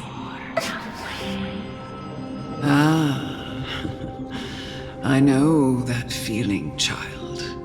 I was once as lost as you are now. But you must respect those walking towards death, just like how you should respect yourself as the Holy Maiden granting humans glory and liberation. What you're asking me to do is no better than the task of an executioner. And yet you want me to respect myself. No matter the titles, I am still taking away human lives. This won't be the first time that Idonia's fanatical nether warriors have faced death. On the contrary, recruits new to the battlefield often run away from their first fight. Death is the mightiest and gravest power in this world. The fact that you can wield it means you are deserving of respect. That's such a twisted reason. Then let me tell you a story. In Idonia, the great swords commonly used by executioners are called Draconian, in memory of Drakon, an elderly executioner. The sword has 3 air holes along its body. If the sword is swung down swiftly and accurately, the holes would make no sound, and the executed would also depart this world quickly and painlessly. But should the executioner have any hesitation, the holes would produce a piercing whistle. On that cue, the screams of the executed are sure to follow. Every executioner after Dracon is to hone their sword skills every day in preparation of future executions. Every swing of their blade must be more resolute than the last, for failing to do so will bring pain. Pain for the dying, as well as pain for themselves. No. I can never get used to this. You misunderstand, child. I am not telling you to get used to it. I'm asking you to consider the source of the dead's suffering and use that knowledge to fortify your future touches with more and more determination. Go, walk with the dead and love them as you love life. Then you'll no longer hear those noises.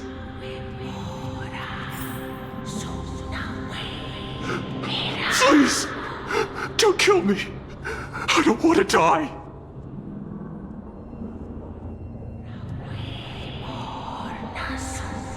This is your duty. Remember, consider the source of the dead's suffering, then give them the respect they deserve. Thank you. I beg you, don't listen to her. If you cannot learn to accept death, then Idonia has no place for you. This is your last chance. Do it. No! Please! I don't want to die! Please! I'm begging you!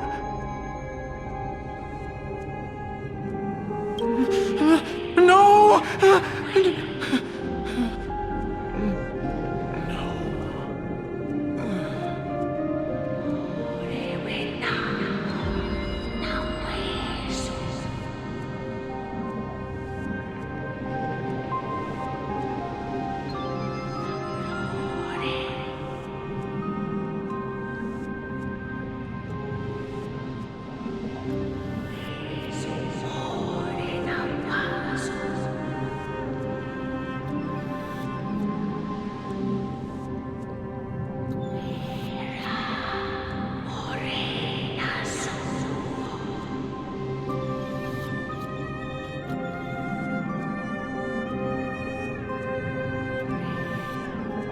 May you gain some insights through his sacrifice.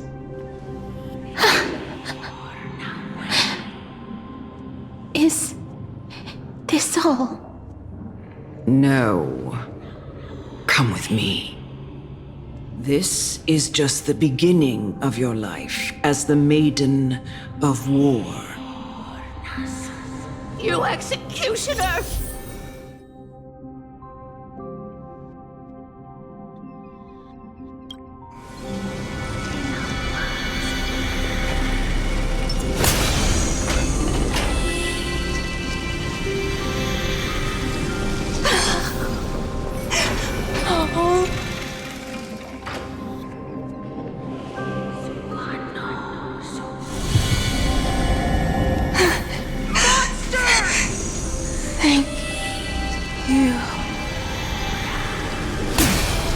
Do it then, executioner.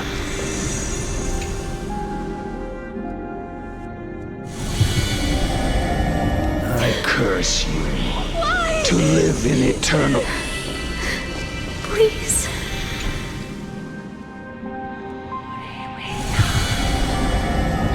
When will this ever end?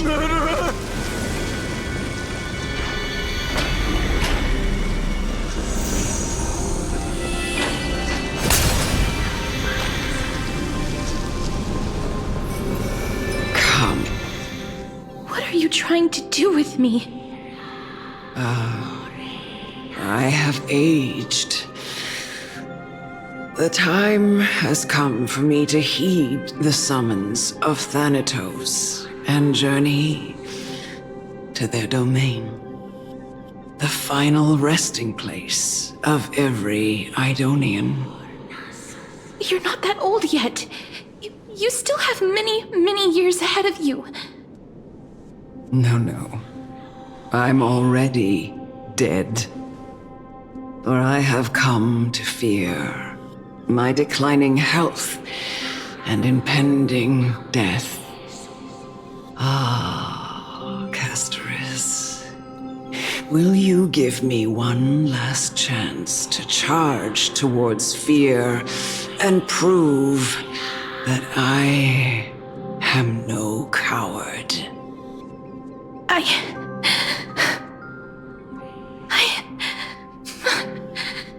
can't take this anymore! Child, it was I who brought you here from the frosty plains and set your farcical fate in motion. It was also I, Chief Executioner of Idonia, who forced the heavy duty of executing others onto you. I've always known that you have doubts and even anger about my faith and about me. I never had a choice. Indeed. We essentially abducted you. Yet you can end any sinful life with just a touch of your fingers. Shouldn't it be easy for you to escape from here? I'll never do that. It doesn't matter how lightly the Idonians take death, or how readily they accept it. I simply can't do it. I knew I was right about you. What do you mean? I've taught you and cared for you as my own daughter all this time because of this blessing that's been with you since your birth. I know no one else in the world would understand the weight of life and death more than you do. In the eyes of an Idonian, death is the end of all life. A destination we will all eventually reach. Humans should not resist it, but learn how to face it. You can only live your life to the fullest after understanding this principle. And when you do, even if you eventually leave Idonia's protection, even if you must carry the curse forever, you can live with your head held high, like everyone else. No! How can I? Come now. It's time. I've already taught you all that I know. Show me that you are a fitting holy maiden. Or at least that you possess the resolve to become one. Come now. It's time. I've already taught you all that I know. Show me that you are a fitting holy maiden. Or at least that you possess the resolve to become one.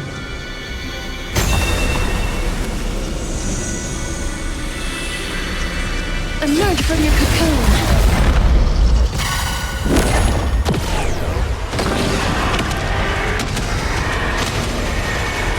May death protect us! This is double speed. Together as one.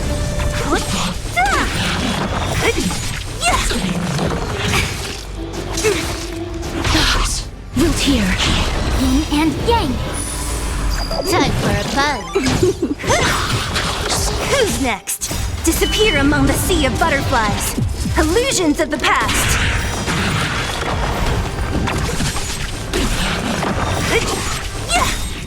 Disappear among the sea of butterflies.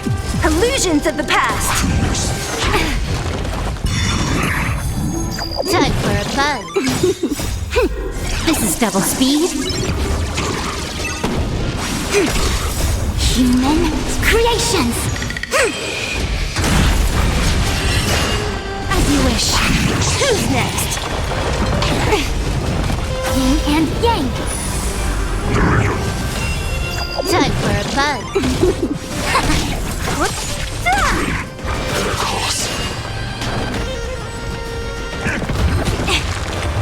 Root here.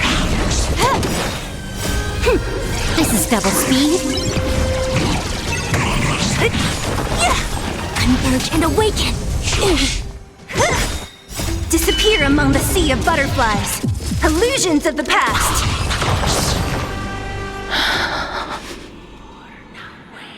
This was the last time I followed her command. I gently touched the elderly woman before me.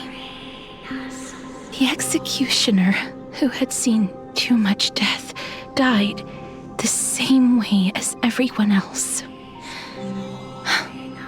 A gasp for air, a wistful look in her eyes, and a barely perceptible tremor in her fingertips. Elder Amunet, the person who tried to teach me about death, ultimately vanished like dew in the morning mist.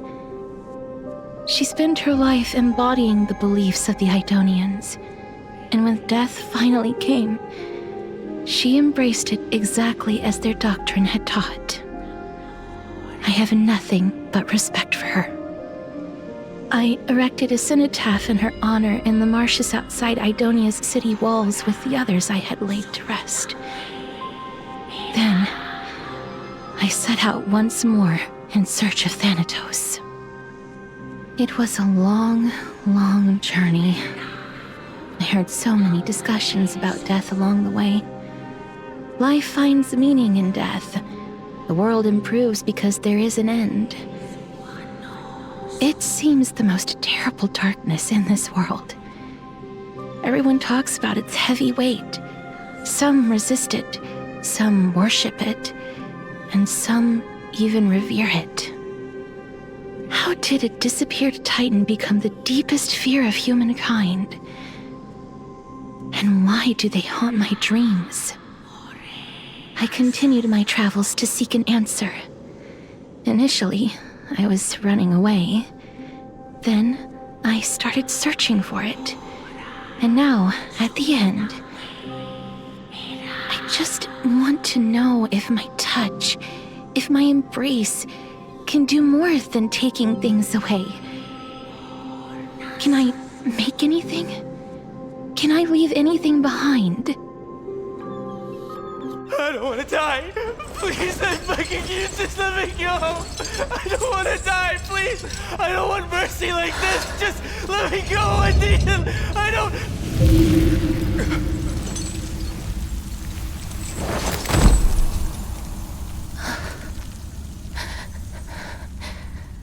I hate these icy hands.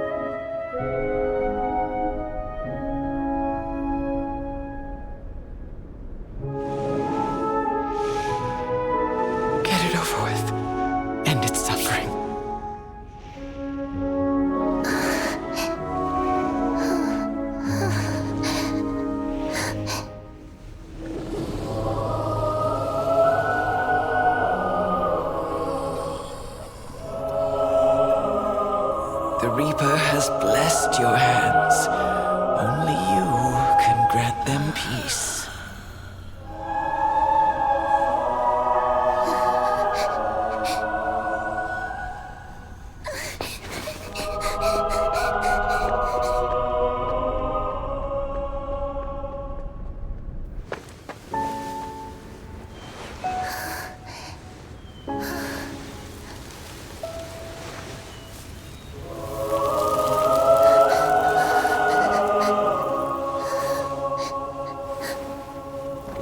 Embrace death.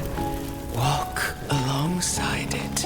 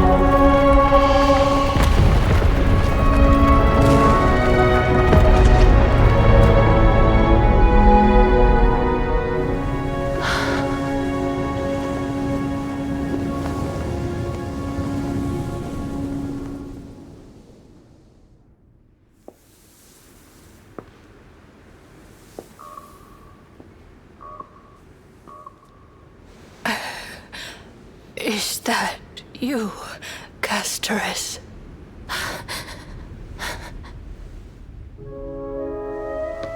All of them have gone, heeding death's summon, crossing into their domain.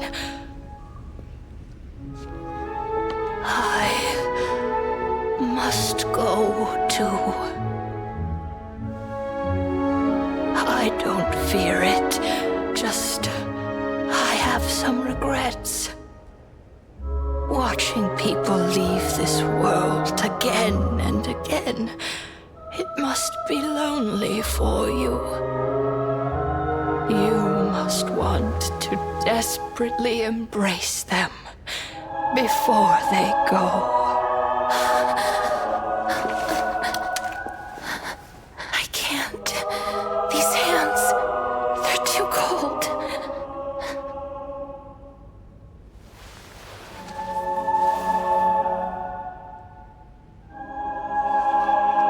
But Big Sister Castorice, your hands are so warm.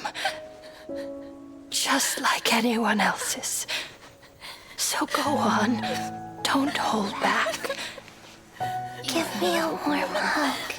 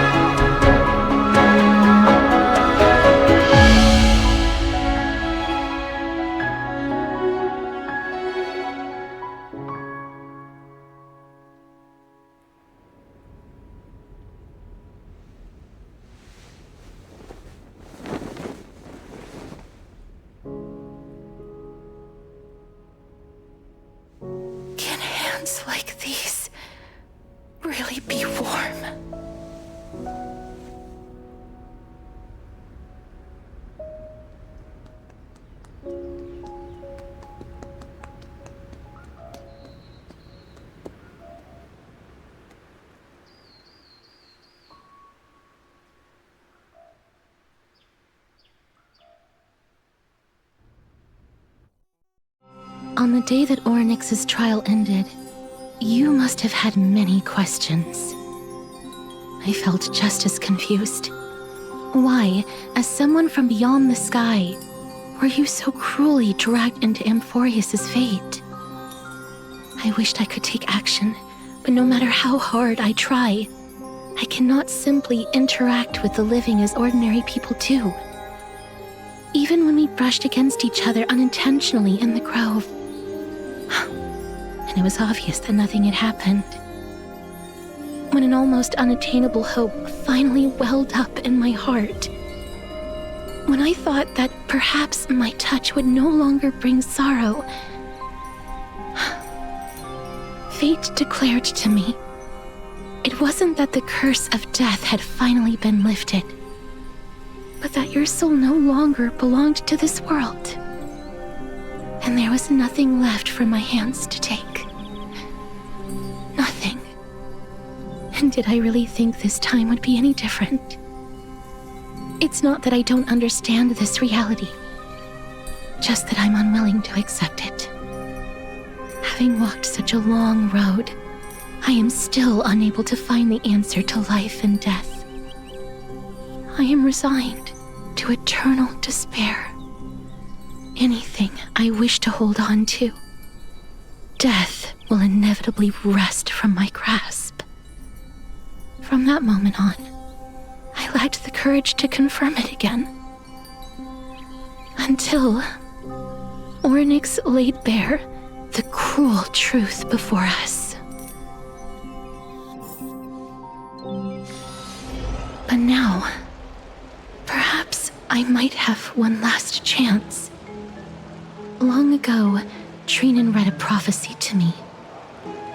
At the end of the Sea of Flowers, the souls of the living shall warm thy fingertips, and after an embrace, there shall be eternal separation. I found no surprise in it, for her words sounded not like a foretelling, but a perfect reflection of my past. Embraces in this world are born of reunions, yet my touch speaks only of farewells. In that moment, I had no doubt that this destiny would weave itself through the entirety of my life. And yet, things have taken a turn for the better. Now that I can finally have an audience with Thanatos, perhaps I can rewrite the meaning of that fated prophecy. I have no reason not to give it my all. For your sake, and for my own.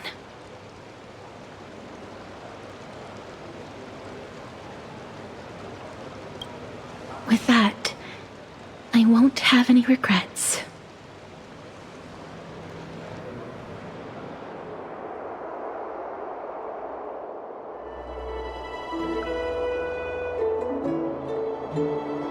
Let's put that aside for the moment.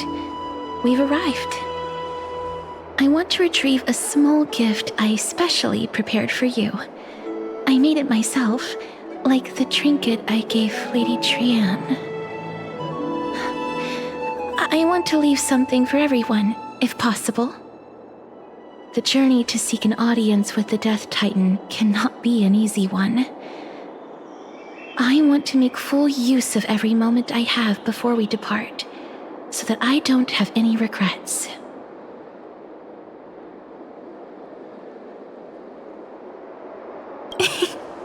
No, it isn't.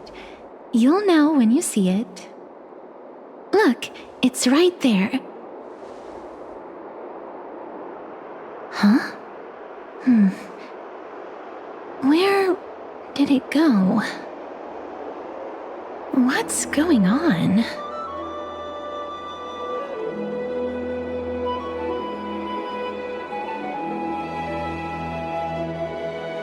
This is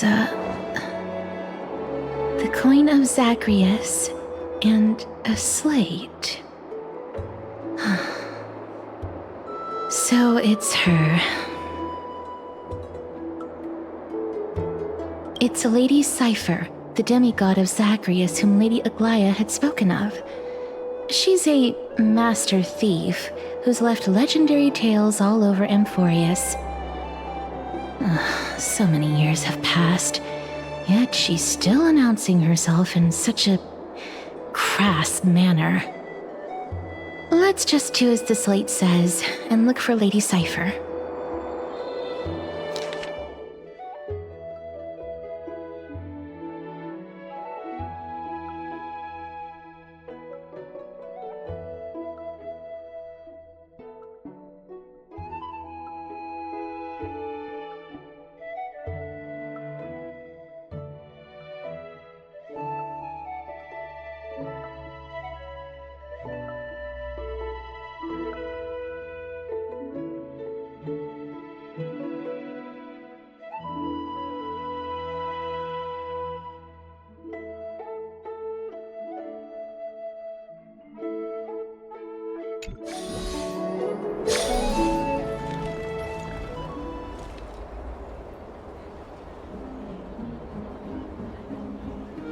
Look, it's right there.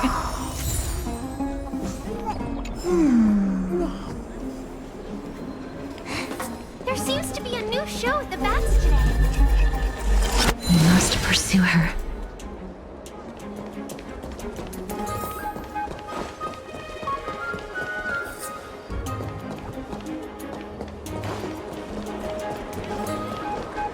Huh? This is a trick she left for us.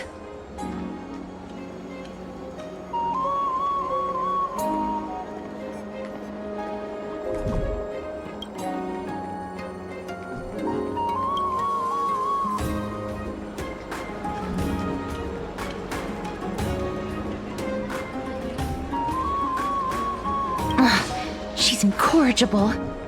Follow me.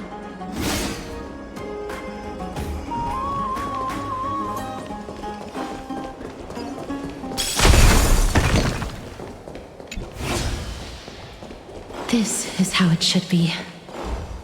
We must pursue her.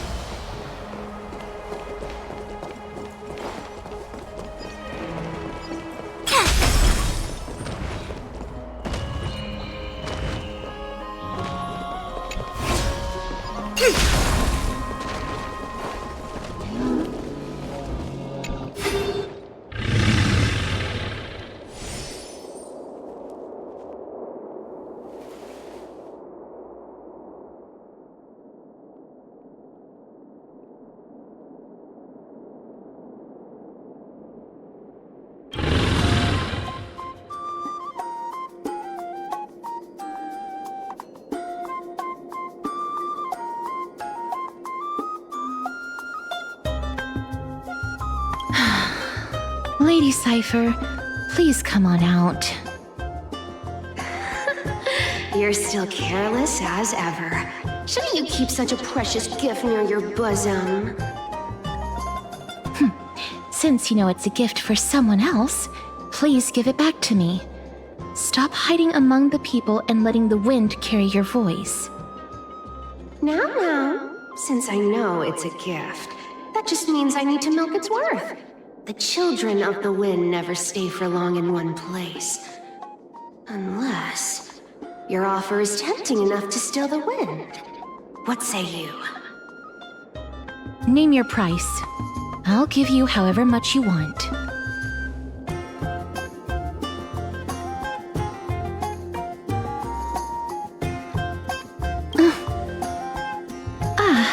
I'm sorry.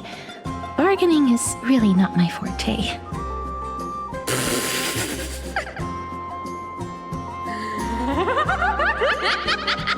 No wonder they call you Princess Homebody. Why don't you two come over to my place? It'll make a better venue for proper business discussions. You can find where I live through the winds I've sown. Right. Piece of cake. I can do that even if I can only sense your soul. All right, I'll see you there. Oh, by the way, everyone cool with me collecting a deposit before we reach an agreement, right? Now, Come this way.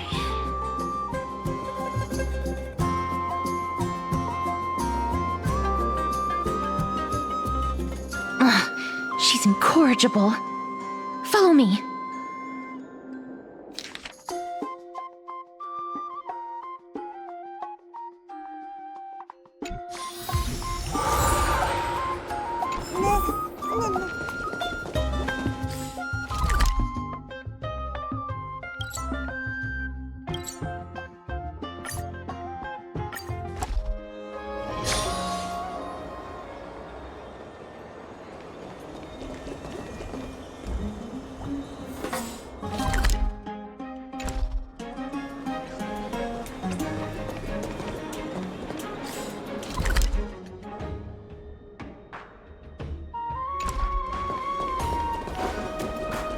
It's about time you do some exercise. Never save for tomorrow.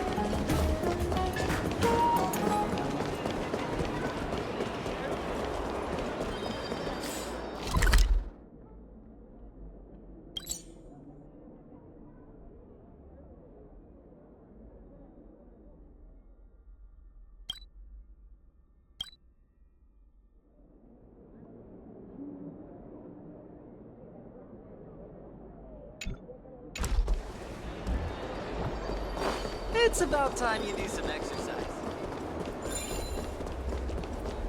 Does it really work?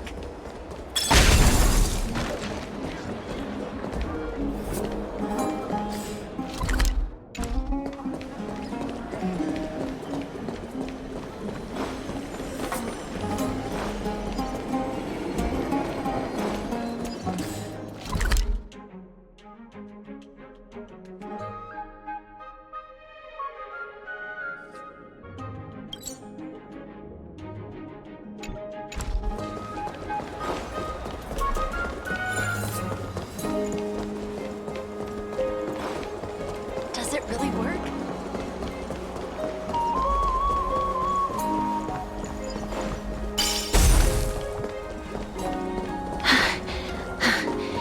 Here. Over here! Over here! No, not that way! This way! Come on. If I really wanted to hide, you'd never find me. So relax, you two. No need to get your hackles up. I'm not that scary, am I? Meow. No way. Some people might have been into that a millennium ago, but it's long since gone out of style. Loosen up, buddy. Shall we get down to business? Give me the jewelry piece first, or everything's off the table. The materials are nothing to wow at, but the workmanship is superb, as always. You're still skilled as ever, even after all this time. And you've put a lot of heart into this one. Mind your own business. Oh, come now. Don't be so upset. Relax. Relax. Look, isn't the view here just great? You can see what everyone is doing and where they're going, and they won't even know you're here. Now that we've broken the ice, let's get to the point. Everything I've said so far has been a joke. I'm inviting you two here for 3 things. 1. The seamstress found me and wants me to take you to Styxia to look for the Death Titan. 2.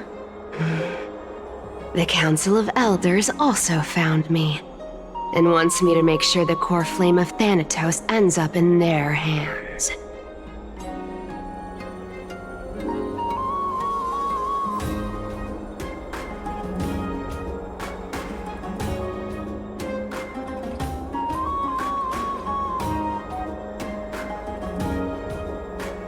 Gold Weaver, Control Freak, #1 beauty of Akama, Aglaya the Mom. How many more nicknames do you want to hear? And last but not least, I'm telling you that I'm not interested in doing either of those things. Don't go look for the Death Titan. The end.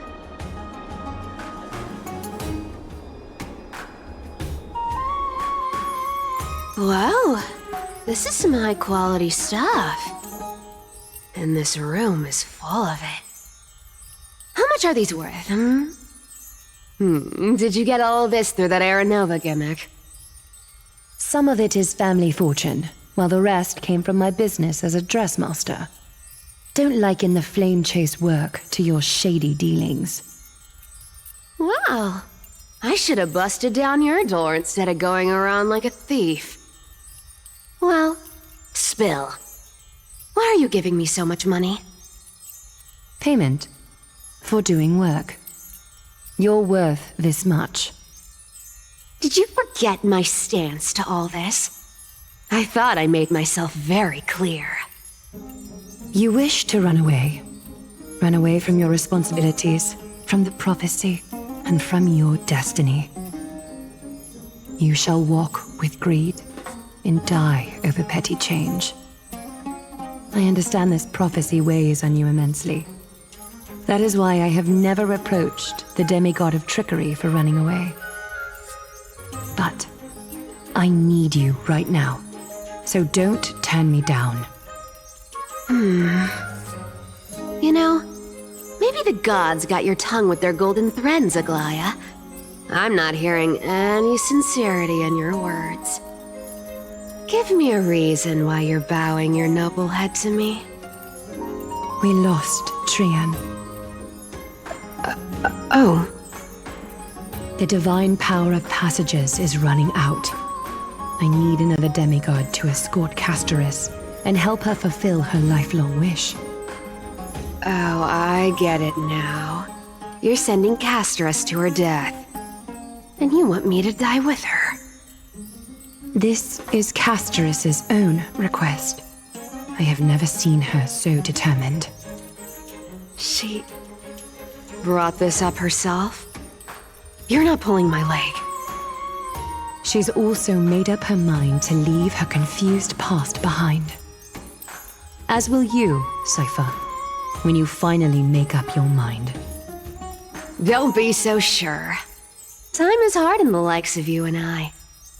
But Castorice remains pure as driven snow. She can always turn back before the end, you know? Maybe she'll remember Trian's sacrifice. Maybe she'll remember the countless martyred Chrysos heirs. Maybe she'll remember you, with your one foot in the grave. I ain't as optimistic as you about what she'll want to do. Tell you what, why don't I take this room of treasures as a security deposit, and we make a bet? Go on. I bet she'll change her mind and turn back. Now, if I lose, I'll do what you want me to do. Return this deposit to you, plus giving you another room full of treasures. How does that sound? You sound like you have all the confidence in the world. In that case, let's make a pact with those conditions. I hope you're prepared to lose it all. In conclusion, I want to win. So I hope you two can give up on going to Styxia. I'll give all the treasures in that room to you. And you can split it between yourselves, however you want. What do you think? Tempting, right?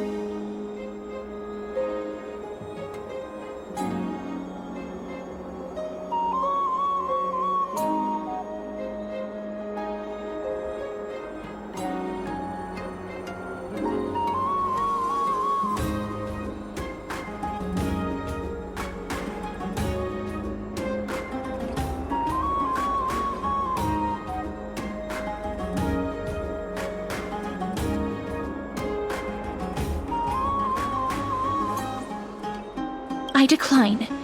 If we don't find the Death Titan, her soul will... Oh? I can't go into the details, but we have to go to Styxia. I really don't get how.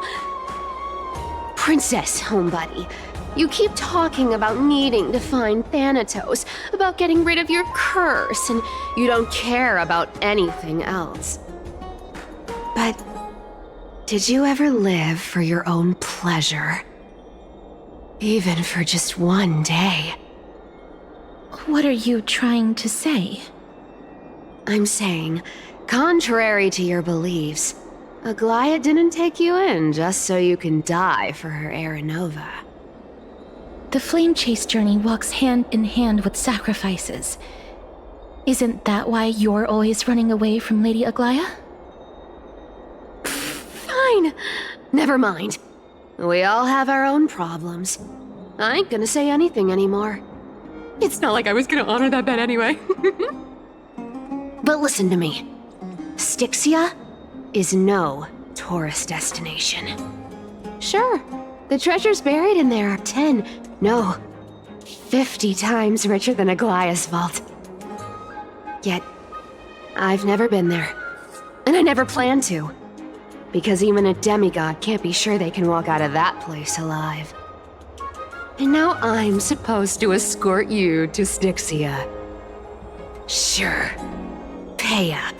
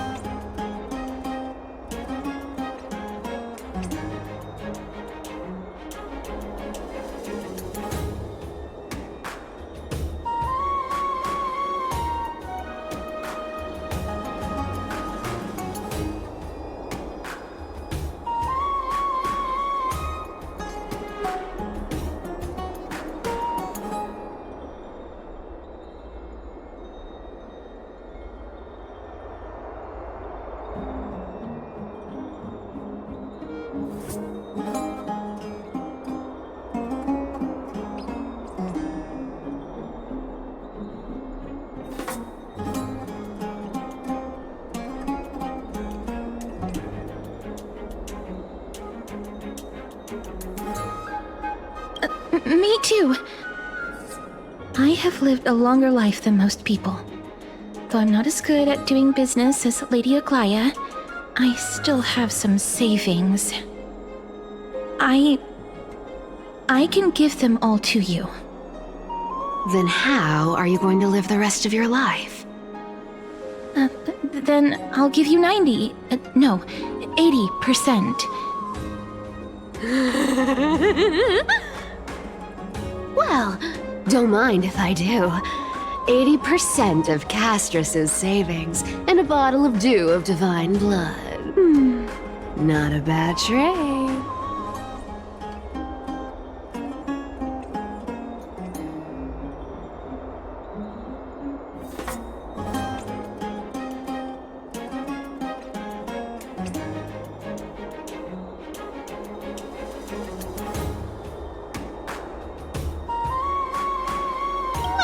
I'm so scared! Can you even catch my tail? Here! Catch! Be careful with that! A minor change in plans, though. Don't go to the bath tomorrow. Come look for me at Akima's city gates instead. So, why are you changing the meeting place? Oh, nothing really. Just a bit scared of the seamstress's frosty face. I wouldn't stay a second longer in Akima if it were up to me. Well, now that we've struck a deal, why don't I give you guys a lift back? It's gonna be a long ride. So have a good rest.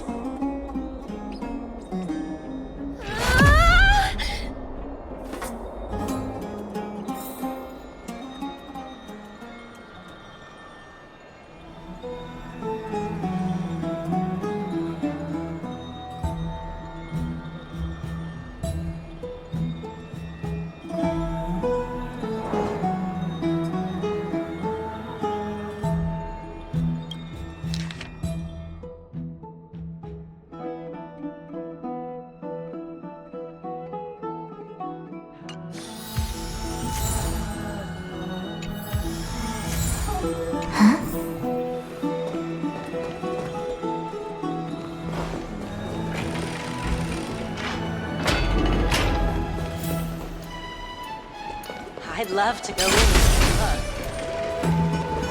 Have you heard?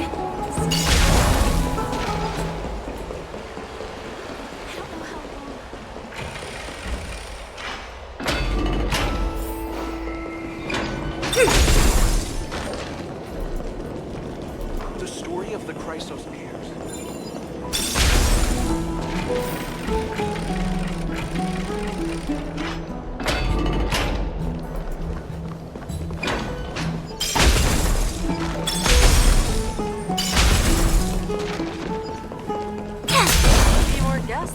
and bats lately.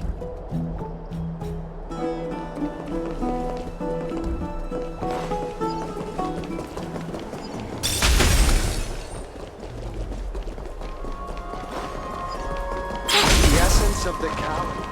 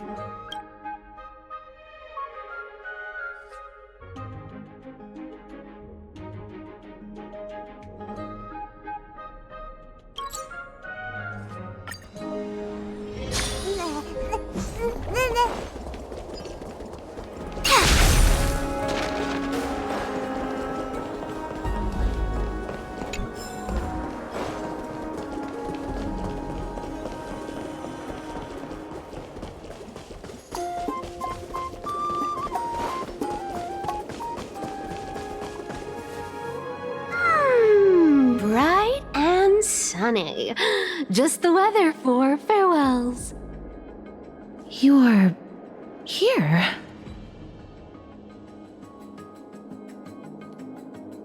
Totally. The trio team is the best set up to reach the finals. No need, I already told her. She's fine with it.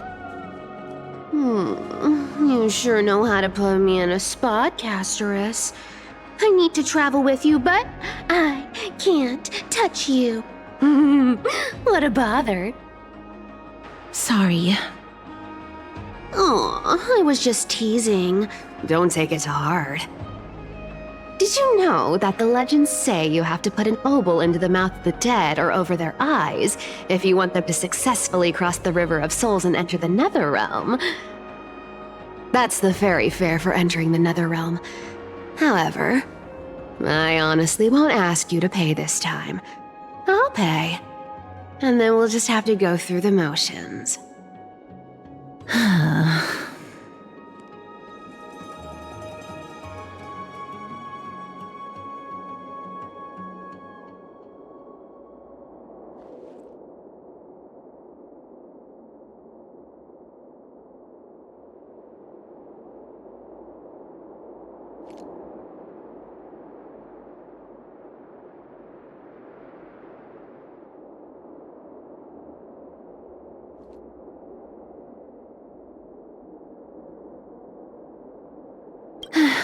Don't worry. It's not a lot. All right, pass me the coin. It's time to get the gods' powers going. A fleet-footed trip to the Netherrealm. Here we come. Oh, one last thing before we go. I gotta give you this piece of advice, especially to you, Princess Homebody. You can't catch the wind by waiting. You only live once, so make the most of every moment you have. Get ready, be steady. Hi, your turn. Don't be nervous. After all, it'll be gone in the blink of an eye.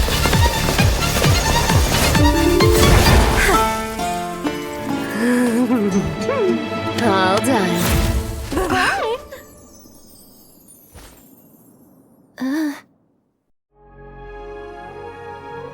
Are you feeling all right? She's the demigod of trickery. When she flips the coin of whimsy into the air, she gains incredible speed that lets her travel anywhere in an instant. Just like how she clearly had no intention of lingering here for even a second longer. We can only depend on ourselves for the rest of the way. Don't worry, Mem's here to help.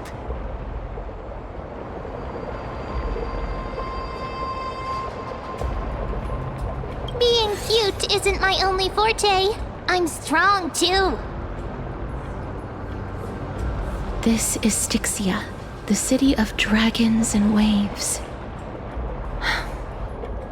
Anaxa hypothesizes that the missing Thanatos is somewhere in these ruins. This is the land of their birth. Or perhaps of their death.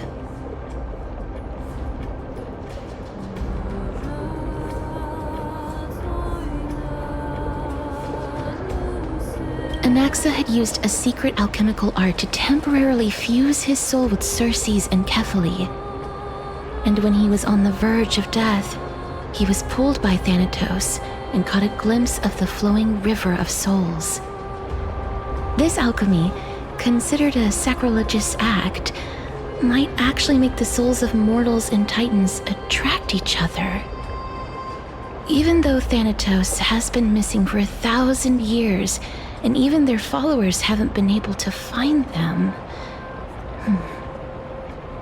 perhaps that special attraction could summon them here. Oh, so are we going to use that Philosopher's Stone to conjure the Titan? I guess that's the only way. The only leads we have now are the name of this city and the fairy tale about the dragon. Thanatos is even more mysterious than I am. Indeed. Even one as erudite as Anaxa could only point us to this place, and no further. We will be entering the unknown as soon as we take our first steps. But that won't be the first time in my long journeys. I believe that, rather than standing still, taking action is by far the better option. Perhaps fate might take pity on us today and show some compassion.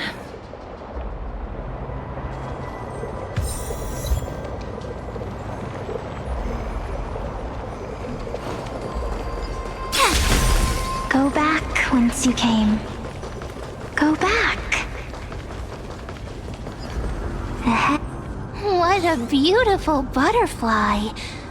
Is it talking to us? This is a eulogistic butterfly. They are found in places where many have met their demise.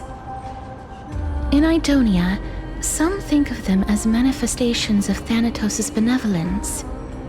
By turning the lingering obsessions of the deceased into these creatures, it is as if the Titan has made life into a specimen.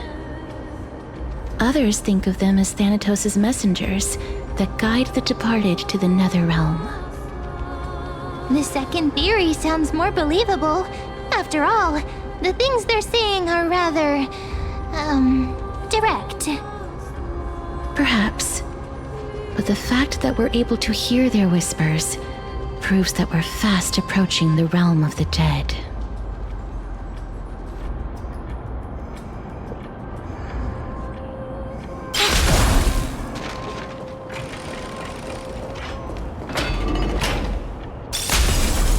These shadowy figures. Are they illusions reflected by the River of Souls? Mommy told us to go ahead first, but she's still not here yet. 1, 2, 3. I don't even know how many days have passed since then. Perhaps Mommy will be back once you finish counting the days on all 10 fingers. 1, 2, 3. It's been much longer than 10 days since we left Mommy. Strange. For reflections in the River of Souls, they seem oddly animated.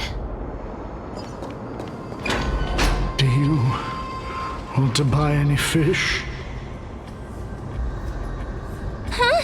He can see us? Wait. More living people. I'm not selling my fish to living people. You lot are too shameless. Buying fish without paying. If I ever see her again, I will. Could it be that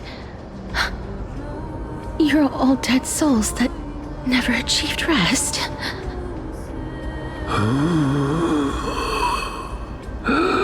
The Nether Realm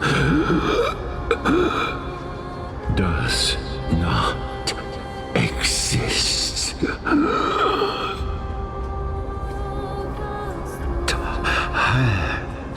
Titan rejects you. Me.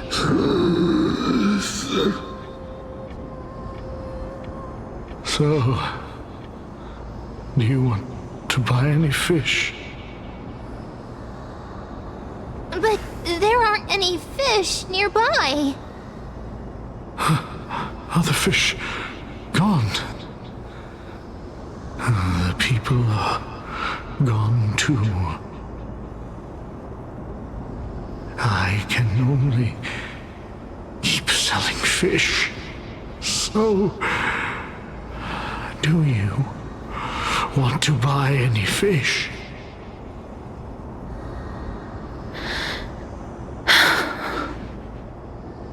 Apologies. I don't have much in the way of savings, but perhaps there's another way for me to release you from your suffering. Please relax. May you fall asleep peacefully amid a gentle field of flowers. This.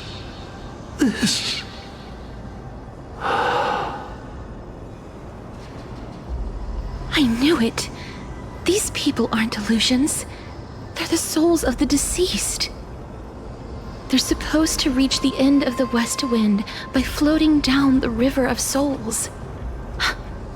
Yet, they have floundered upon the shoals of the stream, unable to move forward. Did Thanatos reject them? Or perhaps they didn't really die at all?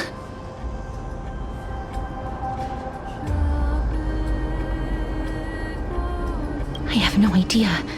This circumstance is completely unprecedented. Hang on. Didn't he say more living people?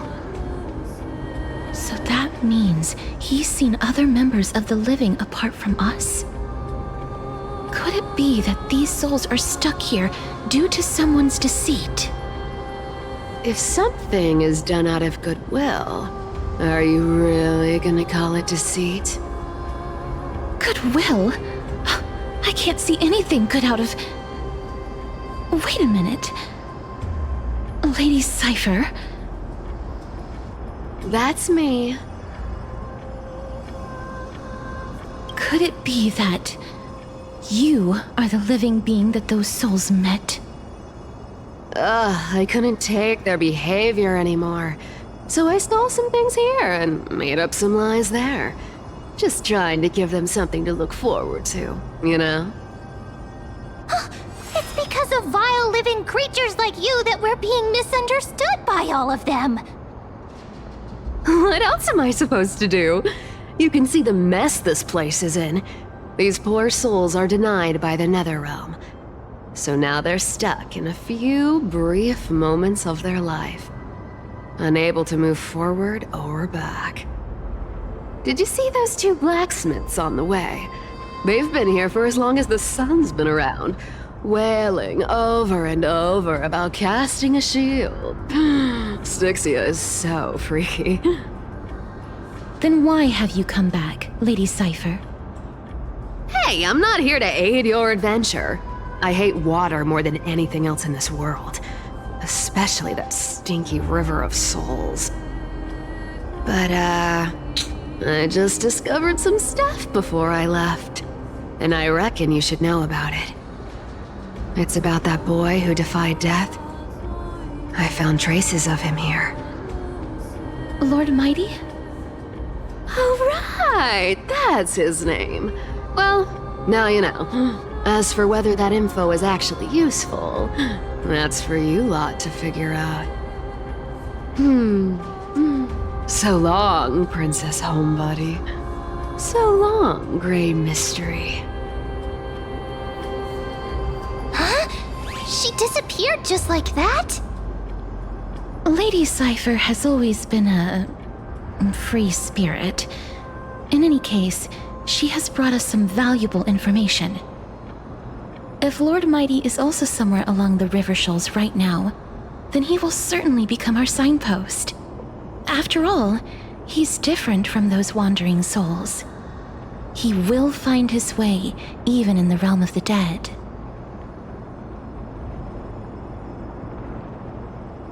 Don't worry, it's time for me to shine. Ornyx's rune of recollection is nearby.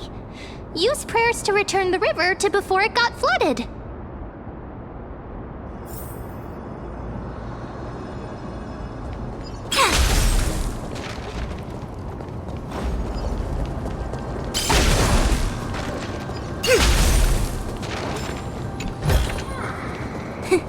Hey, over here!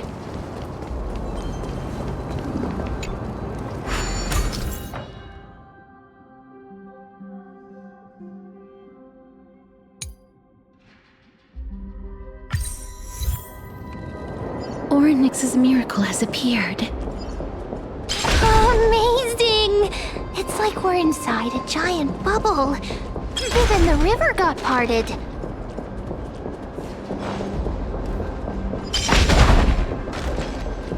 Huh. So this path actually didn't exist back then?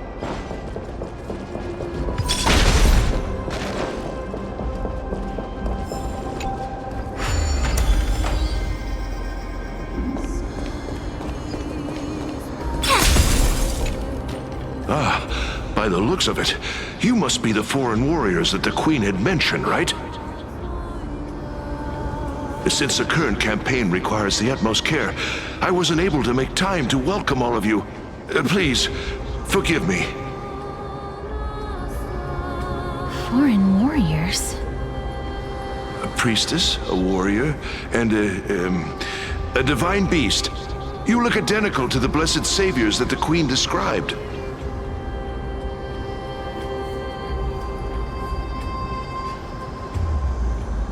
What? A campaign? Who are you campaigning against? Nobody knows, as of now. Of the scouts that went ahead, only one has managed to return. He says that the land ahead is a forbidden land that should not be approached, as it is the doorway between the netherworld and the mortal realm. As for the rest of the scouts, they've completely lost their souls and are decaying by the day. While there is still dissension within the city, the scholars agree that this calamity was so unprecedented that it needed to be given a new designation. An unprecedented calamity.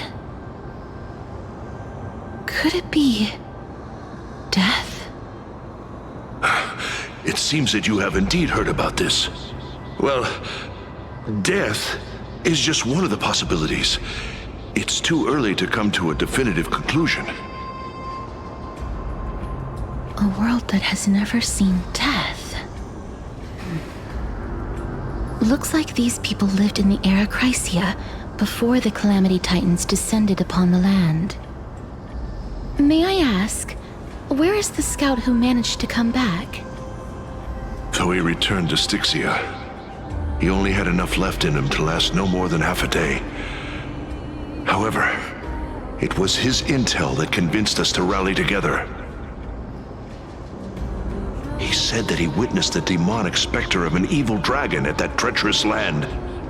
The apparition opened its giant maw and devoured everything in sight, and thus brought Styxia that thing called death. Styxia. An evil dragon that brings death. It all sounds rather familiar. Wait, wasn't this part of that fable? Sir, could I ask how the Queen and Princess are doing? The Queen?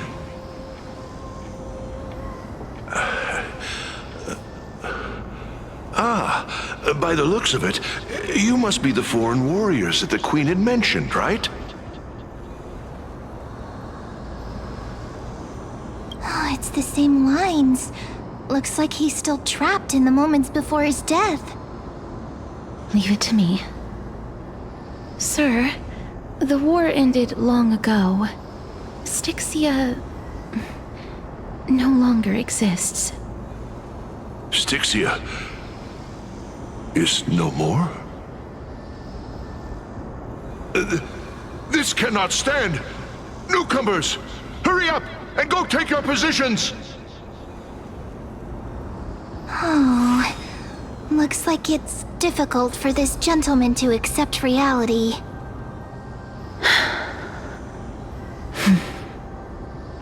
Sir, I am the Maiden of War, sent here by the Queen herself. If you accept my blessing, then today's battle will be smooth sailing. Maiden of War? I've never heard of this.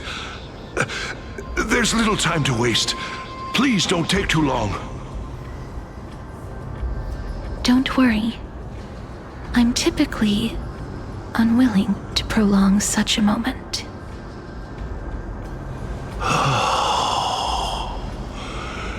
Is it over? Have we won?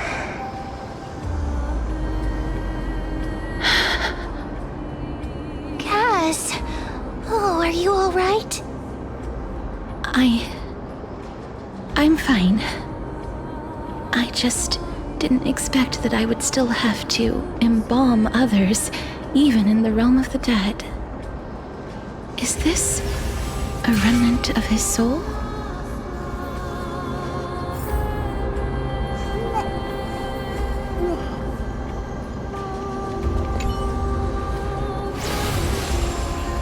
Well then, why should I place my trust in you? Holy maiden from afar. Wait, this is... I don't quite understand what you're trying to say. Since the prophecy has already pronounced your name as Chrysos, heir of death, Akima ought to treat you as an esteemed guest. However, you seem to have no intentions of concealing your involvement with the Council of Elders, while most likely being aware of my issues against them. I cannot deny your claim. It was the Council that offered this room to me, and they had only one request. They want the curse of death to be completely subjugated to your will. I was agreeable to that request. But why? I am unable to rid myself of this innate curse. However, from this day onward, I shall use it according to your will. I will never make any superfluous moves on my own. I see. So that is how they plan to control the Flame Chase journey. They have shifted the heavy responsibility of granting death over to me. If I ever become obsessed with executing people, they will then have ample reason to terminate the Chrysos heir's journey. And yet, you seem to not mind. This is quite surprising to me. That's because the fate that we were born with is a burden far heavier than that of an individual's life. I've woven many unforeseen events into the tapestry of fate. This is but one instance. Tidy up your precious garments and come with me. Akima welcomes you, Castorice.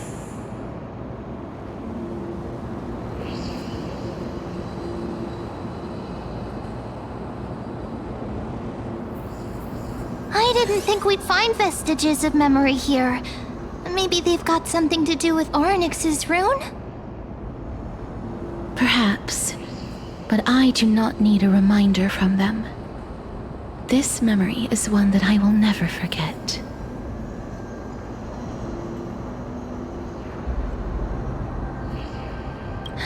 Indeed. While my relationship with the Council has always been quite ambiguous, Lady Aglaya has never taken any precautions against me. Instead, she's shown me nothing but complete trust. I really want to repay her for that trust. But why would this memory appear right now? Is this really Ornyx's power?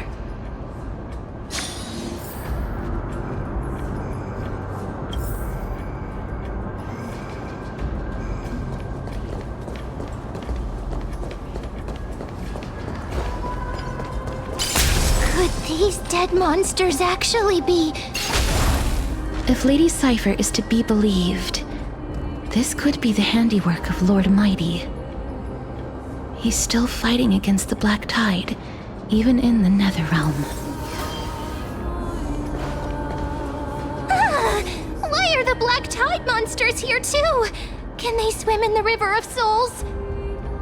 Even Thanatos wouldn't be able to accept Black Tide monsters into their realm. These traces seem to suggest that anybody who trespasses upon death will pay a heavy price. Since the realm of the dead must remain peaceful, it's imperative that we rid the place of such discordant noise. Please stay back. Let me deal with these enemies.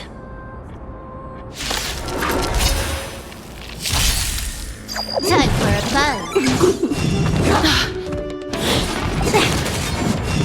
I'm okay.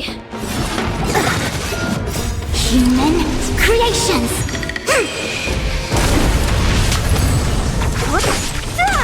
As you wish. This is double speed.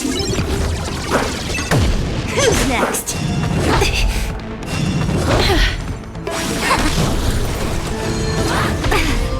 Yin and yang.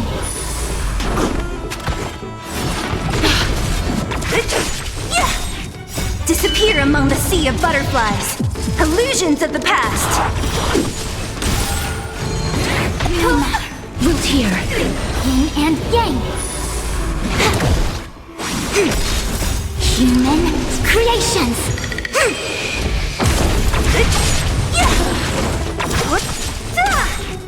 Disappear among the sea of butterflies. Illusions of the past.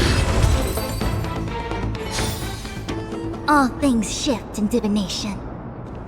The path ahead is blocked by the River of Souls again. In that case, let's go back to the past. This miracle sure is handy. This is yet another aspect of a Titan's divine power.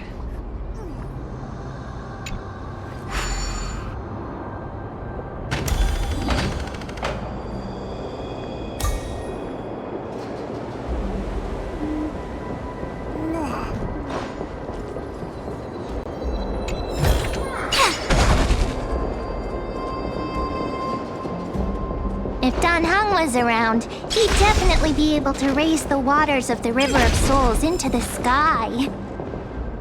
If Lady Hycelens was still alive, I think she might be able to do that too.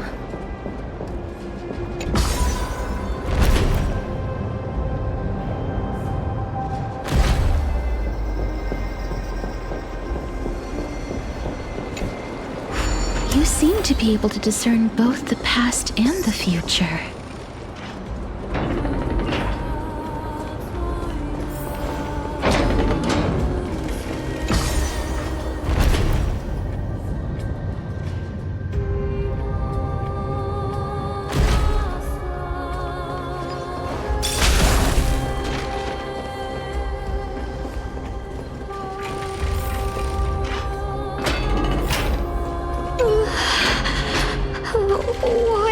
Isn't there a god yelling in the distance?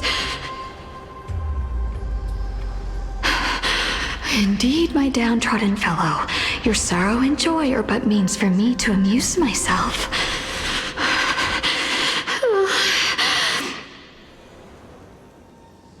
I will at least derive some comfort, if all the tears that I had shed were determined by some mightier being above. It's you people.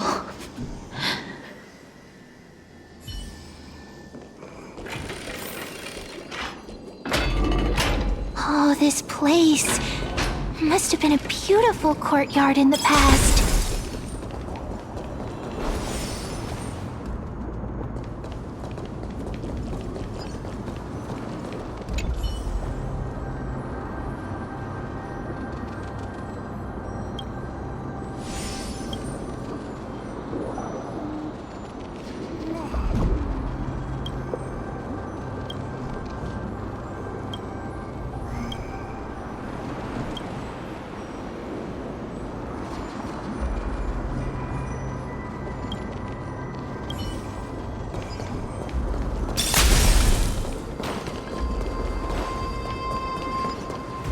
Please excuse me.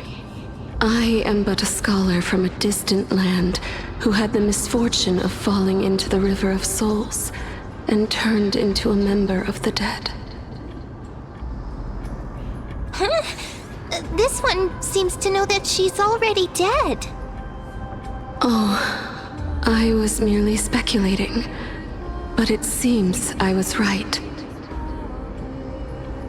And you...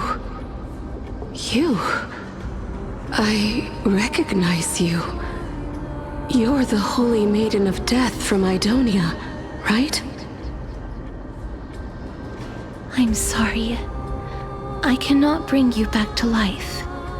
However, should you desire it, I can end your prolonged limbo. I'm well aware of that. Even if you were able to revive me, I would never choose that option. That's because I didn't fall into the River of Souls by accident. Instead, I leaped into it to seek my death. Why? If you could see the life I've led, then you would not reproach me so. My life was far too miserable. But I did not expect things to stay the same even in death.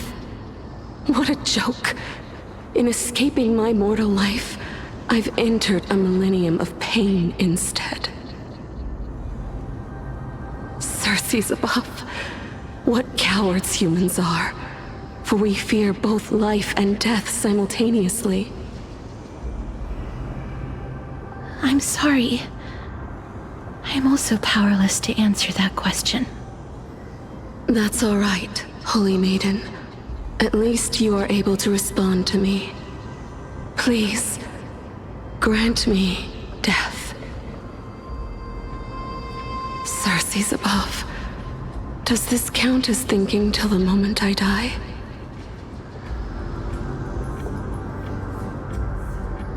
I have seen too many farewells. Her distress is quite commonplace. There are those who will end their lives over what seems to be the smallest of worries. For some people, this power that I possess is a blessing rather than a curse. But I never managed to convince myself of that. Cass, are you still trying to create a world without death? Yes, because when placed under time's vast scales, there is no worry in this world that cannot be solved.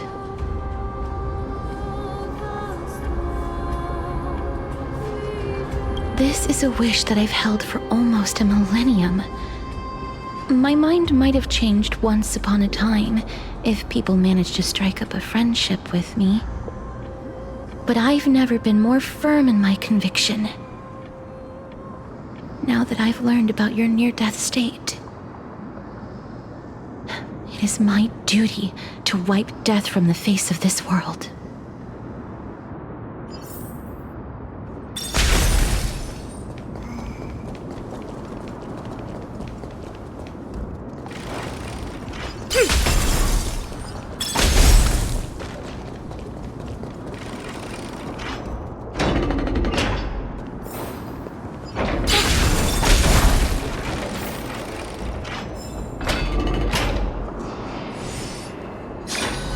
Wow!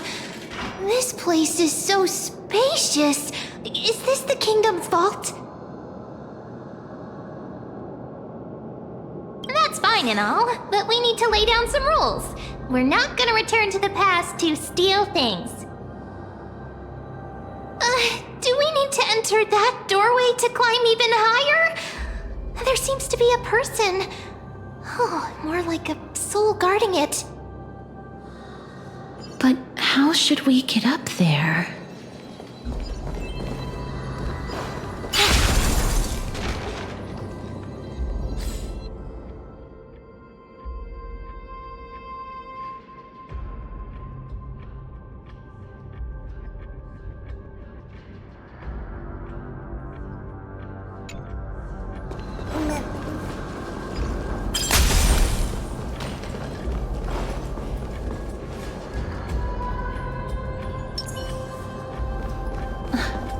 The path is blocked yet again.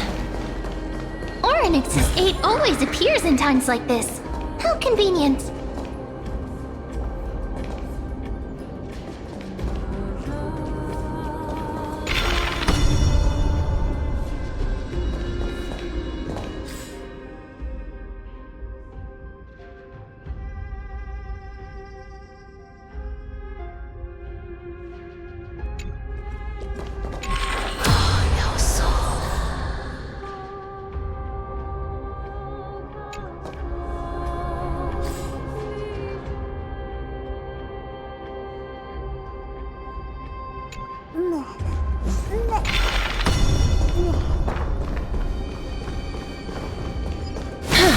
Look, there's even a platform lift over there.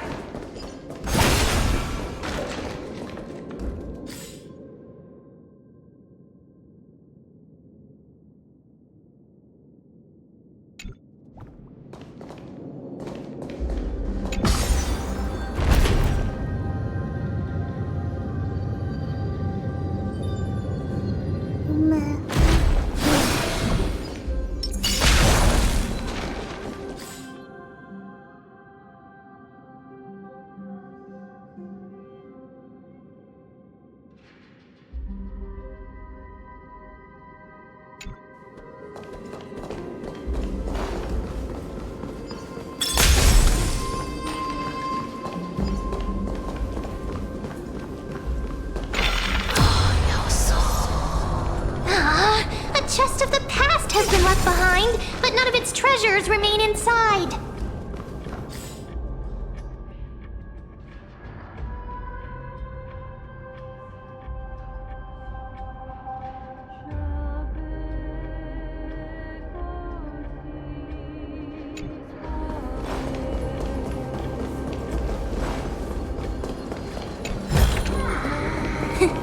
Just as I thought.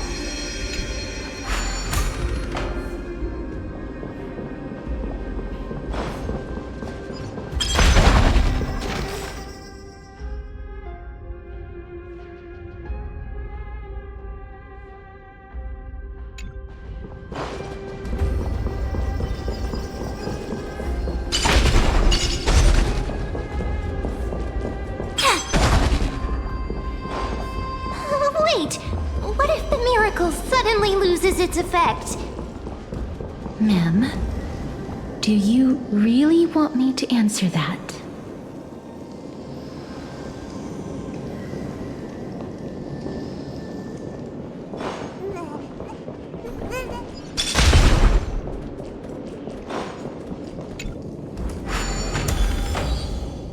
Stay back! Don't come any closer! Don't come near me! Why does he look so panicked? Did the black tide monsters frighten him? Or is he actually scared of his own extraordinary power? There's no need to be alarmed. We're just passing by the area. See? None of us look threatening.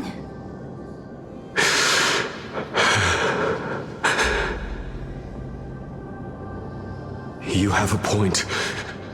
Although, while this might once have been the royal vault, it's since been plundered empty. So please go away right this instant. You've misunderstood us. We simply heard your shouts as we were passing by, then decided to come over to find out what happened. My goodness, did I really yell out loud? How rude of me. I'm sorry to have bothered you. I merely saw a warrior. While that spirit didn't harm me, his blows really packed a hefty punch. A warrior? Could it be... Wait a minute. You seem to be quite different from him. Are you actually alive? How can you walk around here while alive?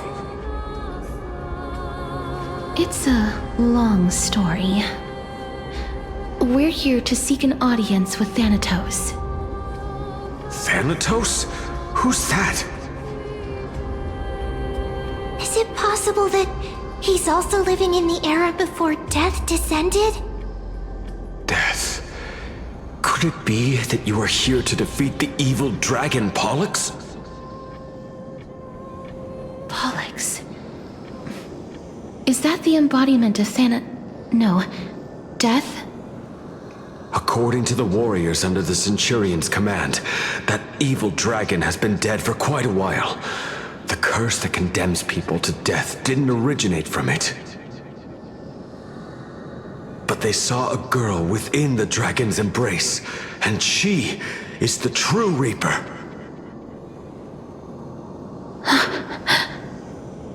Pray tell, where is that girl right now? I've heard that the Queen spared no effort in bringing her back to the castle. Her Majesty intends to control all of Amphorius with this unprecedented power. As for whether this rumor is true, well, no one knows. You have my thanks for the invaluable insight that you've given us. Please, treat this touch as a token of my gratitude. You... Are you...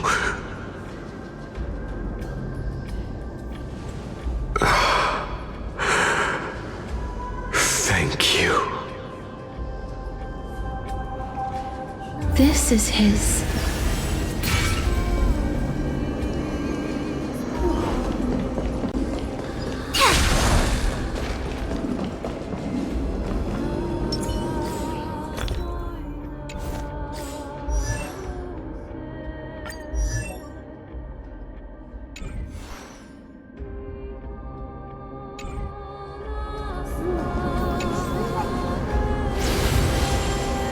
Then you granted him death? That isn't like you. You would have refused even if I commanded you to do so. I don't know. I did it out of sympathy, believing that I wouldn't be racked with agony, but I am still in a state of turmoil. Sympathy? Sympathy for that youth who triumphed in every battle? That young man was favored by Talantin, who taught him a move that will defeat any mortal enemy with a single blow and emerge victorious every time. He could rely on that move to always achieve victory during Era Chrysia. However, now that death has descended upon the mortal realm, that divine swordplay also means he can send others to death at will. In other words, You feel that he's similar to you? yes. Since he can never be inferior to others in martial combat, death would be the inevitable outcome every time he strikes. That's why he approached me and pleaded. Pleaded for me to put an end to all of this. You are perhaps feeling lost from making your peace with death in so abrupt a manner. I have not made peace with death. I've seen the people of Idonia stand tall and proud in the face of death. Even before the fated finale arrived, they were already content with the lives that they'd lived. They had such proud expressions. Expressions that made me believe death would be an insult to these mortals if the concept is truly a power that a god had carelessly cast down upon the world. Perhaps death's authority was never meant to exist in this world. Just like how I shouldn't exist. I won't refute your beliefs for now, but would you be interested in listening to a story of mine? It's a fairy tale from foreign lands, told by the person who brought you to me in that ice field long ago. A tale told by the Queen of Styxia. What? Wait a minute. That means the girl born in the dragon's embrace, the personification of death these souls talked about. That's you, Cass? I've already had an inkling for a while now. But I honestly have no memories of Styxia. My memories only begin after Amunet brought me to Idonia.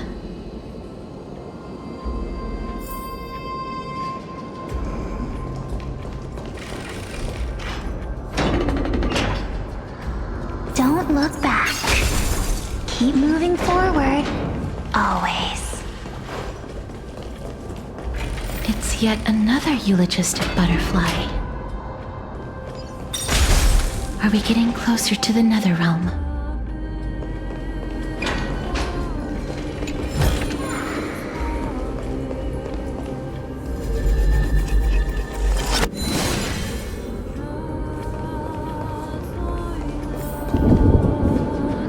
Oh, this is...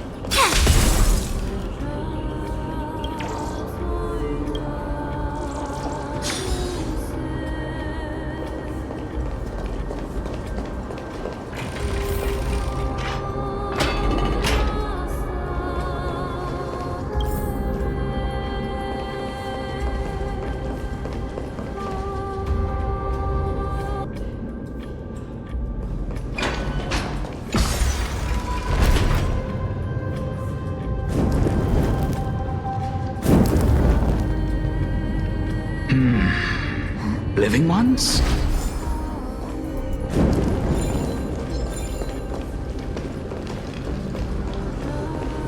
Oh, could you be the scions of Styxia? Did you hear about the great work that I'm doing here, and have thus arrived to give me the last material that I need for transmutation? Great work? Have you heard of the great name of Pollux, perchance?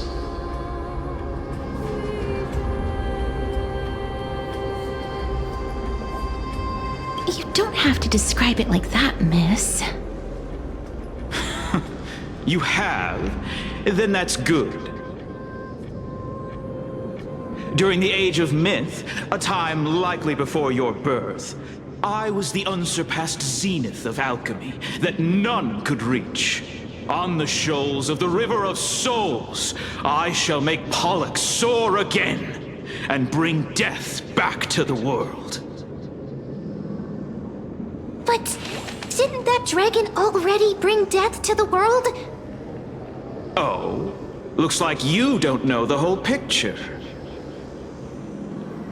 While it's true that the missing girl can grant death to mortals, Pollux, the one who delivered her onto this world, makes it so that humankind cannot die.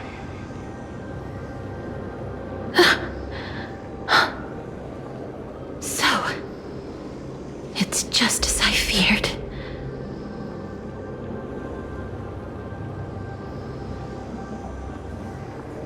This is my guess. The deceased are supposed to drift down the River of Souls until they reach the end of the West Winds. But this River of Souls was blocked by Pollux's fall. That's right. That's why it's imperative that I bring the dragon back to the mortal realm and make it soar the skies again. I have long since prepared my alchemical matrix in the tower, although I am still missing the most crucial material of all. That final ingredient, the final sacrifice, is none other than the girl who lives out her days with death. Huh? What's going on? You didn't touch him, did you? I know that I am no longer capable of carrying out that task. Take this, all of you, and please fulfill that great undertaking on my behalf. This...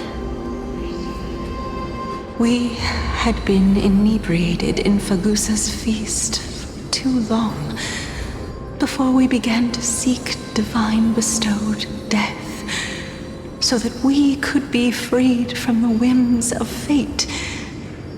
However, that brought doom upon us. Instead of summoning a supreme god, we encountered a monster that cut off the River of Souls. That detestable dragon Pollux denied all the dead from the gates of the Nether Realm. Unable to rest in peace, these departed spirits engulfed Styxia like a roaring tide. As a result, my city and its people no longer exist. That child is the only person whom I managed to save. Born within the evil dragon's abdomen, she has possessed the talent of death since her birth. She must have been granted to us by the gods as a chance for us to atone for our sins. Please, you must nurture her to adulthood and prevent her from experiencing all of the suffering that we went through. I promise that I will care for her as a mother, that I will protect her from the evils of death. By Fagusa above, thank you for your kindness. As her mother, please bless this child with a name before I am swept away by the River of Souls. Please, let me know how I should address her in my next life. Oh.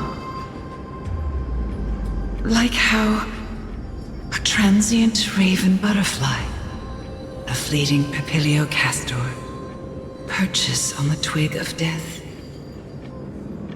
Castorice. That shall be her name.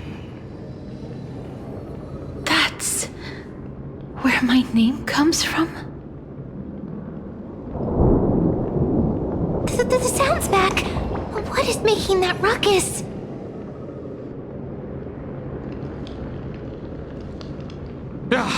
Living ones, don't waste your time bickering. The Netherrealm's wrath is falling upon you. Black Tide Creations. When did they... Miss, please fight them with caution. Be careful not to suffer the same fate as those Black Tide creatures! Everyone, hide behind me! No matter. This is double speed. Converge and awaken. Wilt here.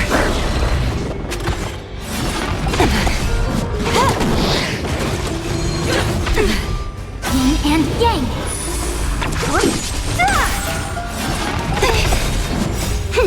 This is double speed.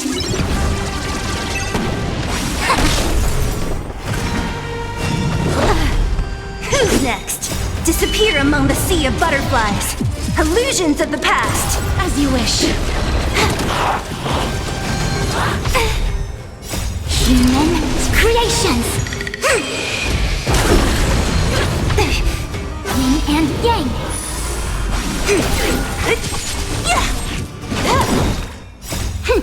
This is double speed. Together as one. Wilt here. There's so many of them. How are we holding up? Human creations. Disappear among the sea of butterflies. Illusions of the past. Time for a fun. As you wish. Yin and yang. Embrace a new life.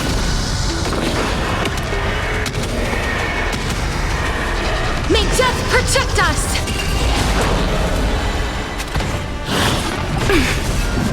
Okay.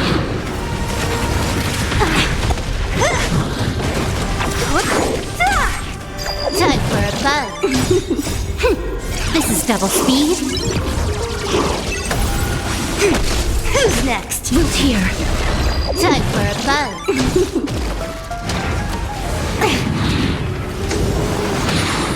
Converge and awaken.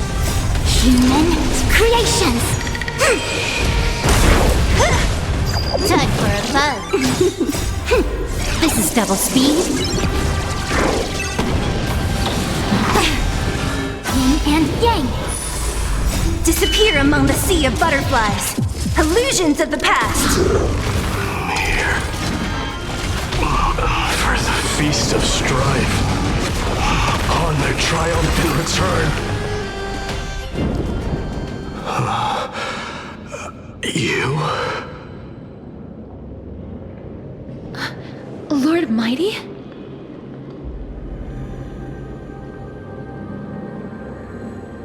Lord Mighty, you've been through some tough battles once again. That black tide is endless. My death is only temporary. I will find my path of return and go back to the world of the living and continue my protection. Lord Mighty, I have always wanted to. Why does death reject you? I'm the one resisting it. I must resist the temptation to go with the flow. I'll go against the current and kill my way out of this cursed nether realm. That is my destiny.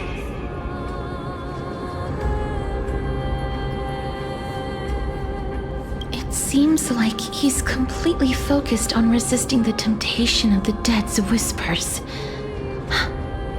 He's working hard every minute to deny death. It seems his battlefield is not limited to the world of the living. Lord Mighty, are you willing to travel with us? We're headed for the Matrix inside that tower, to summon Thanatos from their prolonged concealment.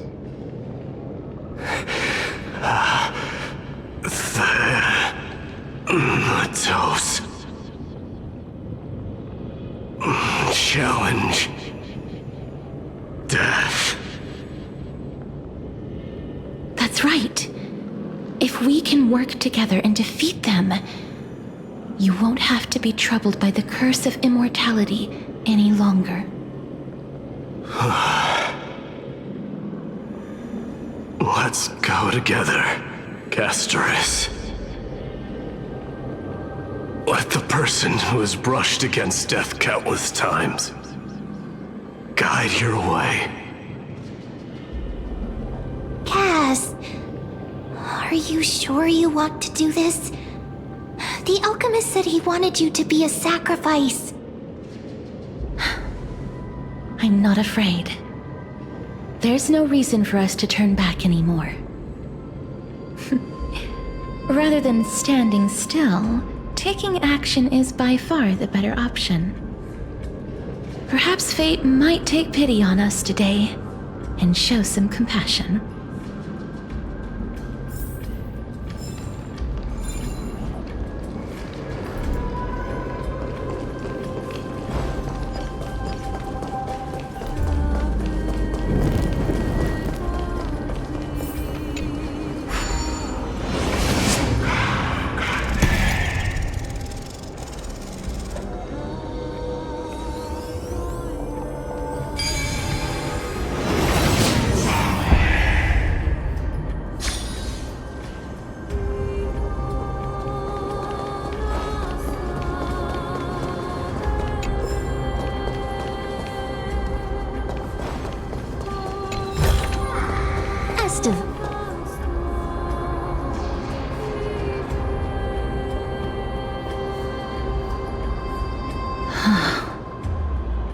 This is going to be difficult.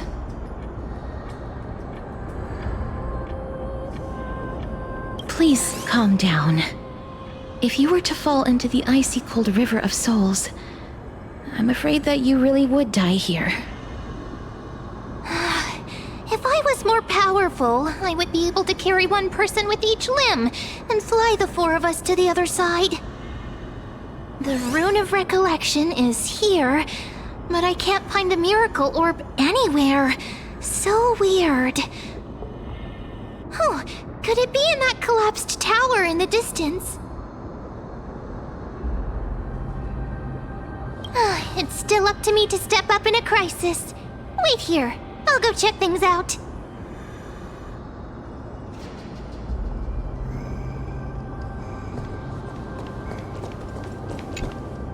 Just shout for me when you need my help! Got it! Just leave it to me!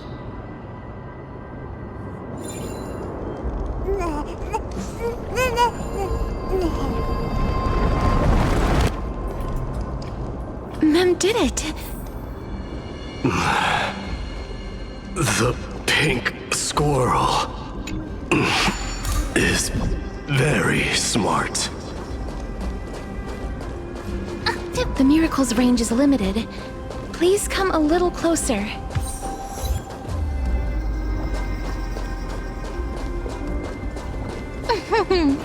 Aren't I a good fit for Orynyx's priest? Of course. You're the most competent priest ever.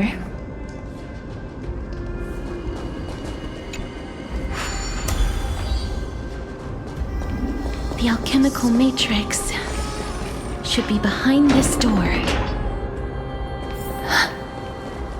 Is that...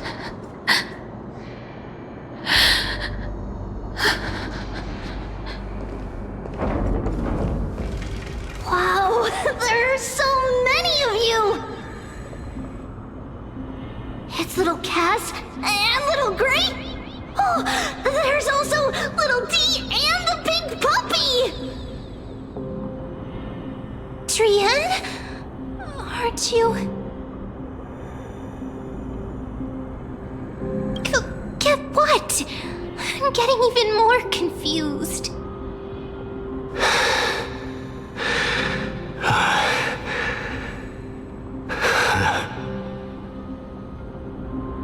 This is the first time I've encountered a deceased friend while going upstream in the River of Souls.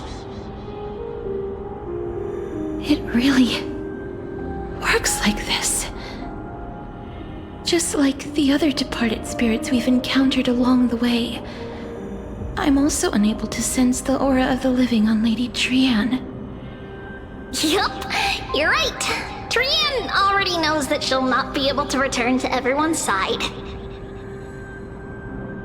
But Trian believed that little Cass would eventually return to the Netherrealm.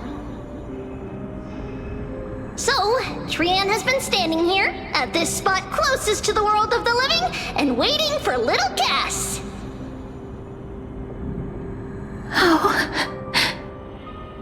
It must have been very tough for you. But according to what Trian said, we're almost at the entrance of the Netherrealm. Trian promised Trevi and Trinan that when little Cass got here, Trian would get the gift ready and be the first person to run over and welcome you. So, little Cass, don't cry. Please, accept this. We finally finished it! This is what Lady Treeby once mentioned. The gift for me that you didn't manage to finish. The Holy Maiden of Yanis. Even when separated by life and death, their thoughts are still connected.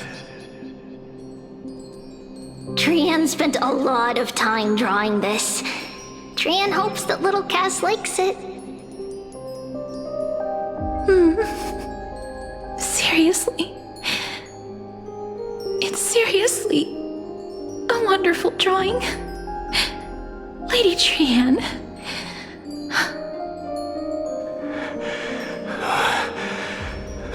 This is our flame chase journey. Little Cass, we don't know what your journey was like before. Treeby has always said that it must have been a very harsh and frightening journey. But little Cass no longer has anything to fear now, because everyone is here with you in this flame chase journey! That's right. Only now, when I see Lady Trian's gift, do I realize that I've already obtained so many things I would never have dared to dream of since I embarked on the flame chase journey. It's the first time I've gained so many companions. The first time I picked up the hobbies of crafting and photography. The first time I had dinner with someone else. The first time I went to the market to buy the Chimera doll I'd liked for a very long time and hugged it to sleep. The first time I wore a dress personally made by Lady Aglaya. The first time I went for a walk with Lady Treeby, Lady Trian, and Lady Trinan. The first time I enjoyed the night breeze and looked up at the stars with Miss Hyacin. The first time I took care of Dromesis with the Trailblazer. Looking back at all these experiences I never thought were possible, it feels as though the scales of my life had shrunk from centuries and decades down to minutes and seconds. And all of them are so precious. I took countless photos in the past, but they're all black and white landscapes. I don't have a single one with friends. If I had known, I would have taken more pictures.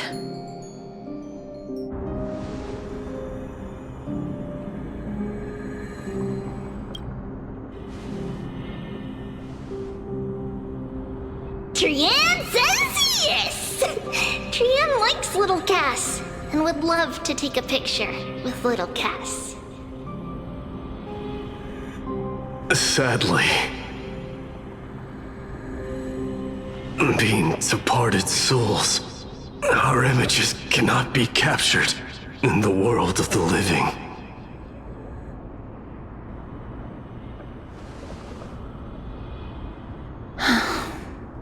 I thought so too. What? Are we seriously going to leave any room for regret?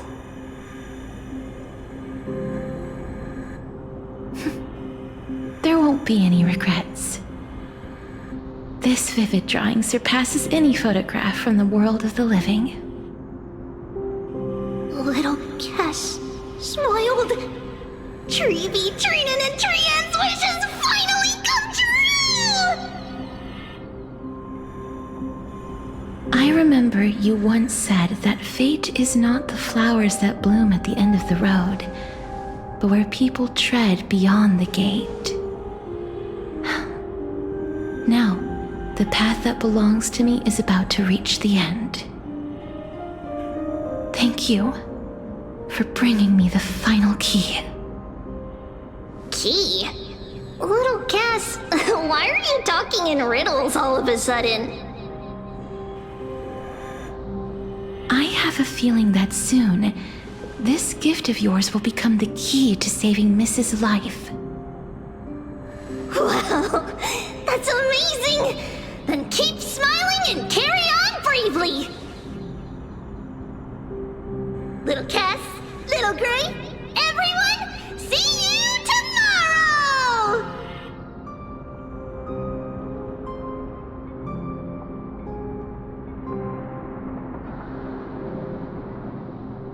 Lady Trianne. The aura of this place. We have indeed reached the end of the stream of souls. If I go any further, I might lose myself. I must leave now, for the black tide still wreaks havoc in the realm of the living.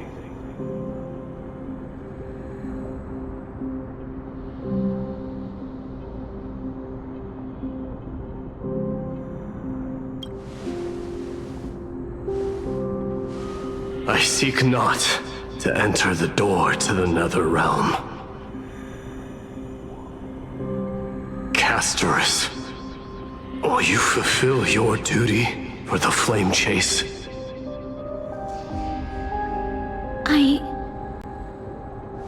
I have yet to make my decision, Lord Mighty.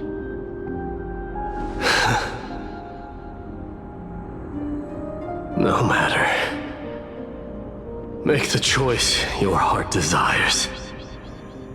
Even if it takes 1,000 years of waiting. I will continue to fight till I die. Then rise from death. Till the miracle descends.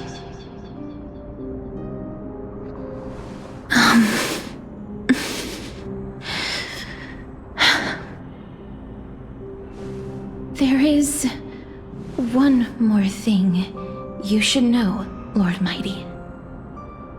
What is it? Professor Anaxa may have deduced the principles behind the Era Nova. you and I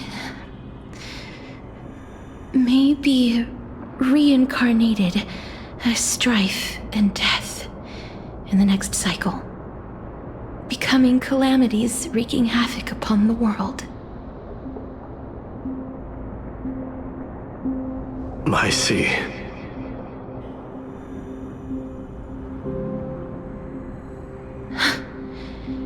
Is that all? Are you going to accept such a fate without complaints? Do you have a strategy to shatter the shackles of our fate? I haven't found it yet. Perhaps I never will. Then, cease wasting your thoughts on futile matters. Control what little you can. And when fate's inescapable grasp comes, resist it with the strength of your mighty will.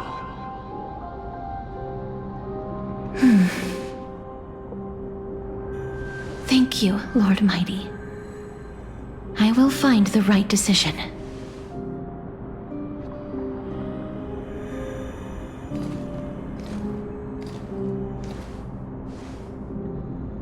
In the name of strife, may you meet a fitting end.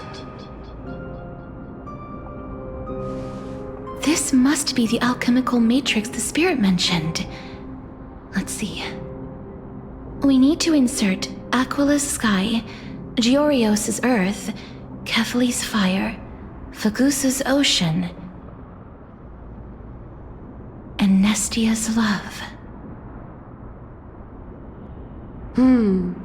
It seems our sweet Princess Homebody has made up her mind. In that case, seamstress, I suppose I no longer need to deliver your message. My time is rather precious after all. Whether you wish to break free from death or not, please, follow your heart. By the promise you once made, I ask that you fulfill your duty one final time. Castorice, please, live as a human, and die as one. According to that alchemist, the final piece is supposed to be me. However, he is not privy to the past, and therefore cannot see the full picture. The past? I saw the twins of death in Kefali's memory, and now I am certain that I was one of them. The trial of the Hand of Shadow demanded taking the life of your family. I died during that trial, falling before the gate to the new world. And my sister, whom I never met, became the Titan Thanatos of this cycle. She was consumed with regret over my death, so she used the Titan's authority to reforge my soul. Yet, it also means she has never revealed herself to anyone, hidden away from the entire world. That's because the Titan she became already fell at the start of everything. They died for me, and now lie in slumber in the River of Souls. You mean Pollux? That's right. The River of Souls is no material river. It cannot be blocked by ordinary means. Only a divine corpse can prevent the dead from reaching the next world. And that's why we have to awaken Pollux from death before we can retrieve the core flame of death. We have to reforge its body with the power of alchemy. But Cass, if that alchemist speaks the truth, does that mean you're also part of the dragon body? According to those departed spirits, I was indeed born as the dragon's twin. But before we talk about that, have you heard the sighs?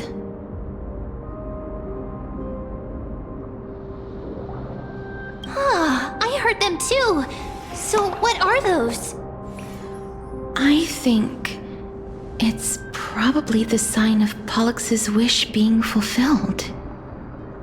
They must have realized how heavy a price they'd need to pay when they used their divine authority to resurrect a dead woman. That's why they exerted every ounce of their strength to send me to Styxia, a city that called for death, a land where none is hostile to death. They never saw their wish fulfilled and fell so prematurely, all because they wanted to give me a new life. Pollux must really want to know how their sister has been after giving their all to save her. That wish is the reason Pollux's soul still lingers in the mortal realm even after their fall, quietly watching and documenting every detail of their sister's life. Ah! So instead of picking up objects on the way here, we were instead showing things to a strand of yearning that lingers here. Now, we must weave these yearnings together and restore them into Pollux's complete soul. but all of this is just a hypothesis, right? What if we go through with the ritual and it turns out totally different? That's fine. As Professor Anaxa often reminds us, such is the nature of alchemy. The true outcome can only be known once the process is complete. This is why alchemy is also known as the miracle of creation. Now, the puzzle of Pollux's yearnings is nearly complete, with only one final piece remaining. I shall reveal what they have been yearning to know in the alchemical matrix. I will show them my whole life since I left Styxia. Lady Trianne has already drawn a picture of my entire life, and it is now in my hands.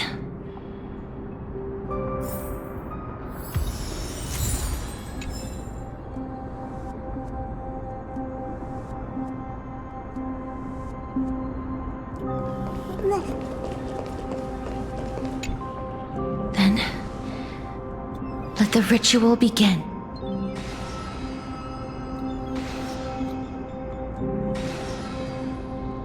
And now, the objective is complete.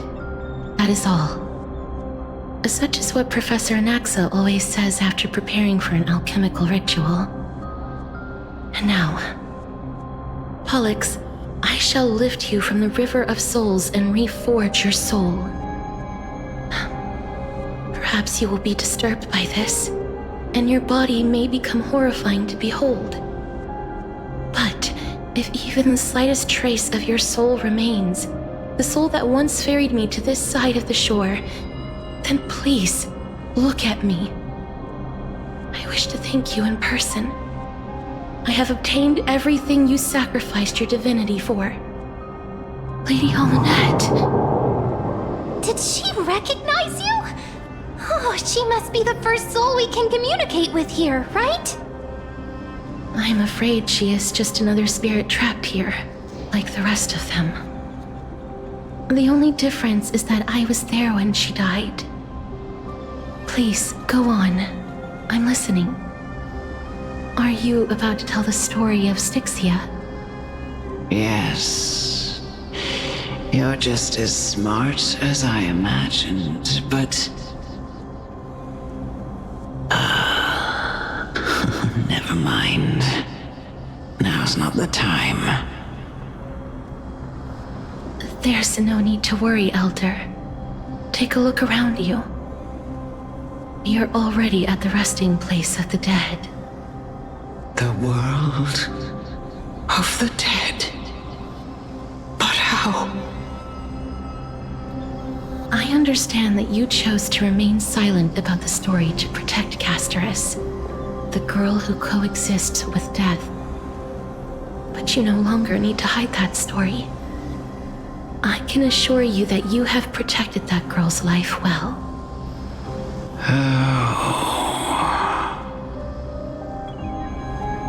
Well, in that case, Let me begin. Styxia, the pearl of the ocean, plagued by unwarranted calamity and ravaged by death in the fairy tale. It was the first city-state to shift their faith towards death, even before Idonia did. From where you stand now, I suppose that's a bit hard to believe. Right? Indeed. I cannot imagine that those from the era Chrysia, blessed with eternal life, could ever yearn for death. I have pondered the same question, child. But I am afraid there is no clear answer to it. Journeys and epics are only glorious and magnificent because all things eventually fade to dust. That's how someone once explained to me why death is necessary to the world. But I still can't take that as the final answer. Would a world without journeys and epics be worse off? I take it the one who spoke this line was a general, or perhaps a warrior.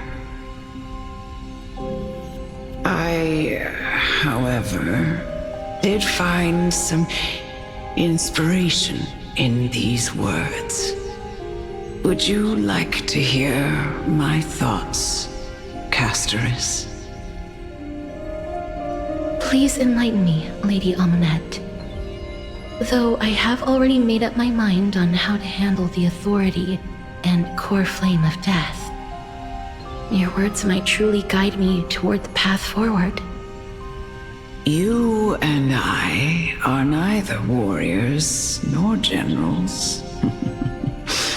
Therefore, journeys and epics cannot truly resonate with us. But what if I reframe it like this? What if love is not a trait bestowed upon mortals by Nestia, but a blessing from death? Love. No one ever invented the word cherish in the era when life was eternal. For all the good things in the world could be revisited endlessly, and every bond formed carried no risk of being severed. The so-called Era Chrysia was an age devoid of both virtue and sin. People did not truly live. They simply existed, going through the motions without passion or purpose, then waiting for something to happen. Perhaps the people of Styxia chose to embrace death not out of fascination with its cruel and fearsome side, but instead became fixated and obsessed with the impulses and desires tied to a finite existence. Therefore, death is not a thing of fear and desperation, but... That's right, Castorice. It is the reason we shed tears when parting ways, and also the original spark that ignited the passion of mortals. If you truly intend to deprive the world of death, then be prepared to witness it return to a state of stagnation. I understand, Lady Amunet. Our limited lifespan shapes all that we know and love. Not even the Death Titan has the right to take that away from humankind again. Nestia's love was the chrysalis of Gold's first blessing, but it most likely wasn't understood by mankind. We only learned to interpret this wonderful gift after Thanatos' arrival. If the world was bereft of death, then the Queen of Styxia wouldn't have played midwife in delivering me into this world. You wouldn't have welcomed me into Idonia, and Aglaia would never have invited me to join the Flame Chase journey. None of these stories would ever have happened, and I would never have lived, let alone found happiness. Thank you, Mother. I will use all the love I've experienced in this long life to complete the final miracle. My teacher, Anaxagoras, grant me the wisdom of all things. I call upon thee, the stripped dead dragon's corpse.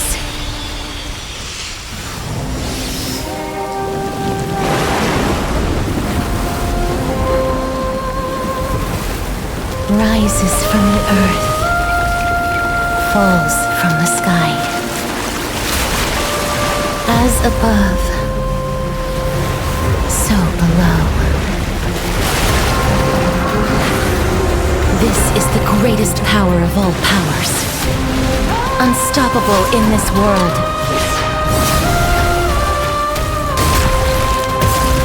The great work that commands all death. I shall grant you embrace.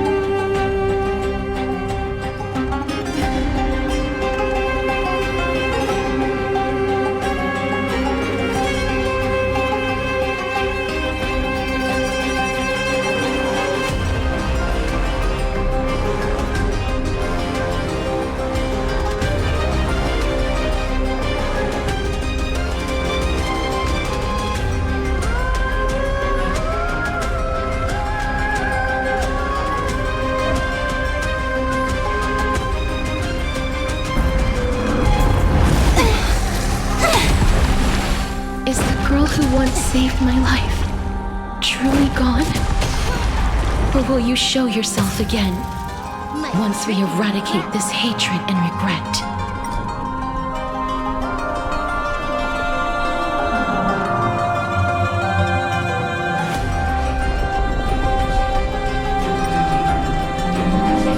Time for a buzz.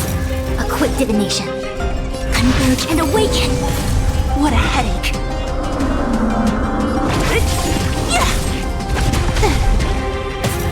Life is not so root here. Yin and yang.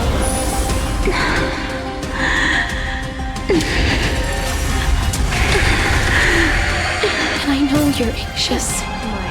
Shh. Don't be afraid. Isis combat me. This is double speed.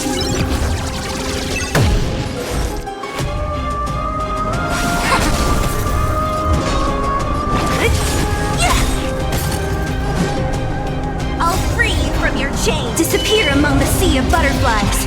Illusions of the past. As you wish. You took the bait.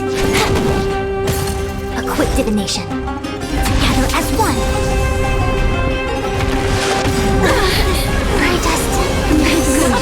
Goodness, it's not time to say goodbye yet.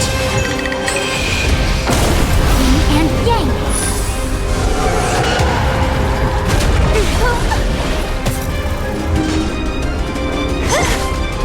No matter. West wind.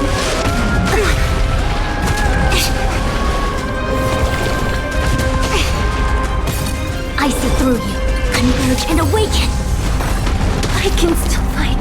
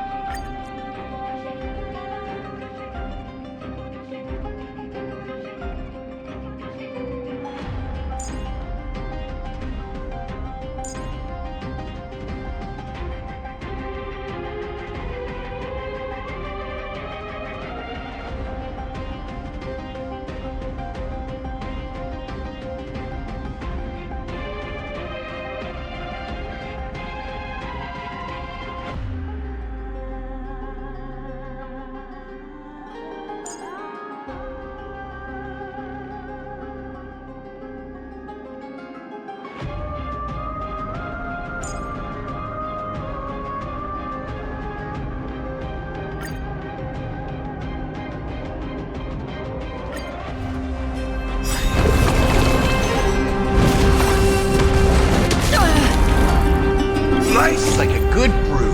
Full, my friends. Indulge yourself.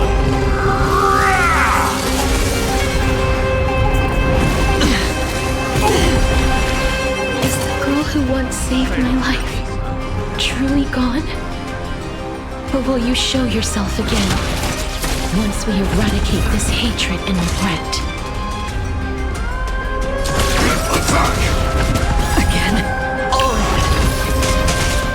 Like fireflies, until everything burns to ashes! Set to the seas of blaze! Spend freely. Free will, or was it fate? Destined for oblivion. I weep for the departed. It too shall fall.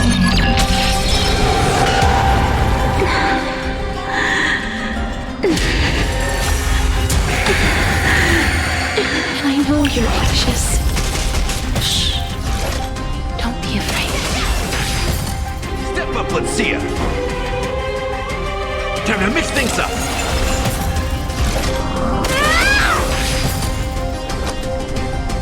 It's all me. Another journey begins.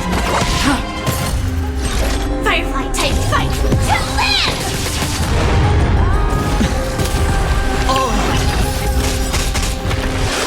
Recalibrating. The dice have been bust.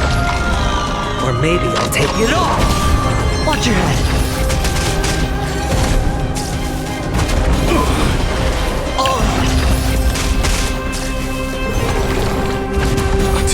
Scented.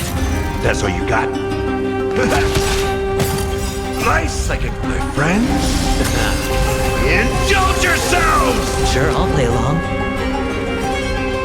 Spend freely.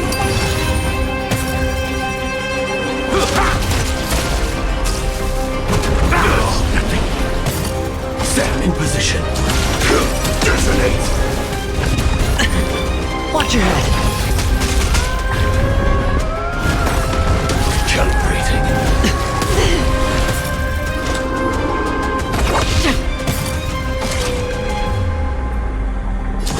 Attack! Like fun till everything burns to ashes! This is more than a battle.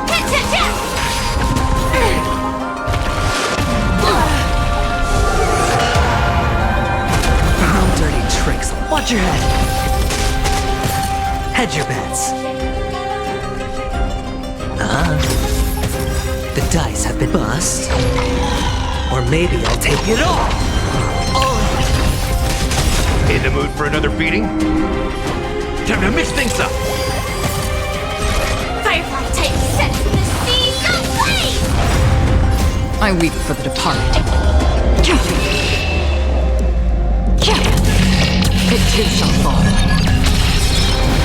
How familiar. Watch your head. Free will, or was it fate?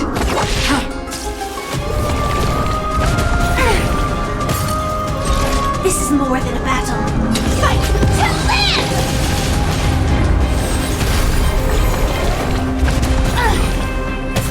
I hit the mark.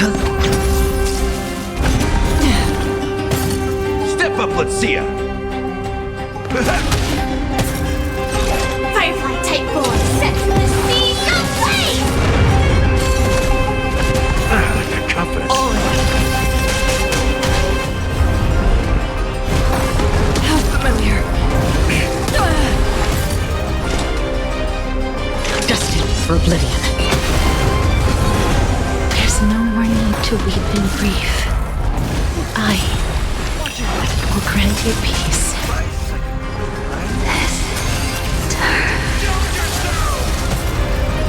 Yes, it's me. I'm back. Hedge your bets. It's on me. Join the battle.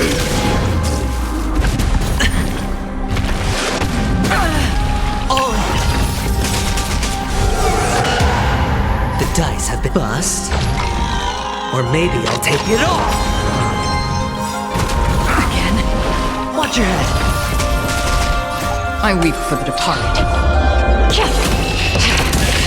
It too shall fall. Attack! In the mood for another beating? Time to mix things up. How familiar. Be careful. They may be moving by instinct, but there is fury welling up within them.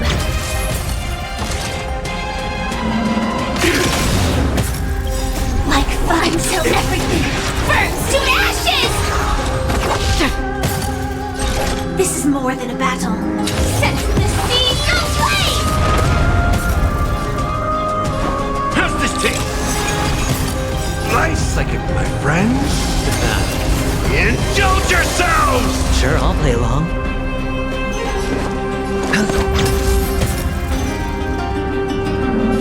Time to mix things up. Don't worry, it's just a scrape.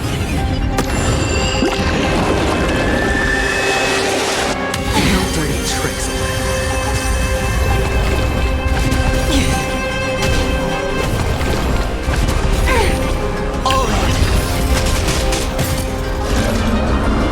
Fight to land!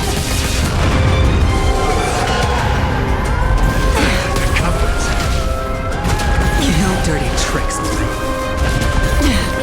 Watch your head.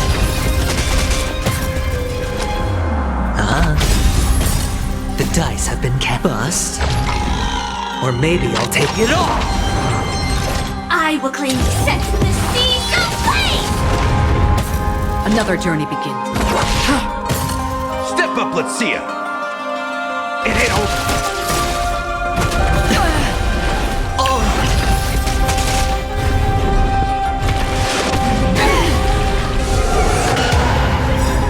I weep for the departed. It too shall fall. Watch your head. Firefly Type 4 in fight to land!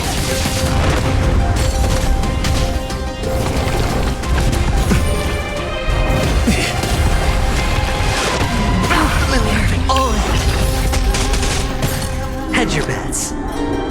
Spend freely.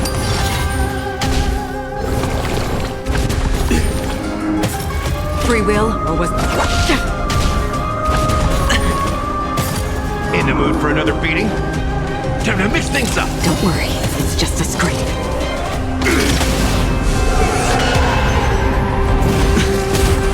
Watch your head. Nice, like my friends. Indulge yourselves! Don't worry, it's just a scrape.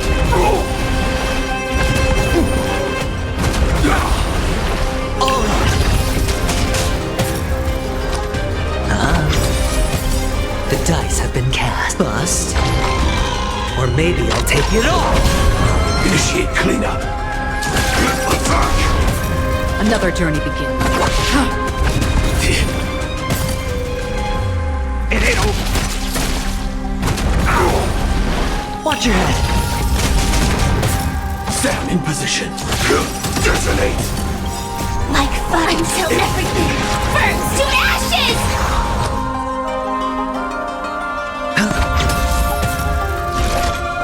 Fight to live! Please, don't turn back to the Nether Realm.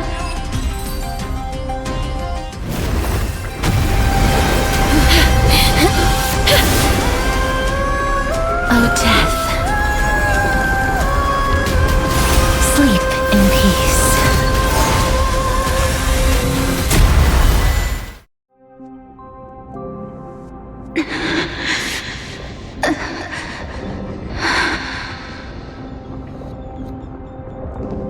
I'm sorry I have to wake you up from ancient death. And I know you're anxious. Shh. Don't be afraid.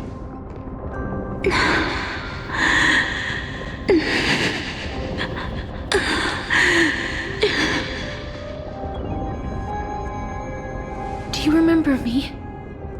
I'm the girl you once carried across the Sea of Souls.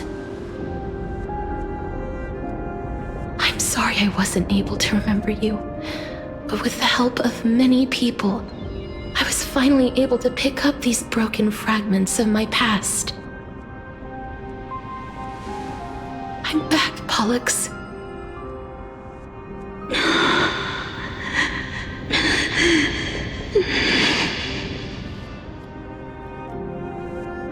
I know this might not be what you wanted, but I have to do this.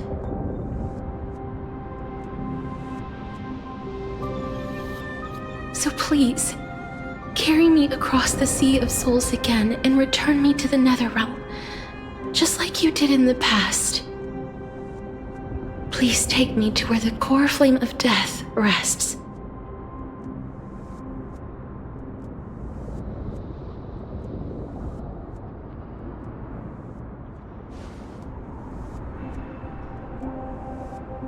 I'll be going now.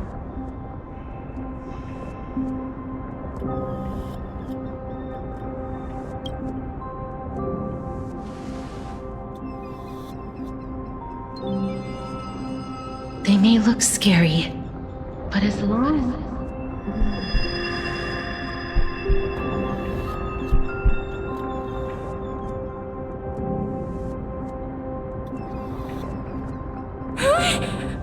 What's wrong?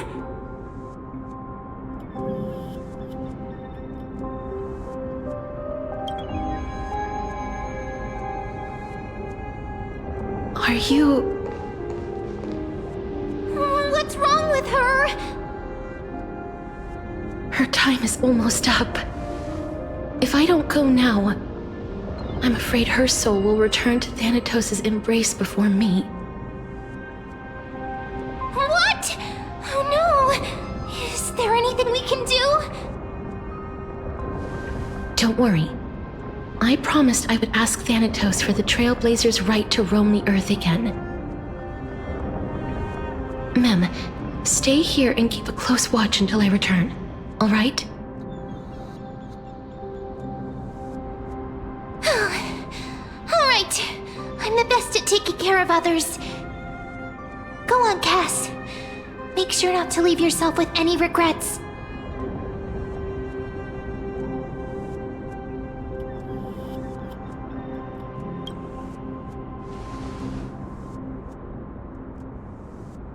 It's a deal then.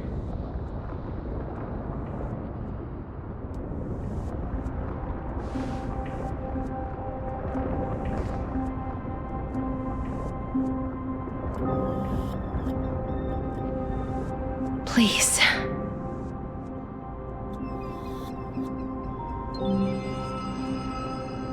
Wait for me.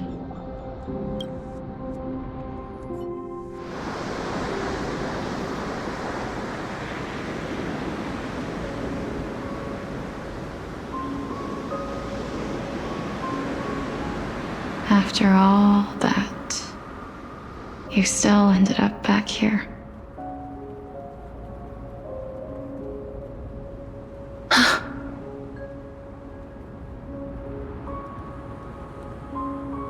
So the legends were true. The Netherrealm really is a sea of flowers. Yes. Just like the flower fields we tended to back then. Is that you, Plixia? Do you remember me? I don't have the memories from that time, but I've seen you before during an experiment. I see. Call me Thanatos, then. It'll be easier. However, since you recognize the name, you must already know everything about Thanatos, right? Yes. I'm here to reforge the order of life and death in Amphorius.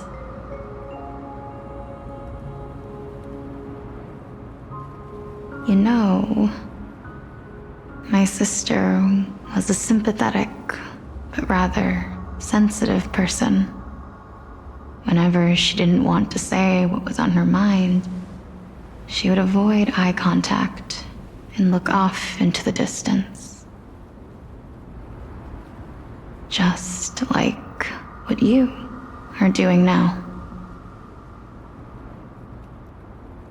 Can you tell me about the last Era Nova? What did you do, Plixia?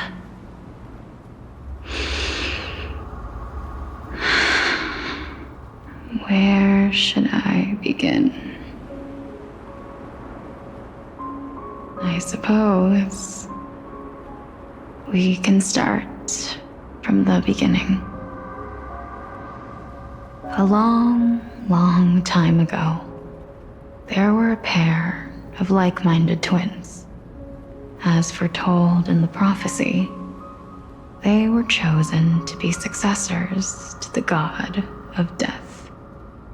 But fate was cruel. The price of attaining divinity was to take the life of a family member with our own hands. That trial was indeed recorded in that memory.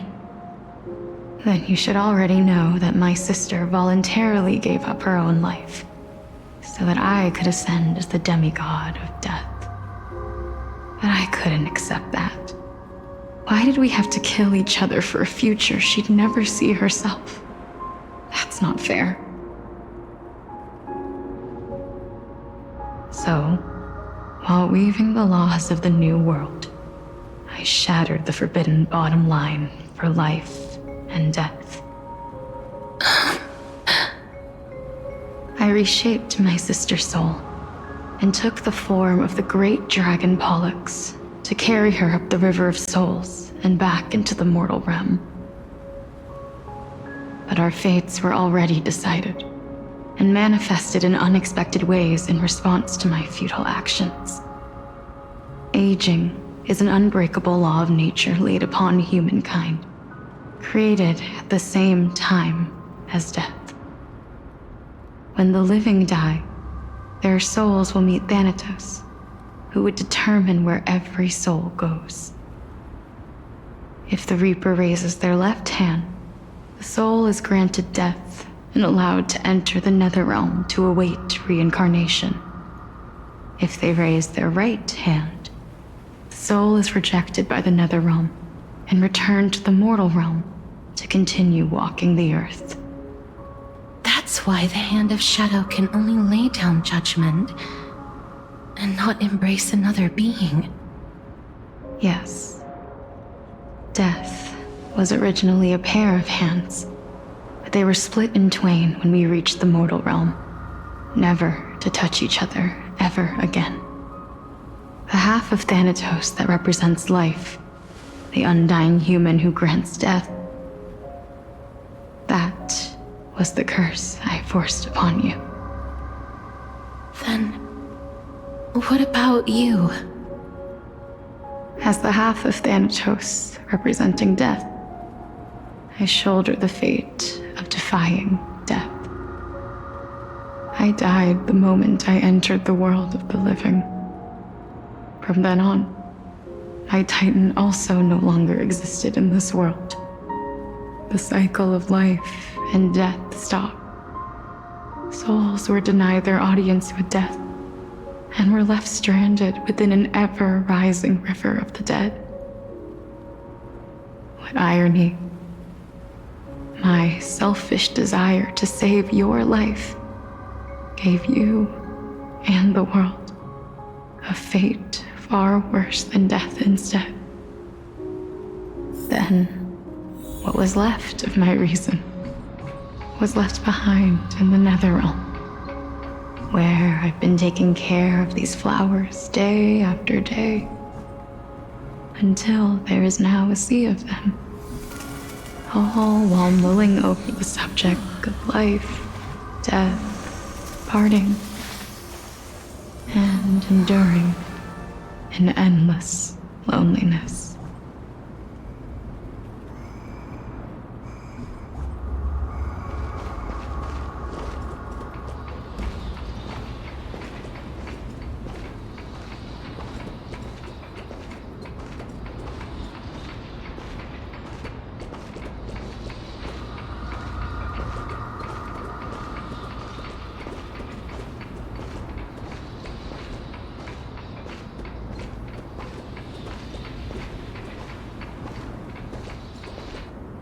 Fate is absurd indeed. Our lives were a mirrored image of one another, like a pair of hands. Even so, we arrived at the same destination. We walked different paths, yet experienced the same pain. I had hoped that maybe you would at least have a good life in this cycle. I'm sorry. I lived my life well. It didn't go to waste. As far as I'm concerned, you did nothing wrong. Even though I forced the authority of granting death to humanity upon you, a total stranger. Too many responsibilities were forced upon me in the course of this long journey. I was once lost, even upset. But I realized recently that if it weren't for your blessing, I wouldn't have understood the source of these emotions, nor would I have realized my purpose. I wouldn't have made it here to reunite with my missing half. And we wouldn't be discussing our past while sharing the same view of this landscape. I wouldn't have understood the meaning of our existence. The meaning of our existence. This sea of flowers blooms on dead land, 'cause we sowed it with the seeds of our separation and watered it with our tears of loneliness.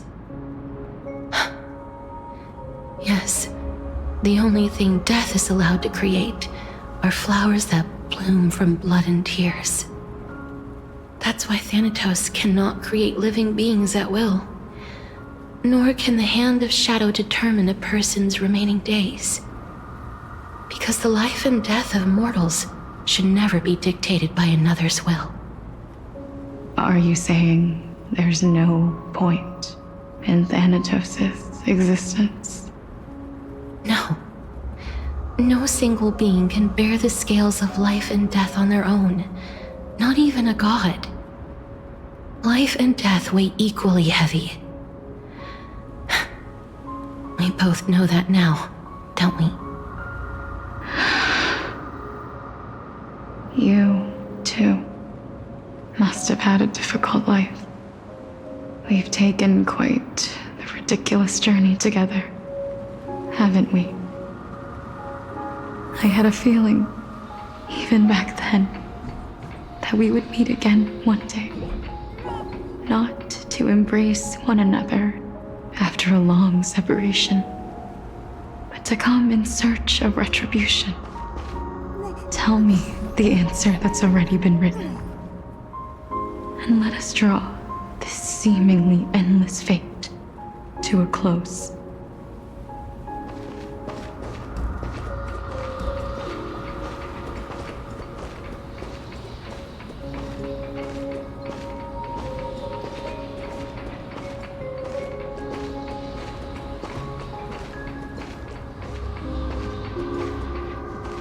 It's been far too long.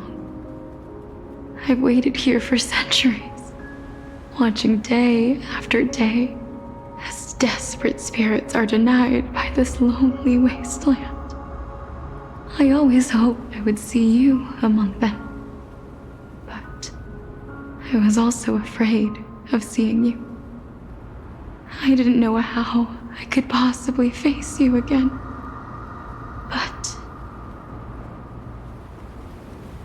more than anything, I was afraid that you might have forgotten all about me. I know. But don't you see, Polixia? I made it back anyway. You don't have to shoulder death's authority on your own anymore. It was always meant to be held in two hands anyway. So, let's give our core flame to her, and have her take it back to the mortal realm. Give humanity back their cycle of life and death. Our responsibility as Thanatos was never about picking out favorite souls. We were only meant to watch over life. Let's tend the field together, and create a warm sea of flowers for all the souls to come.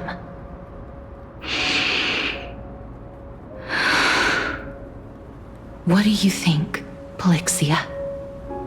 Yes, just one last step.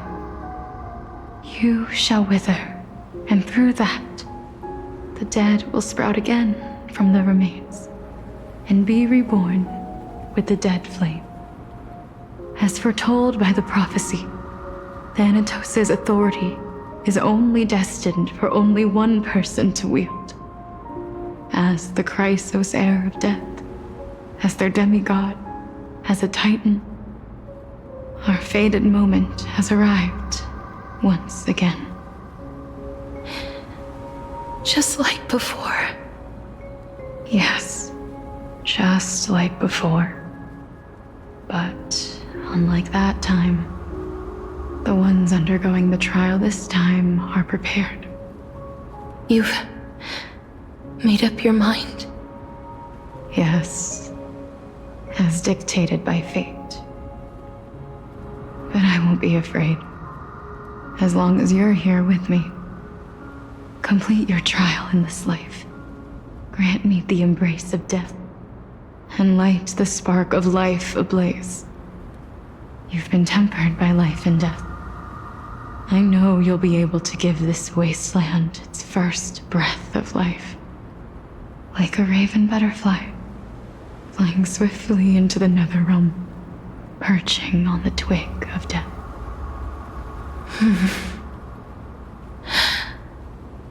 I will. After this, I will remain permanently in the Netherrealm. The River of Souls shall return here and rain down from the sky, scattering souls across the earth. The cycle of life and death will flow once again. This sea of flowers you sowed shall bear countless joyous or sorrowful souls, and bloom evermore.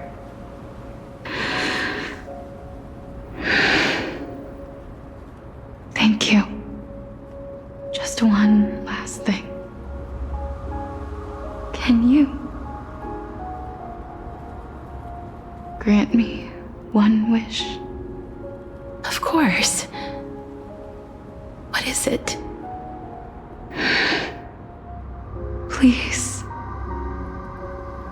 don't forget me. I promise you, when we meet in the next world, even if I have endured another reincarnation, even if we do not know each other's names, I will still hold you tightly in my arms, just like what I did when we were born. Castorice. Castorice, you're as beautiful as a fleeting butterfly.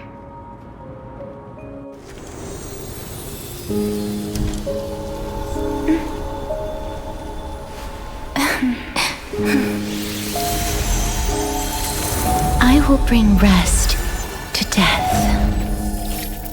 And from now on, stagnant life will once again flow.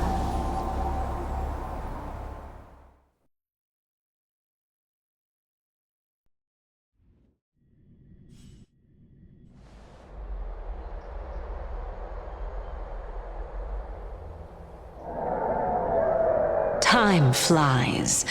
In the blink of an eye, the 15th entry hour is already at hand. When this farce is over, your soul will be placed on the scales of life and death. Are you ready? No need to ask so many times. Of course I am. Then why do you drag your feet? Is your fear of crowds holding you back again? I simply find them too noisy. Paying attention to conceited fools like them would be an utter waste of my time. Such harsh words. As I see it, you are no less arrogant than they are. I couldn't agree more. Oh.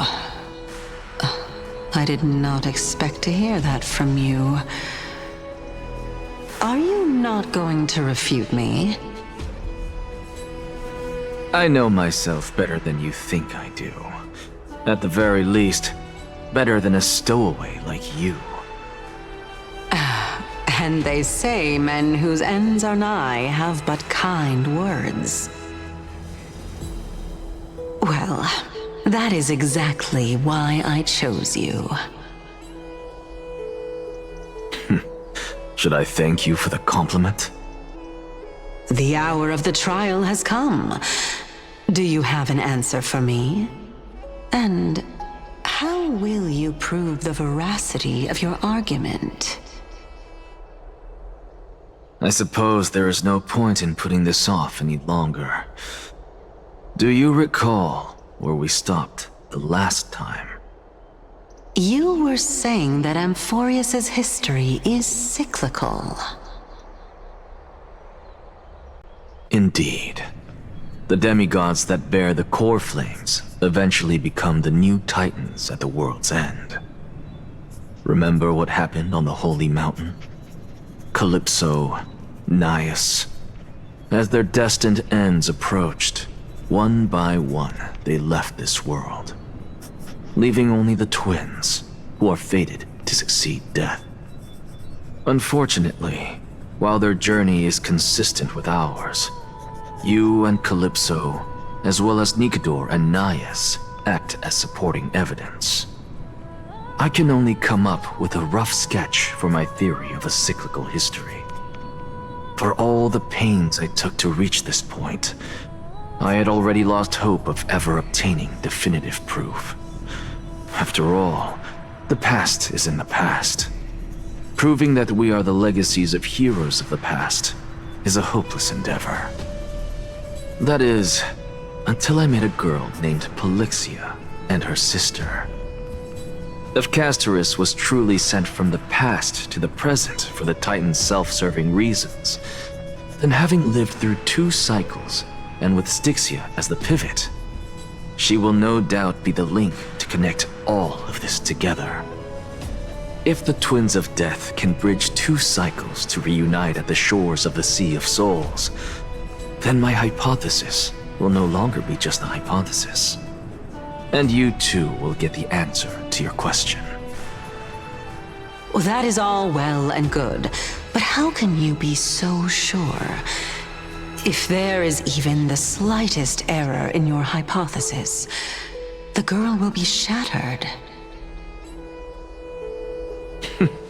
It matters not. The most important quality a scholar must possess is foolhardiness. If you are overly cautious, then you'll never have the gumption to make the first step, and change will never come. Besides, I, Anaxagoras, am destined to overturn this farcical world. Come, let us go and teach those pathetic worms one final lesson.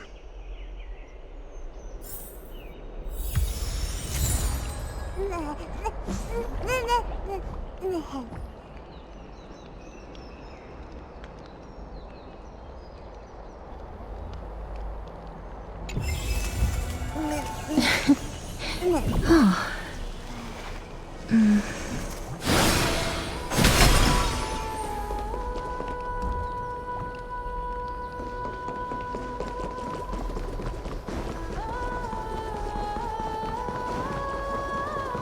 Fine. So they are leaving the final debate to him.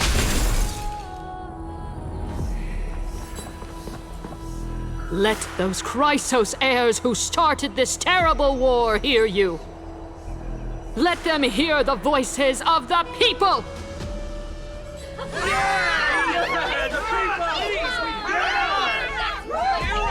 Help us! As always, that woman knows how to stir up a crowd. Professor Anaxa, I thought you'd pass on this. Everyone must cast their vote, or this assembly would serve no purpose. Prof, do you truly think it's wise to entrust the fate of the world to an assembly like this? Akama has stood strong under this system for 1,000 years. It stands to reason that there is purpose in its existence. But that is not what you're asking, is it? What you really want to know is Aglaya making the right decision in entrusting the fate of the world to you? Nothing ever escapes you. I didn't spend all those years teaching you for nothing. Most people only take 4 years to graduate, if I recall. To tell the truth, I feel like I'm on my way to an execution chamber instead of a podium. So, do you have an answer to that question? No, I don't. I thought so. Because that question is not yours to ask in the first place. Is Aglaya entrusting the world to you the right decision? Don't make me laugh. That is a question that woman must answer herself. Why are you fretting about this on her behalf? Or have you been seeing yourself as her pawn all this time? Listen up. I'll say this only once. Flip your perspective around and ask yourself this instead. What should I do to ensure that the world doesn't stray from the correct path? That is what you should be thinking about. You still have time, so give it some thought. Oh, and don't bother telling me the answer. Tell it to those begging for salvation from the gods. Got it. Thank you, Professor Anaxa. That's Anaxagoras to you. Who will you be voting for? That'll depend on how well you perform. May Circe safeguard your thoughts.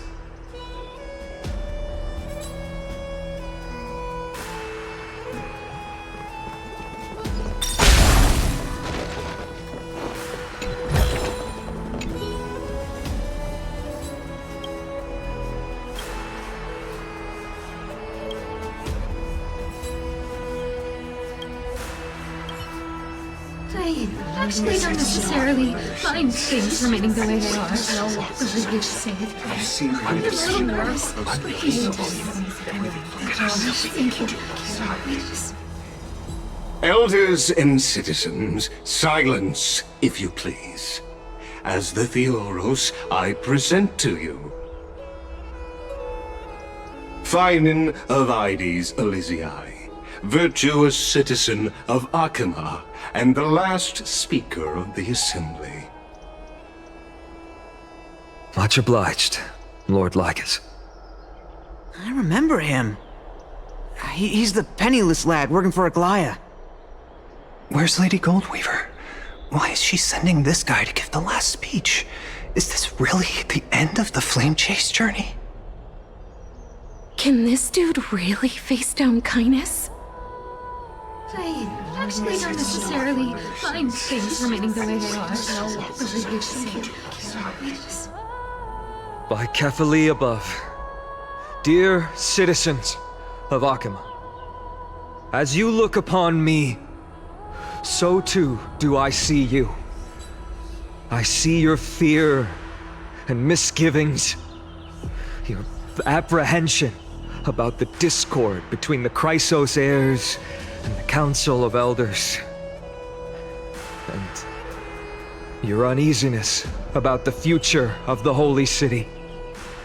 Yet, before you contemplate something as grand as the fate of the world, I ask that you look closer. Look beyond the horizon illuminated by Kefali, at the crisis threatening to overwhelm us. What? Ides Elysiae, my beloved hometown, is a village forgotten by time. It is a place with the most invigorating breeze and wheat fields that spread all the way to the sea.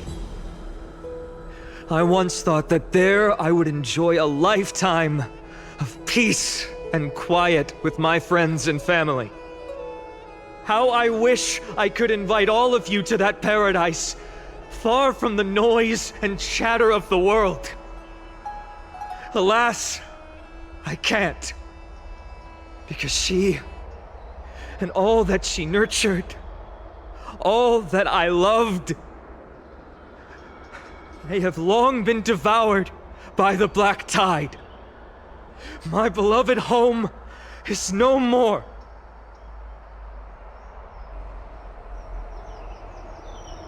I will never forget the day the black tide struck. My father, Hieronymus, fought with a broken sword to his last breath to protect his child. My mother, Aldada, she was ripped apart by monsters. Also, I might live to stand before you here and now. Galba, he was a hunter. But in the end, those arms that once drew a bow instead embraced Piso, his beloved son, as they both breathed their last. Pythias, the teacher, risked her life to save her students, but a burning beam fell on her, crushing her. And what of Livia, her daughter? Did she make it out alive? No, she didn't. Livia, Piso, and so many other children. My childhood friends. They were all swallowed by the black tide and turned into monsters. They kept saying the same thing over and over. Even up until the final moment, I finally steeled my heart and granted them eternal peace with my sword. Why, finally? Aren't we the best of friends?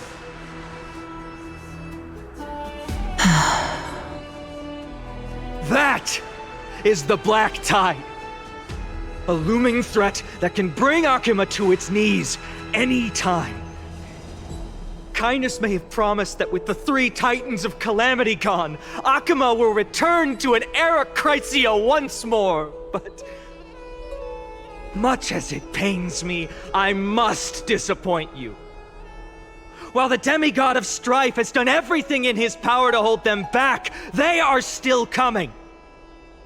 By now, the name of that black-robed swordmaster, the Flame Reaper, has likely echoed throughout the city already. The roaring thunder is a message from the strife demigod. The Flame Reaver has risen from death, and they hunger for the core flames of the gods.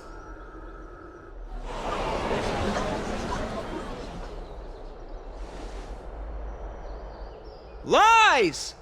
If such a powerful enemy is indeed approaching, why is Akima still a picture of peace? Exactly! The city of Akima shows no signs of pandemonium or chaos. And why is that? I beg you, spare a moment to think about this. Are we able to stand here and hold this assembly in peace today because the danger has passed? No! This peace we enjoy is no gift of fate.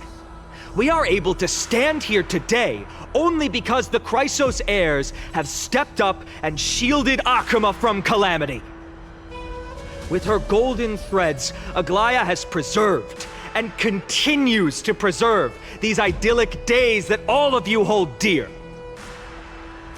The Council of Elders claims that Aglaya will one day forsake the people because her divinity is eroding her body and soul. But ask yourselves this.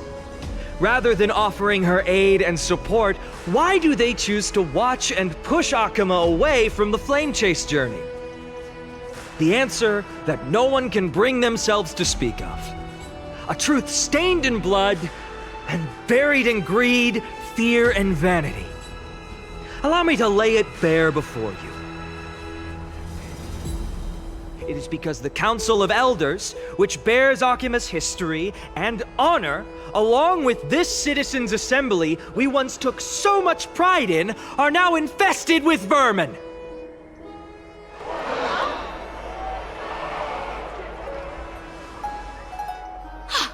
You insolent whelp! How dare you! It is true that Aglaya has reached her limit. Why? Because she has been working tirelessly to weave the defenses of our holy city against the encroaching evil. All while these vermin are making up baseless accusations about her and scheming in the shadows. Not once has she ever failed Akima. Yet these vermin attempt to tear her apart, tarnishing her name with unfounded allegations. She may have been blessed by divinity, but hasn't her heart always stayed true to humanity? They attempt to mislead you and reduce this assembly to a crude standoff between gods and humans, but citizens of Akima. Once more, I implore you to open your eyes and look at those around you. Examine them closely. Beneath all that finery, Do you see the good heart of a human, or the poisonous glands of a pest? Make your judgment, then turn your gaze to the demigods, whom so many of you regard as cold and merciless. Do you not see the light of humanity in them? And those who wear the mask of humanity, yet utter only hurtful, slanderous words. Can you not see that their souls have been corrupted by power?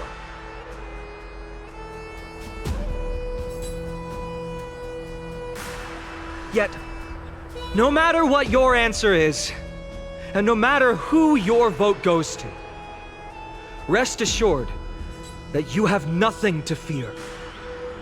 For Aglaya, Trebios, and I will remain your faithful guardians and pledge our lives to upholding your decision.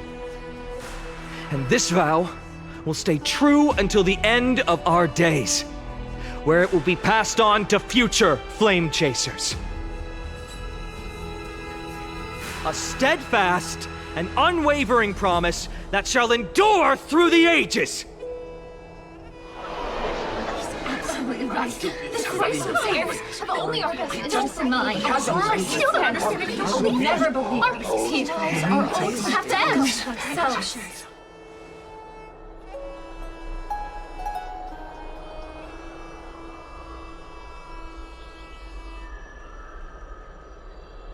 at the present time, on the scales of Talenton, those who call for the continuation of the Flame Chase journey, and those who demand its suspension.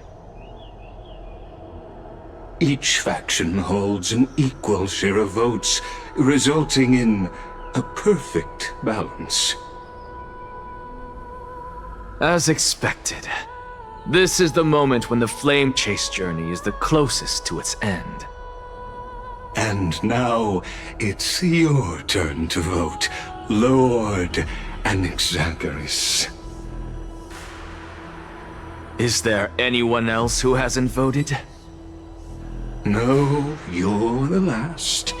Cast your vote with care, for your decision will break this impasse. I have long since made a decision. Very well. May you bring much needed change to this farcical world.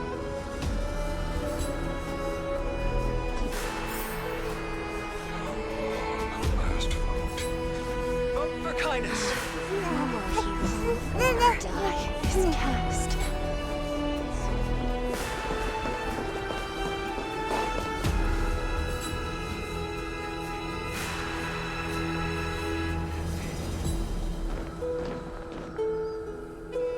You've done well, Finan. Given the circumstances, delivering a rousing speech to stir up emotions was a prudent move.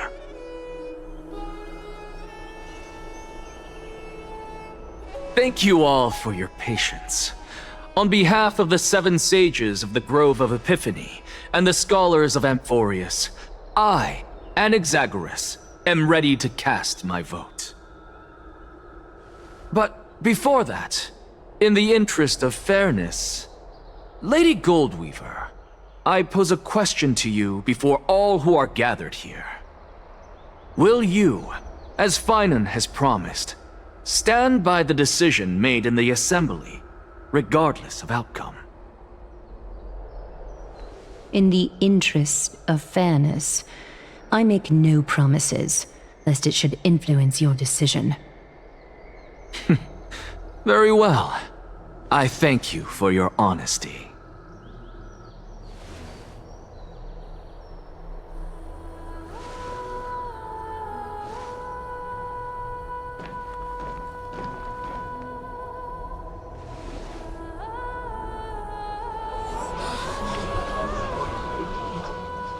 What's he doing? The stakes are high. Let's be patient. Cut the act! Who do you think you are wasting our time like this? Lord Anaxa, Please, do not forget that I... Rule number 1. Do not call me a Naxa. Rule number 2. Never interrupt me. Silence is golden.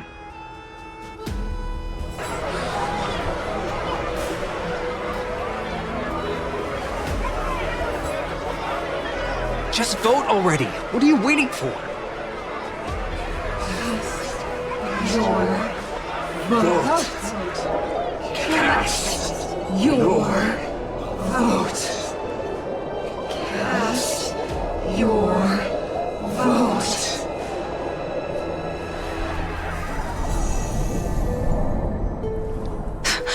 I cannot help but wonder, is every hardship in the world something you will exploit and use to your advantage? How else am I supposed to make use of this situation where my body and soul are separated? Oh, Circes. Or should I say Calypso? Accompany me on this final journey. Let us journey to the Netherrealm and see how she will substantiate the answer to your question and validate my decision. We need only to follow the sound of the tides.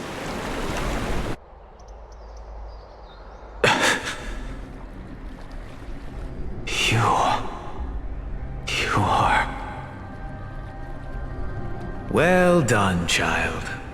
Just as I foresaw, you have achieved great things. Teacher. What a twist of fate. A blasphemer raised in the doctrines of the Venerationists. It's like a foal kicking its mother in the belly after taking all her milk. I respect you immensely, sir, but... You cherish the truth even more. So, child, do not be troubled by the criticisms I have borne. Do not let those voices hinder you as you forge ahead. As the sage of the Venerationists, I am duty-bound to oppose you. But, as your friend and mentor, Anaxagoras, I say, go forth, for the truth is already in your hands. I will keep that in mind. Go now, child. Your lonely pursuit is about to welcome a new chapter. And when you reach the end of this journey, may we meet again with the truth before us. You have my word, sir. May Circes safeguard your thoughts. May Circes safeguard your thoughts.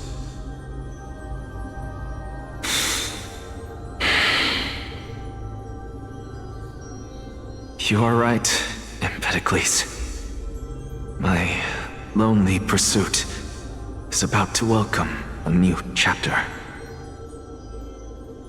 I must be on my way now. May we meet again with the truth before us, Empedocles. What are you waiting for? Just cast your vote. Silence! Silence, everyone! Behold, Circes, here at the center of the world, I shall write the final step of my proof. For this place is but one step away from the truth.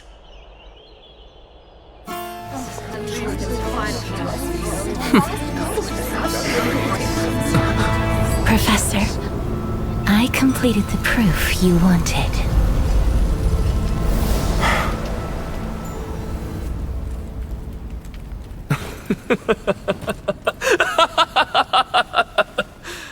Thank you, Castorice. The answer is plain as day. My vote goes to the Flame Chase Journey and nothing else! Elder Kindness, I have deciphered the truth of this world!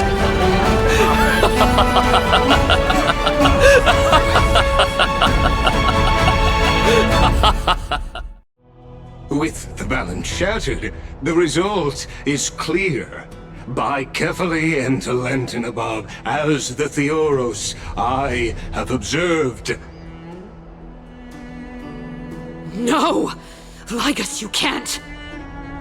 Onyx, what have you done?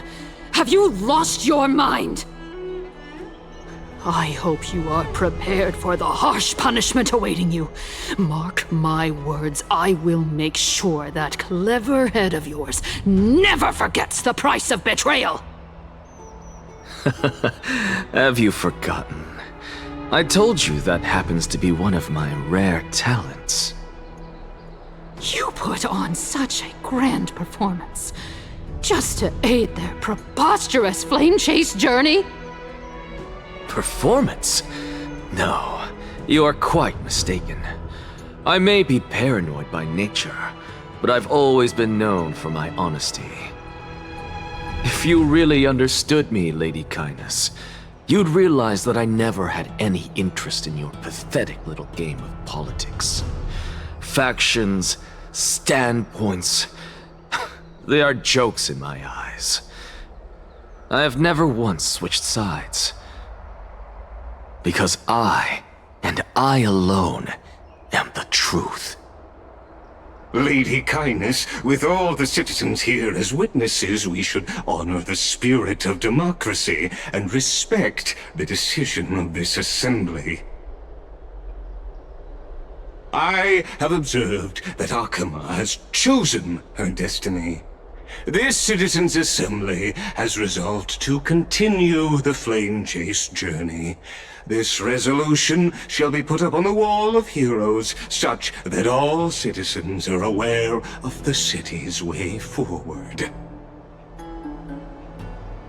You! It seems not everyone is ready for the assembly to end. Very well. Let me entertain you for a little longer. By your leave, Lord Ligus. Interesting.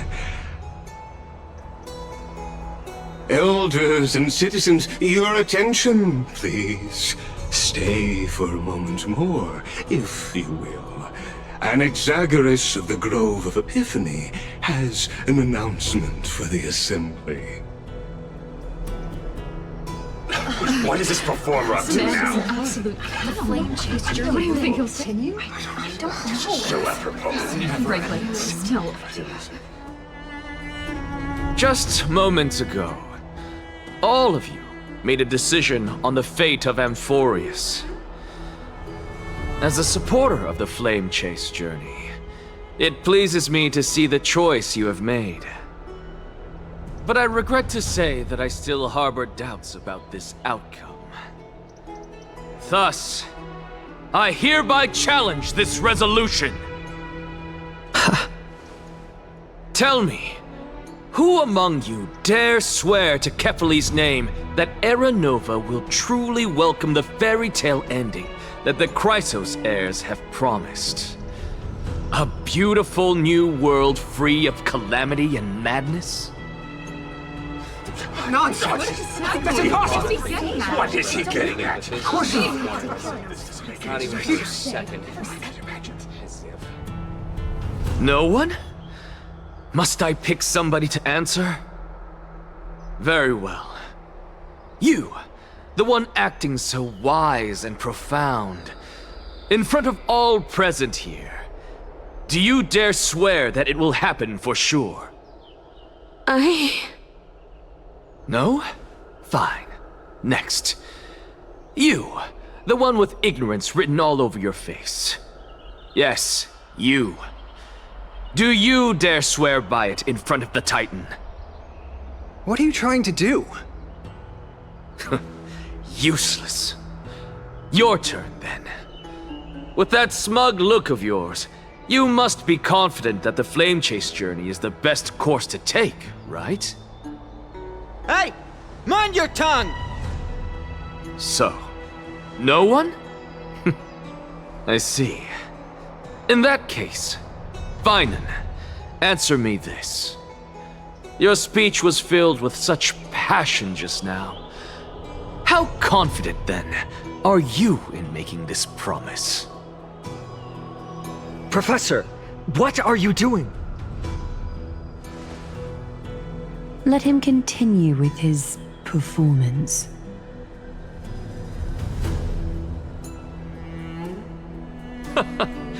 Will you look at that? Even Finan and Aglaya lack the courage to make such a promise. And what's even more absurd is that no one but I can promise you this new world. And yet, the Assembly passed the resolution anyway.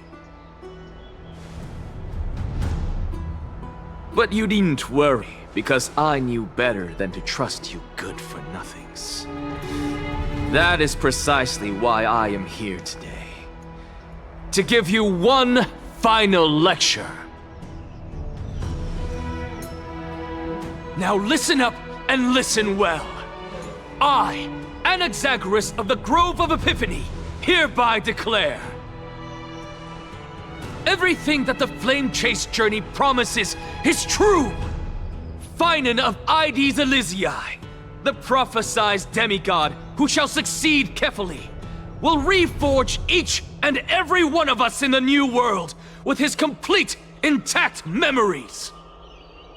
What? The core flame-bearing titans were the Chrysos heirs of yesterday, and the Chrysos heirs who carry the core flames today will become the titans of tomorrow. All of our souls shall endure for eternity in the miracle of the World-Bearer. And all under Kefali's protection shall step into that new world.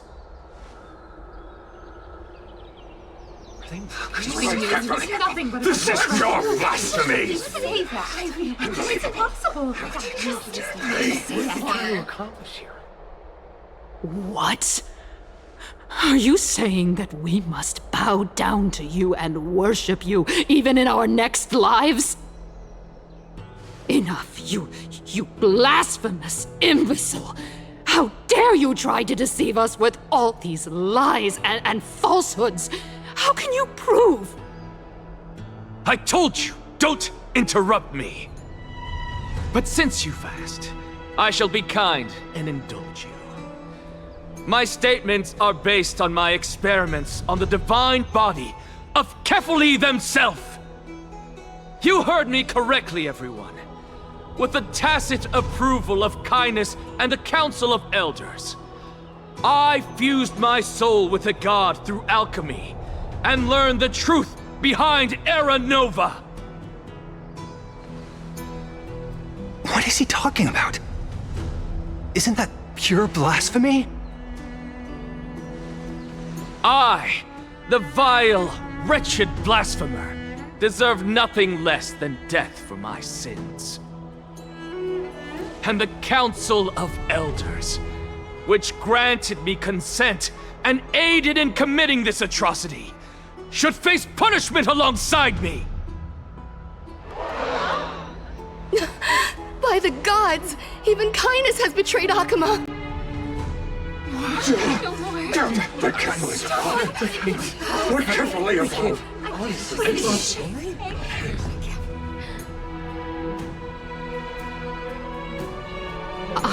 I had no knowledge of his transgressions. He did that on his own. The Council of Elders bears no responsibility for his actions. Lord Lygus, as the esteemed Theoros, are you going to simply stand by and allow the Council of Elders to be dragged through the mud? If the accusation is true, I will acknowledge it. If not, my conscience stands unburdened. Lady Kindness, the reputation of the Council of Elders was not built in a day, nor will it be shattered overnight.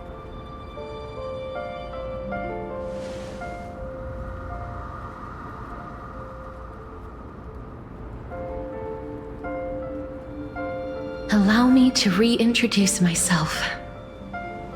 I bore the name of Castorice while walking among the mortals. And now, I stand as the demigod of death, the living side of Thanatos. Welcome to my realm, where the west wind ends.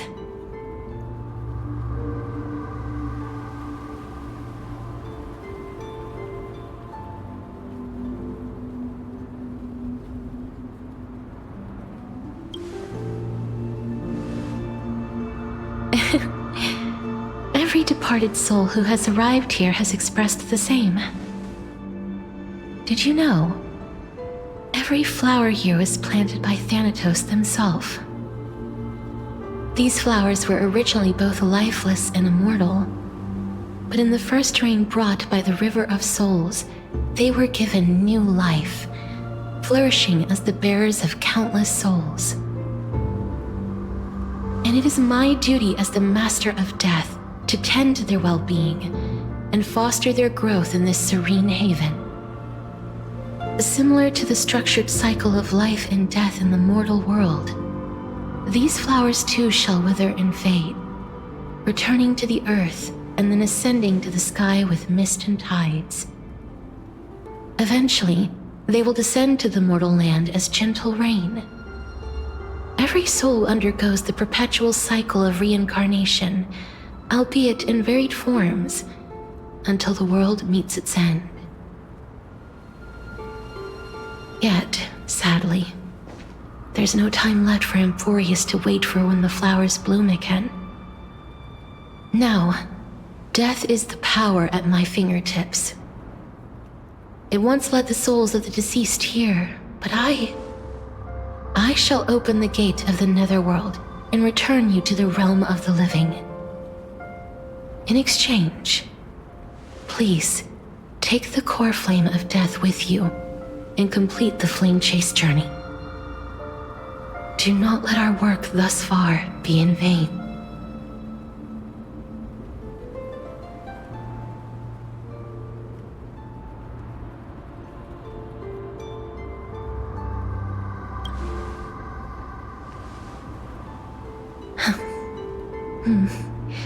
Just like the other demigods, I will stay here and embrace my destiny.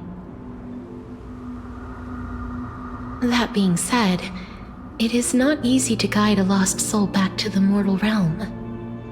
The whispers of death are sweet and alluring. If your determination wavers, you will succumb and be forever ensnared by the netherworld's grasp. Please consider this a one-time exception. I will do everything in my power for the flame chase journey. And for your life, the only life I can save.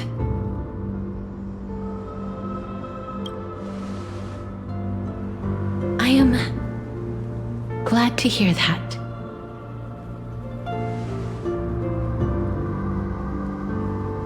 Over here!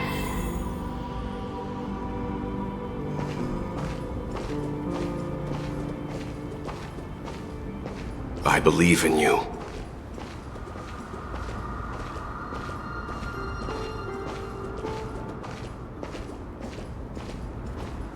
Death is such a sweet joy. Don't go. Lift your chin up high and step forward with us toward tomorrow! That's right. Keep your eyes on the dawn. Onward. Show me your courage. Partner, we shall become heroes together.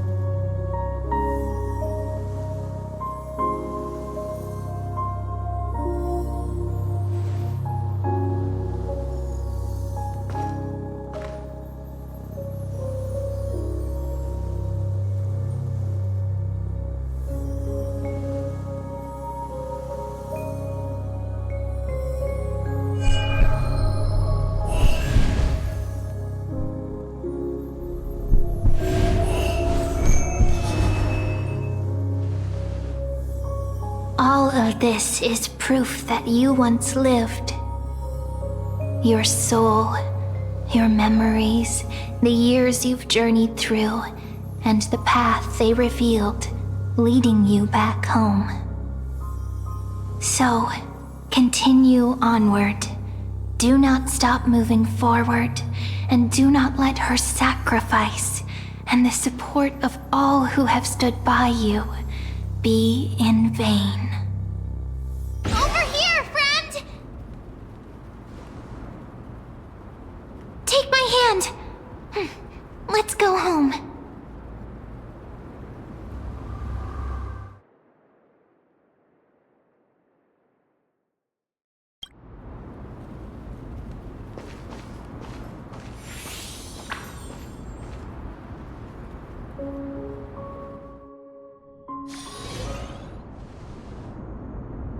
At last, I knew you could do it.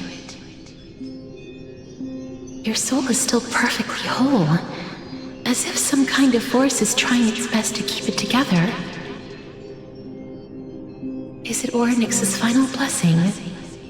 Or is it a miracle of your own? It's truly incredible. Such a strange surge of familiarity. So hard to describe. Perhaps it is fate, once again fulfilling its own design. Or perhaps it is the laws from beyond the sky, so familiar to you, that intertwined our fates long ago.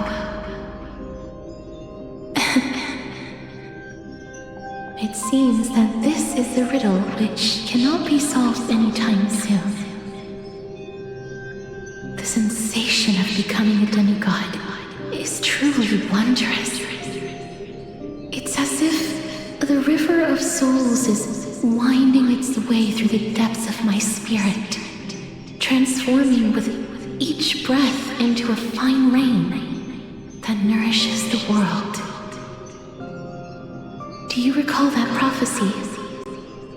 At the end of the sea of flowers, the souls of the living shall warm thy fingertips, and after an embrace, there shall be eternal separation. I promised you that I would do everything in my power to give it another meaning. Now, as I stand as a demigod, and destiny draws to a close, I can finally end it in a way that is as beautiful as it deserves. The wish I once sought, but could never grasp, is now within reach. In this brand new world, every blooming life will lift its arms in celebration and recount the profound meaning of this very instant. Every touch, every embrace we share will never again be an ice-cold loss.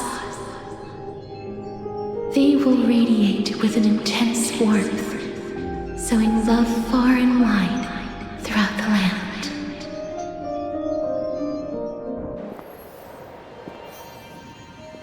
The other shore is very cold.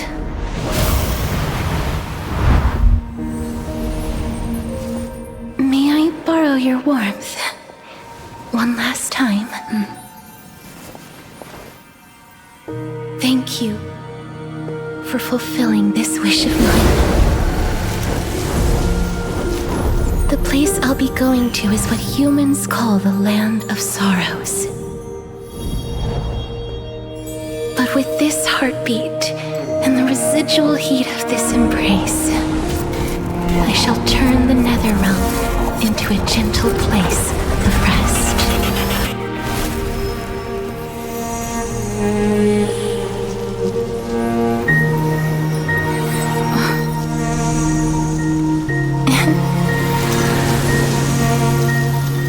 This embrace may be brief, but it's the proof that I once lived.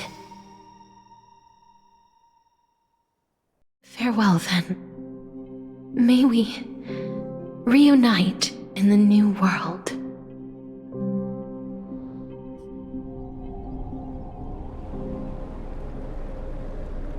That grand and absurd performance was what you've been seeking your whole life? I gave up everything in search of truth, and it culminated in this very moment.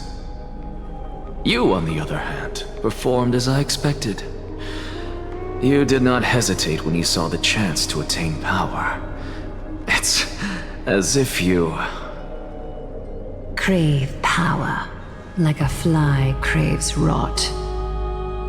Those are your words, not mine.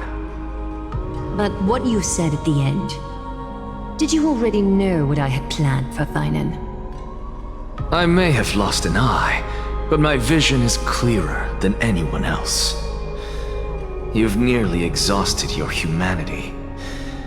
You're no different from my current state as a walking corpse. That's true. I've long since burned to ash over the past 1,000 years.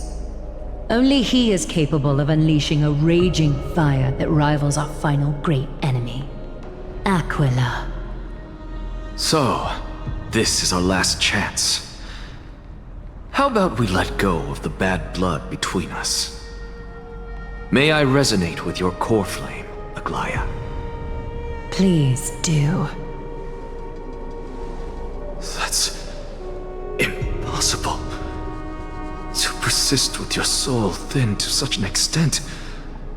You're insane. Just as you fight to lug your corpse onward to complete your unfinished goals, I have my own reasons for doing this. Until Thynan grows into his position as the prophesied leader, I must continue to lead everyone on the flame chase journey. I must keep inching forward, even if only as an empty shell. I've long predicted this was the case, but I didn't think you'd already lost so much. How ironic. We would have avoided so many misunderstandings if you and I had just spoken this candidly before. But casting aside our ideological differences, there is one thing you and I agree on. Thynan. Yes. He was born to be a hero. He understands the hearts of the people, and I can confidently say he is a far better leader than you. Only he is capable of fulfilling your mission. Sadly, he is a man cursed by Nestia. But by my estimates, his horribly elaborate sense of style should not impede Era Nova. Congratulations are in order. We found common ground at the very end of our destined paths. When you put it that way, it makes me want to take back what I said. Aglaya, we're back! Come welcome our great hero reborn from the ashes. I hope he didn't hear your earlier assessment. It wouldn't be the first time I criticized him. A man should be aware of his own shortcomings.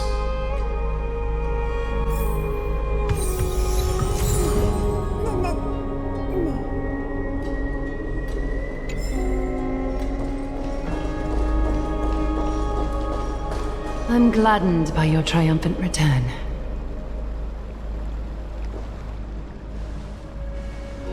But I don't see Castorice among your number. It looks like she not only helped me prove my theory, but helped you fulfill your mission as well.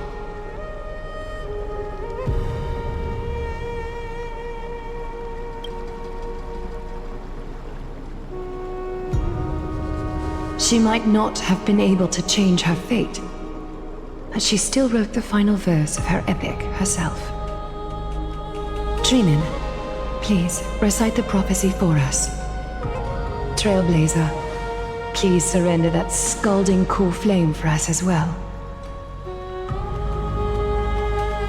You are the only life she ever saved by her own hand in her 1,000 years on this earth. I believe no one is more qualified for this noble task.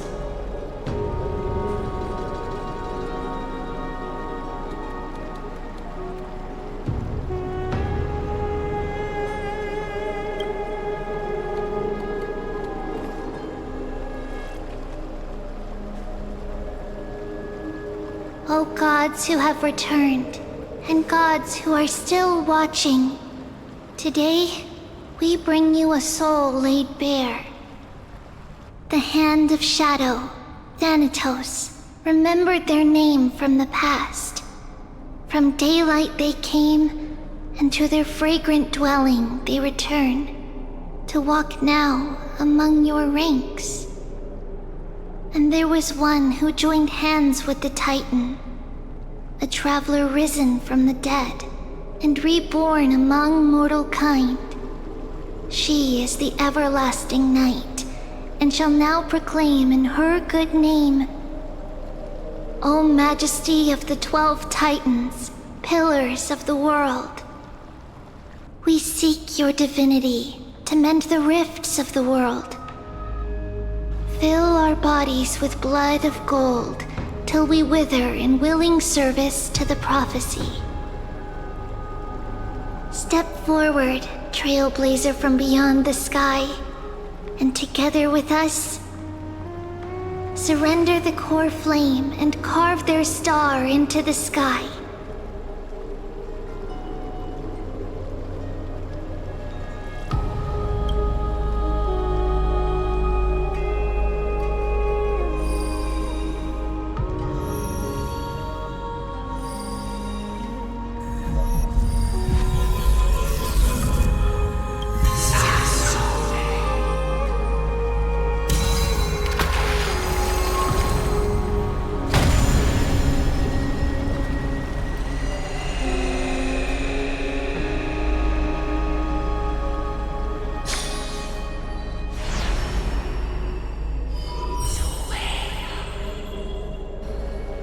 Constellation for death. For life and death, to be more precise.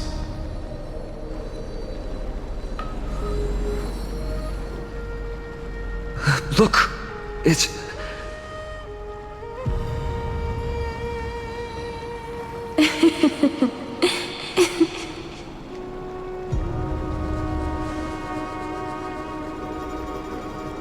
No, it's only a divine echo. I think she's here for the trial.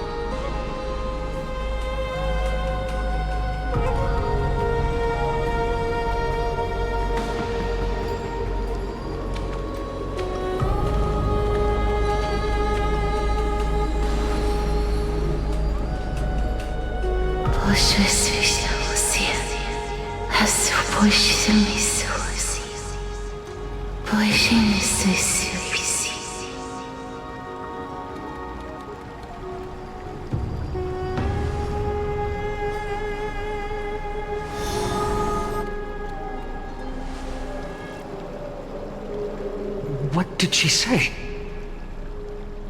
That's the language of the Titans.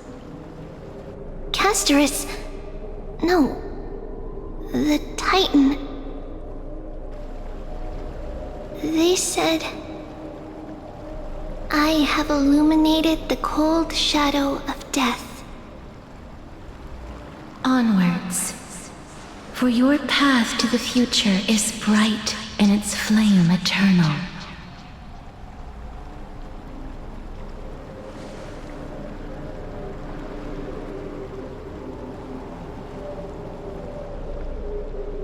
Do not forget.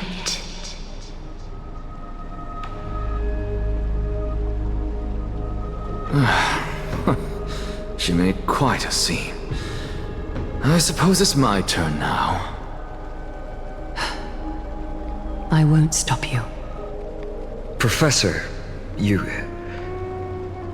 What's with that look? You were present. So, let's get this execution over with. We wouldn't want to bring shame to Akima's divine laws or keep me from creating a new world. You never change, do you, Professor? I don't understand.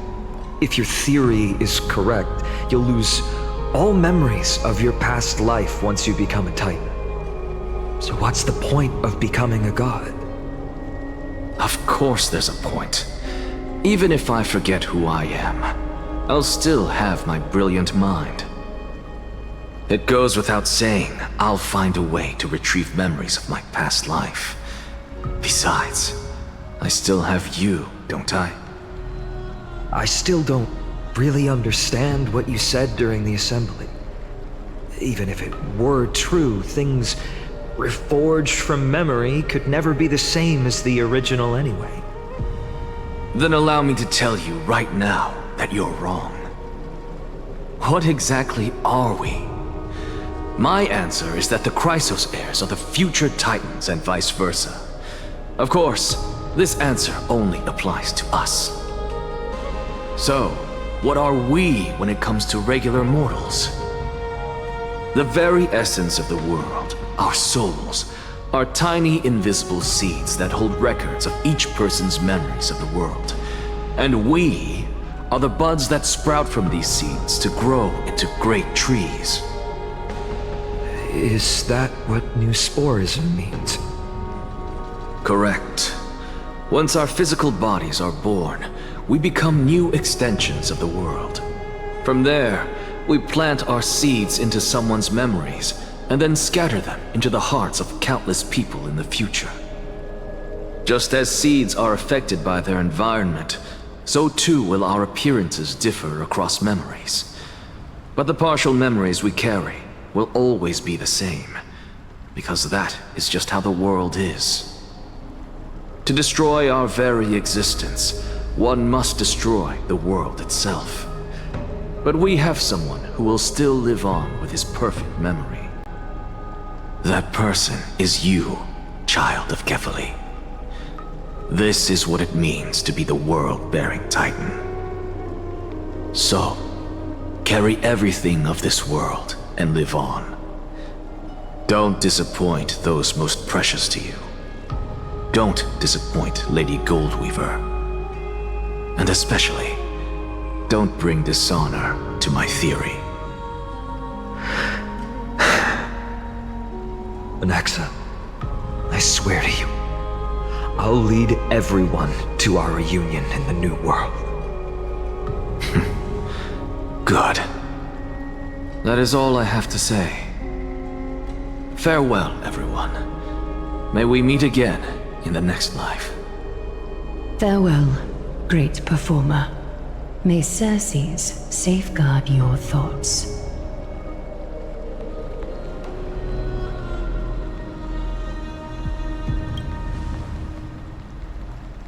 Are you satisfied, Honorable Titan? Very. I hereby swear I have borne witness. Anaxagoras of the New Sporists and the Grove of Epiphany has successfully overcome the trial of reason. Thus, I shall confer upon you these words. You shall transcend the peaks of purity and return to corruption and hardship. Oh, so that's a god's prophecy. It sounds like you just rephrased my past, present, and future. Oh, Circes. Is that all you've got? Well, you've already transcended the peaks of purity, and you were never the type to give me any leeway. That is true. But I do still have one question. I knew it. What is it? Maybe we're thinking of the same thing. As you've so boldly stated, we and the world itself live on through the memories of others. If that is the case, Whose memories did the very first new spore sprout from? How should I know?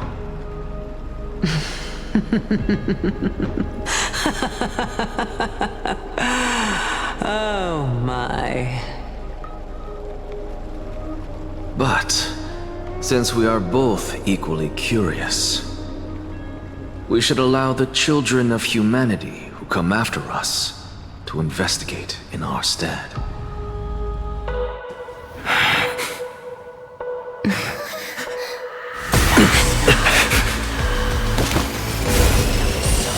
Rejoice, Circes. I sow the seeds of suspicion in the new world with your soul! And now, the objective is complete. That is all.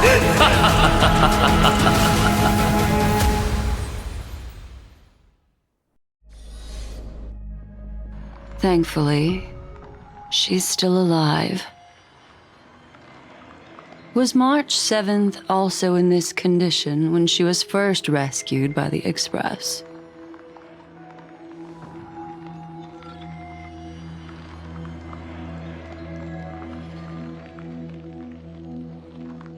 But she still woke up naturally.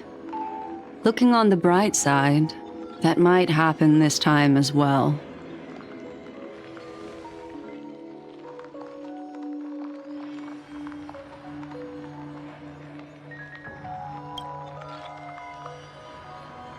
I do not have conclusive evidence, but judging by her current condition, perhaps March 7th's memories have been hijacked.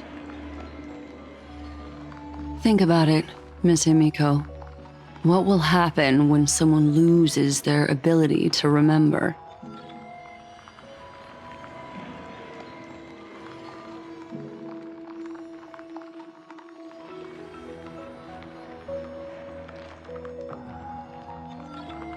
Unfortunately, short-term memory is an entirely different concept from the inability to remember. Perhaps it is difficult for you to imagine, but an individual who has lost their ability to remember turns into nothingness. The belief of the Garden is that everything in this universe can be interpreted through memories. This is the driving force behind the continuance of this path. The past is made up of memoria, while the future is a possibility that will eventually be converted to memoria. But the present, it doesn't really exist, and it's only an abstract expression. Therefore, when a person is affected by the path, and loses their ability to remember, their physical form will also be affected. These ice crystals are a manifestation of that.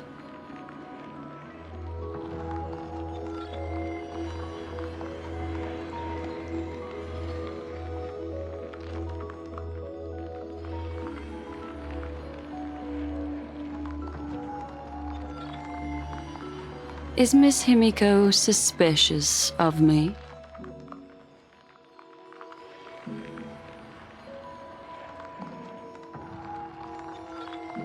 In other words, now is the time for me to prove my innocence.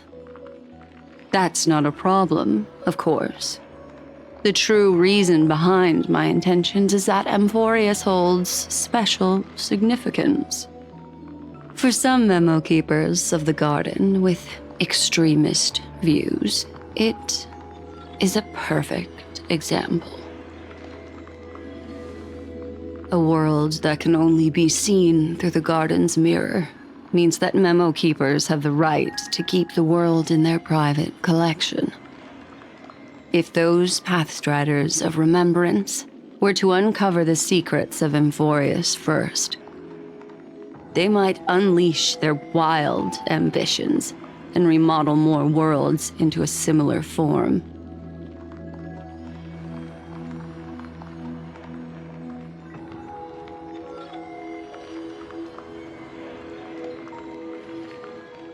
I chose to remain quiet before, because I did not want to involve you in the garden's internal conflicts.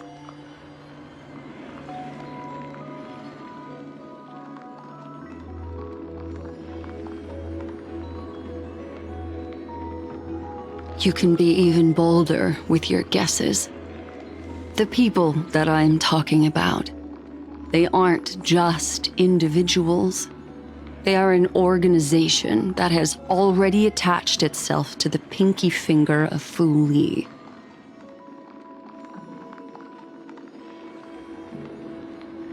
I cannot be certain, but at the very least, they are capable of doing so. I am deeply sorry about what has happened to March 7th, but the deal that I propose still remains a fair one. Amphorius is still an excellent destination, and investigating further might allow us to uncover the truth behind the accident. Miss Himiko, the wisest choice right now is for us to continue cooperating.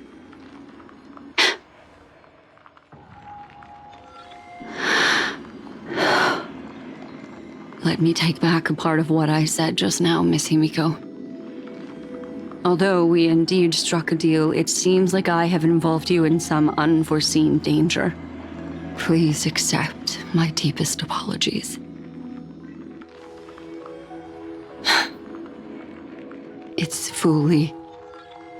Their gaze has just swept across Amphorius. Oh, how interesting. I never expected a mere memo snatcher to be actually hiding so much inside her head. What's even more interesting is that the word Amphorius has appeared in her subconscious. This lady seems to be having fun. Is she usually like this? It's, hard to explain. What are you two whispering about? Has it not occurred to you that I can hear everything clearly? Please pardon me, Madam Herta. Would you mind sharing with us what you've discovered? The ones who need help are the Astral Express.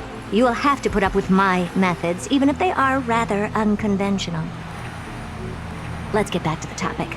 By using the fourth mirror, I rummaged through the brain of this memo snatcher and learned a good deal.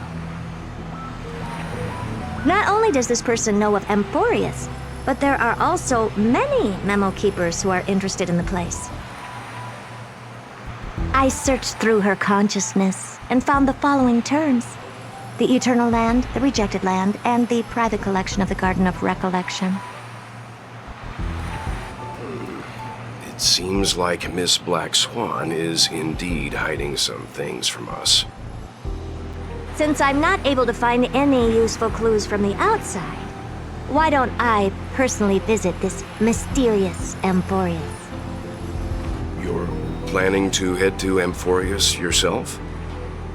Yes, but not in the flesh like you all foolishly did. See these Herta mirrors? With them, I can project my data spirit entity to any corner of the cosmos through spatial warps, without even needing to leave my room. But of course, these corners of the cosmos must be within the coverage zone of inter-astral peace communications. After all, this is collaborative technology. I see. You do seem like the more indoor type. Although that star zone is not within the network of the IPC, the Express itself can serve as a signal station. Come, give me the astral chart coordinates. Then, sit back and enjoy the show.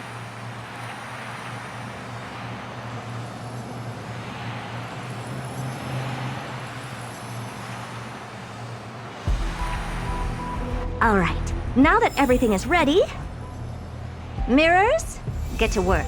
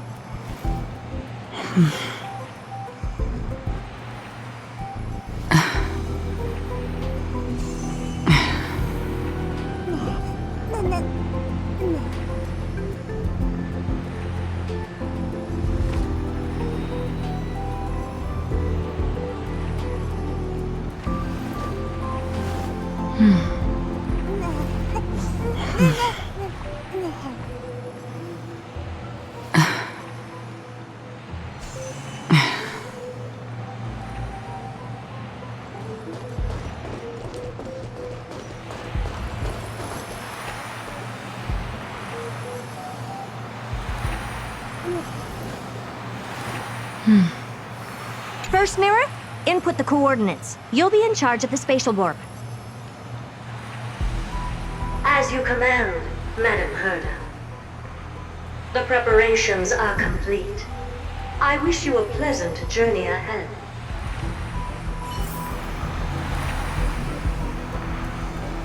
Second mirror, prepare for the thought refraction. There's still some distance from the Astral Express to the Amphoria's celestial body. You're in charge of sending me over. This time, raise the power to the maximum. Don't be stingy. Oh, okay. I won't fail the mission, Madam Herda.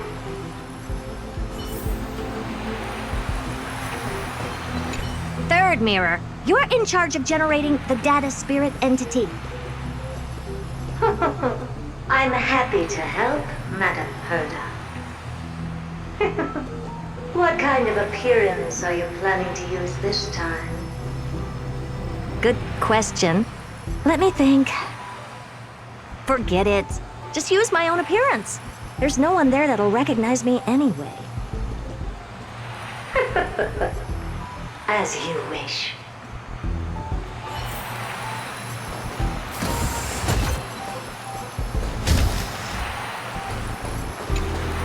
Preparation of the data spirit entity complete. Thought refraction at max power. Excellent. The first mirror. Let's get going. Have a safe trip, Madam Herta. May your journey yield good results. Coordinates input complete. Preparing to activate spatial warp. Destination, unknown celestial body. Amphorius. Spatial warp countdown. 5, 4, 3, 2, 1. Warp activated.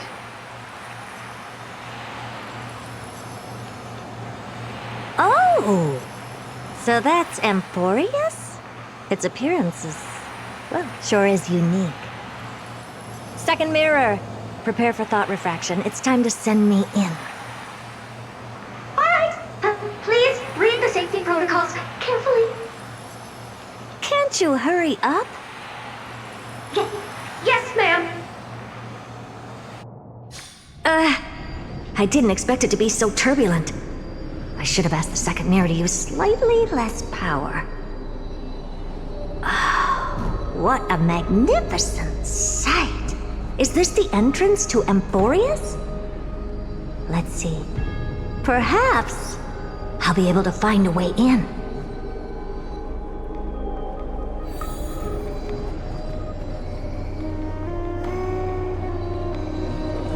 What's this? A statue? It's ugly. I don't like it.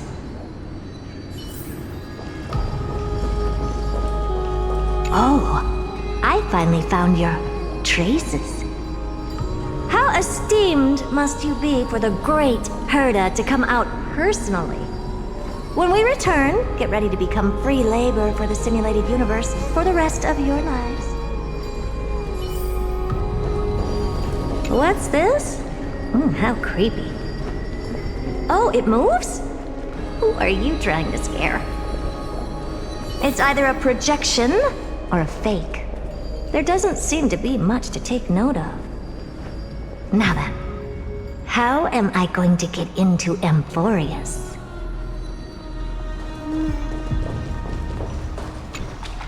My deepest apologies, esteemed lady. I'm afraid that you cannot proceed further. Who's there? Your visit, although not part of my calculations, is a pleasant surprise. It's a pity that the preparations are not yet in place to receive you with the hospitality that someone of your status deserves. Are you not going to answer my question? Who are you? I have many identities, and I'm going to have even more in the future. But if you just need a form of address, you can use my common alias. Lycurgus. Lygus. All right, Lygus. But you can't possibly think that I'm just asking for a name, can you? Regrettably, I do not have the authority to share more information. However, standards are always flexible. While not violating the ultimate agreement, I'm able to disclose this piece of information. As you thought, this is the entrance to Amphorius. Now, please, kindly turn back. Amphorius is not a world that you should be involved with, regardless of what kind of magnificent achievements you have accomplished. This place will not open its doors so easily. You seem to understand me very well. Then you should know that I have no reason to listen to you. Your reaction is completely within my calculations. Despite my long years as a Watcher, it seems like my assessment of human nature still remains accurate.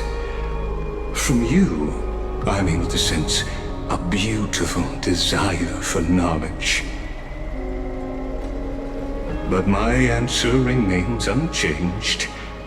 Madam, it is with the utmost goodwill that I suggest you return to where you came from. Let's assume for a second that I'm not so well-mannered, and that I insist on uncovering the secrets hidden behind you, Mr. Lygus. How do you plan to dispel this notion of mine? Within the scope of the ultimate agreement, there are 178,244 logic chains at my disposal to convince you. After filtering through them, I have determined that I only require 3 to attain the results that I desire. Oh? I'm all ears. First, for reasons that cannot be disclosed, Amphorius is a completely isolated celestial body. Apart from me, no one else will be able to help you enter. That's not a good argument. Second, if your plan is, as you've alluded to previously, to force me into cooperating by showing hostility, do know that, just like you, I have basked in the gaze of the erudition.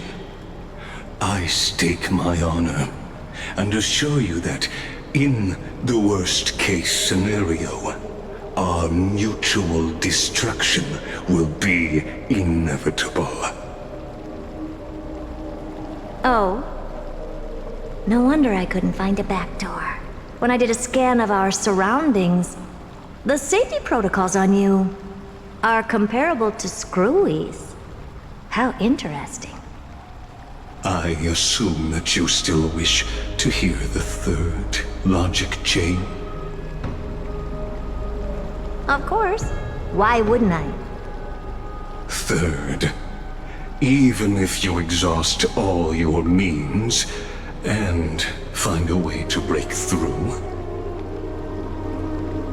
you will surely give up once you understand the consequences of your actions. After all, throughout your long life, as much as you'd hate to admit, your conscience has played a crucial role. What a brazen robot. You think that you can actually understand me through your paltry calculations? But since you put it that way, why don't you tell me what these consequences will be? It concerns the third path that is entangled with Amphorius. A path that you and your friends still very much lack understanding of. The destruction. So, if you ignore my warnings and persist in your ways, you will break the shackles of a Lord Ravager. And when that happens, their fury will engulf the cosmos.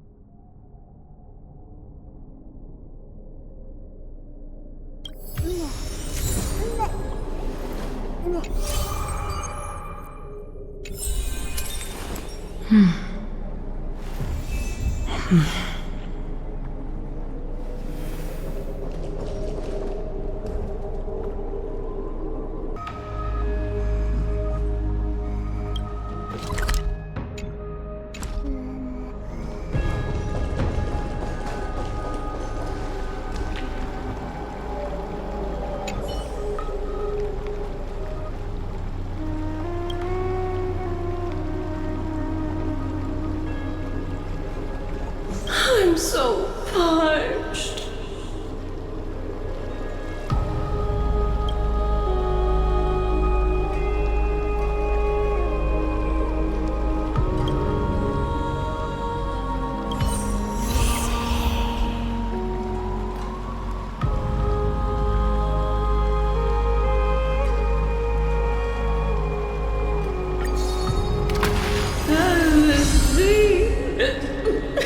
The sea is right here.